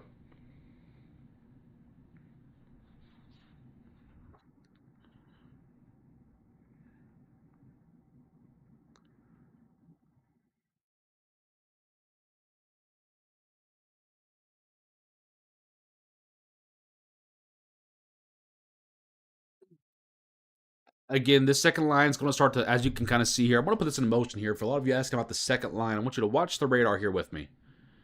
I want you to see the difference. So here's the second line before. This was at about 8:45 ish. Okay, see how it's much more strong, a lot more spaced out. Right now, look at the storm line now. See how it's much more fizzled out, a lot more rainfall involved with it. Second line is starting to run into those areas that saw the first line, so now it's starting to weaken and just cause a lot of thunder showers. So again, I think you're now starting to see exactly what we talked about all day today, all day yesterday. Once that sun goes down, and a little bit after, you're starting to now see the storms begin to weaken pretty rapidly. So again, I think while West Kentucky did miss out on a lot of this, and we got that part wrong, everything else about the forecast it's gone exactly as we thought so far. Again, Taylor, you might still see strong thunderstorms, but the severe levels probably are not going to be there. When is tornado season over? Tornado season's actually over. And that's a big reason why you're not seeing more tornado activity tonight. Again, in the summer, we don't really see a whole lot of tornadic activity here in Kentucky. It's actually more on the rare side to see tornadoes here during the summer than you would think.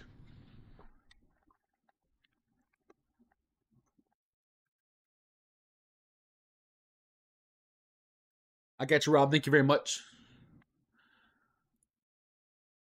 The severe thunderstorm warning in Lexington is going to be allowed to expire. That's going to leave us with no severe thunderstorm warnings and no tornado warnings. And again, I think what you're seeing right now is the very clear and evident downtrend to this storm system. And I imagine that you're probably going to start seeing people dropped from that severe thunderstorm watch because, again, first of all, until 1 a.m. is kind of crazy.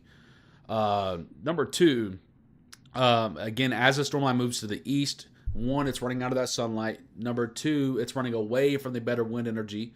And number three, it's running into an atmosphere or an environment that geography wise does not make sense for storms like these to really carry on. So again, I think you're going to start seeing some of these people begin to get dropped from that severe thunderstorm watch. You're going to see this line continue to weaken over the next little bit here. And again, I want everyone to take a collective deep breath because I think again, if you want to go to sleep tonight, you can go to sleep tonight. You want to sleep through it, go right ahead. Just make sure, of course, you have a way to have alerts and notifications like a weather radio. so on and so forth. But again, this is not your March or April or even May type of storm system. This is your classic summertime storm system that creates a lot of heavy rainfall, lots of lightning, and some wind involved with it. Yeah, everyone can. I mean, if you want to go to bed, you can go to bed, guys. I don't think we're seeing any type of violent tornadoes. Even if you do see some damaging winds, it's not. I don't think we're looking at the type of winds to be violent. Again, that was more of a possibility earlier this evening and afternoon, but now that the sun is going down, again, that does not look entirely too much like our case. Maybe up here in Ohio, but down here, a little bit too far away from that low pressure. They have a tornado warning in Tennessee. I gotta see this. Were they even in? Yeah, they might have been. No, they're not. They're not. Okay, so classic situation here. Not in that tornado risk, but have a tornado warning. I gotta see this. Hang on a second, guys. Wow, that is a good signature. So here's a difference. So a lot of those guys, a lot of you were asking about velocity signatures earlier. Now here is a decent signature. Now again, nothing too crazy because it's not exactly what we want to see. But see how it's much more of. See how you have the so inbound being your green winds here or blue, whatever you want to call it. Your outbound winds being your golly. That one got me. That thunder got me. The red here being your outbound. See how it's close together, very vibrant. This, to me, honestly looks more like a downburst of winds because it's too far spread out. But, again, that's more what you're wanting to see there. No correlation drop, so not really seeing anything violent with it. But, again, that's kind of crazy. They got a tornado warning down there in Tennessee.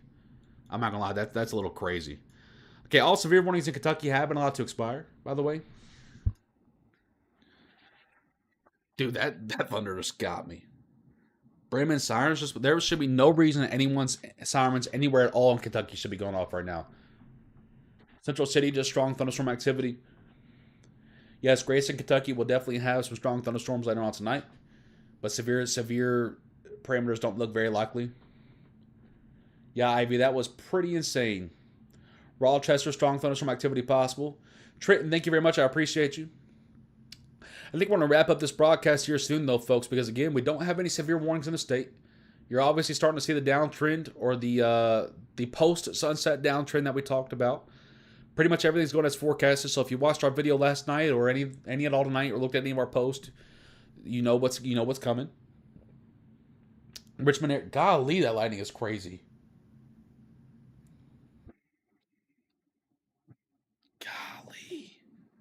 I don't know if the mic is picking that up because I have the noise gate on it. But man, that thunder is something else. Oh yeah, there it is right there. You see the lightning strike right there? Right there. I'm not going to give away exactly where I live at because I don't want you guys knocking on my door. I love y'all to death, but that's happened before and it's very creepy. But I live very close to this lightning strike. Very close. Okay. Oh, Brianna said the thunder is waking up Samuel. Let me check his camera.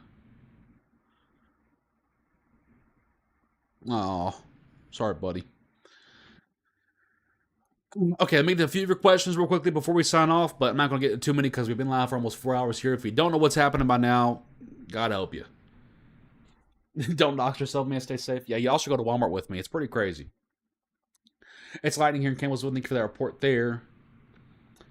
How is Harrisburg going to be? Again, Harrisburg's up here, right? Oh, woo! Did that just hit something?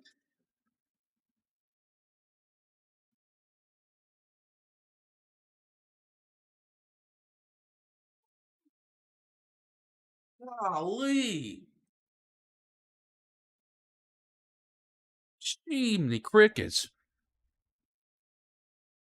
I thought that hit something the way it flashed like that. Golly. That was less than a... Let me see where that one was at. It hasn't popped up yet. Oh, there it is. Yeah, I was about to say... Okay, I don't want to dox myself. But this lightning strike here was less than a mile away from my... I mean, it was literally... I could see it. That one was crazy. I'm not going to lie. That one was crazy. Oh, my goodness. I wouldn't be surprised if it did. Well, honestly, I'm going to be honest with you. I'm looking outside right now, and the other side of the street is completely dark. I don't know if they're out of power or not. I don't know if we just got very lucky here. But usually I can look out and our neighbor has their light on. I don't see the light on. So I wouldn't be too terribly surprised if it did hit something across the street because, again, that was way too close for comfort. You all saw that flash? You all saw that? Here, hang on. All right, Nadia.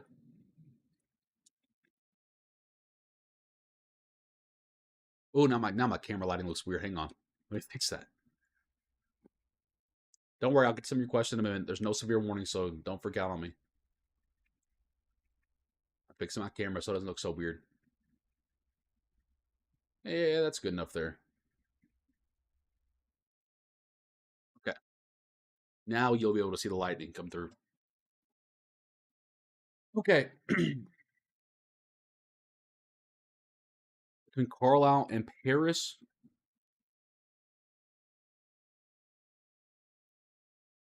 Yeah, looks like strong thunderstorm activity there. Nothing severe though. Less lightning though. That's probably why you don't have power. Not quite sure where Hartford, Kentucky is. It sounds very familiar, but give me a bigger city near you and help you get an answer there faster. How long will it last for Campbellsville? Guys, it's going to be off and on all night, folks. Again, you have the line there in Campbellsville now, a little bit of a break, and then obviously you have the back line behind you. So off and on all night. Definitely looks strong moving into Muhlenberg County, but not severe. I just gave an update on Campbellsville. Hopefully you heard that. I know it's crazy stuff, guys, but again, there's no severe warnings as you can see here. I'd literally just be here twiddling my thumbs if I stayed on. Because I would just be saying the same thing over and over again. And I'm going to be honest with you guys. We've been on for 4 hours here. My voice is about to go bye-bye.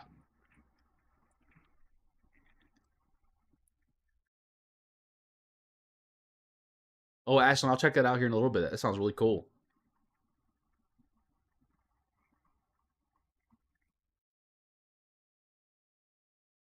Yeah, these are weakening. Maria. Berea, Kentucky got about an hour and a half till it gets to your location. Strong thunder showers possible. Severe levels look pretty low. I know I make you all feel safe, and I appreciate that, but on the same hand, I want everyone to know that when we go live, it's for a dangerous reason, or it's for a very serious, incredible reason. There's not a obviously the lightning is dangerous, right? But there's no severe warnings. There's nothing life threatening as long as you're not being a dumb butt outside dancing in the rain, letting lightning come hit you. But again, when we go live, I want you guys to know we're live for a reason. There's no severe warnings in the state. There hasn't been one for about 5 to 10 minutes now. I'll give it about 5 more minutes or so just to make sure one doesn't pop up. And again, there might still be a severe warning or two that pops up tonight. But overall, the line is weakening. I think everyone can feel safe going to bed if you can sleep through the lightning and thunder. So there's really no reason for us to be live. You know, I want you guys that's the whole point of the live broadcast. And when you guys see Georgia's going live on YouTube, Facebook, Twitter, you know there's a reason for it. Somerset will be in your area in about 2 hours or so, hour and a half. Again, strong thunder showers possible. Line is weakening though. Yeah, the lightning is getting intense. And look how many lightning strikes are just in Hardin, Meade, and Grayson County. God, that fly's irritating me. Like I said, Somerset be there in about an hour and a half or so. Thank you, Savannah. I appreciate that. Thank you, Todd. Weatherwise app says there's a tornado warning. There might be a tornado watch or tornadoes possible, but there's no tornado warnings. There is one tornado warning that's in Tennessee. That is in Tennessee. There are no tornado warnings as you can see in Kentucky. For naked rain dancing, yeah, you are crazy. Tyler, thank you, man. I appreciate you for tuning in as I always do.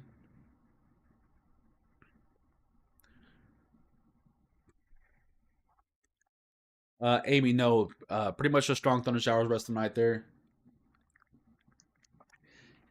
Yeah, forecast before I leave. The forecast is, once again, a couple severe warnings still might be possible out there in central and eastern Kentucky as that front edge of the line goes moving through your areas. Back line there is definitely on the weakening trend as it's catching up to those same areas that just got hit. This little tail here, if you will, should start to die down here soon as well. But once again, there is about a 15% wind risk out there in eastern Kentucky, which means about a 15% chance for severe winds. Lower than it is in central Kentucky and like it was in western Kentucky. Still might hear lightning and thunder all night here, folks. Again, we have several We have a couple waves of thunderstorms, as you can see here, maybe even some more building back out here to southern Illinois. But as that sun is going down, as it's completely down now, we're heading out to the deeper portions of the nighttime. The line of storms will continue to weaken. It will continue to slowly dissipate as it's heading to the east there. It's just not seeing a whole lot of a threat. Again, would not be surprised to see a couple more warnings here and there for 60-mile-per-hour wind gusts, but the tornado threat is tremendously low, around maybe 1 to 2%. Severe winds is a risk. Severe wind risk is actually going down to about 15% as well. And then the stuff on the backside should not be severe because it's already running into an environment that just got hit. As you can see, our temperatures are much cooler in central Kentucky where that backline of the storms is going into.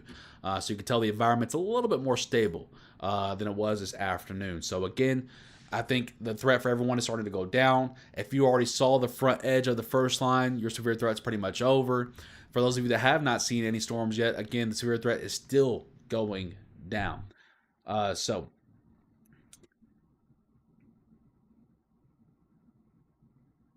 Yes, Heather.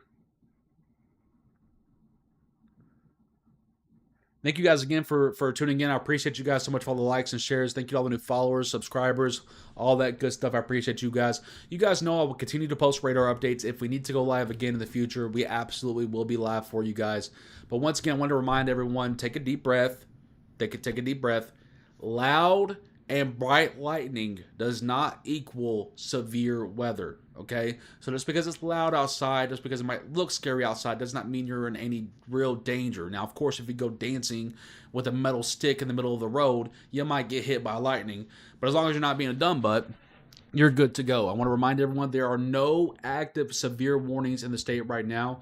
There does remain a severe thunderstorm watch for along and east of I-65 until 1 a.m. Eastern time or until they start shaving some counties off of that. But once again, there's no active severe warnings. The threat for warnings is decreasing over the next hour or so. So again, I want everyone to just kind of stay chill. I know we have had rough storms here over the year. This is not one of those, okay? So just relax. Know that I'll be watching in the background for you. If we need to go live again, we absolutely will. I will post radar updates for you guys. But until then, I'm George Herbig, Chief Forecaster here with Weather Now Kentucky. Thank you so much for tuning into our broadcast. Until next time, stay safe, folks.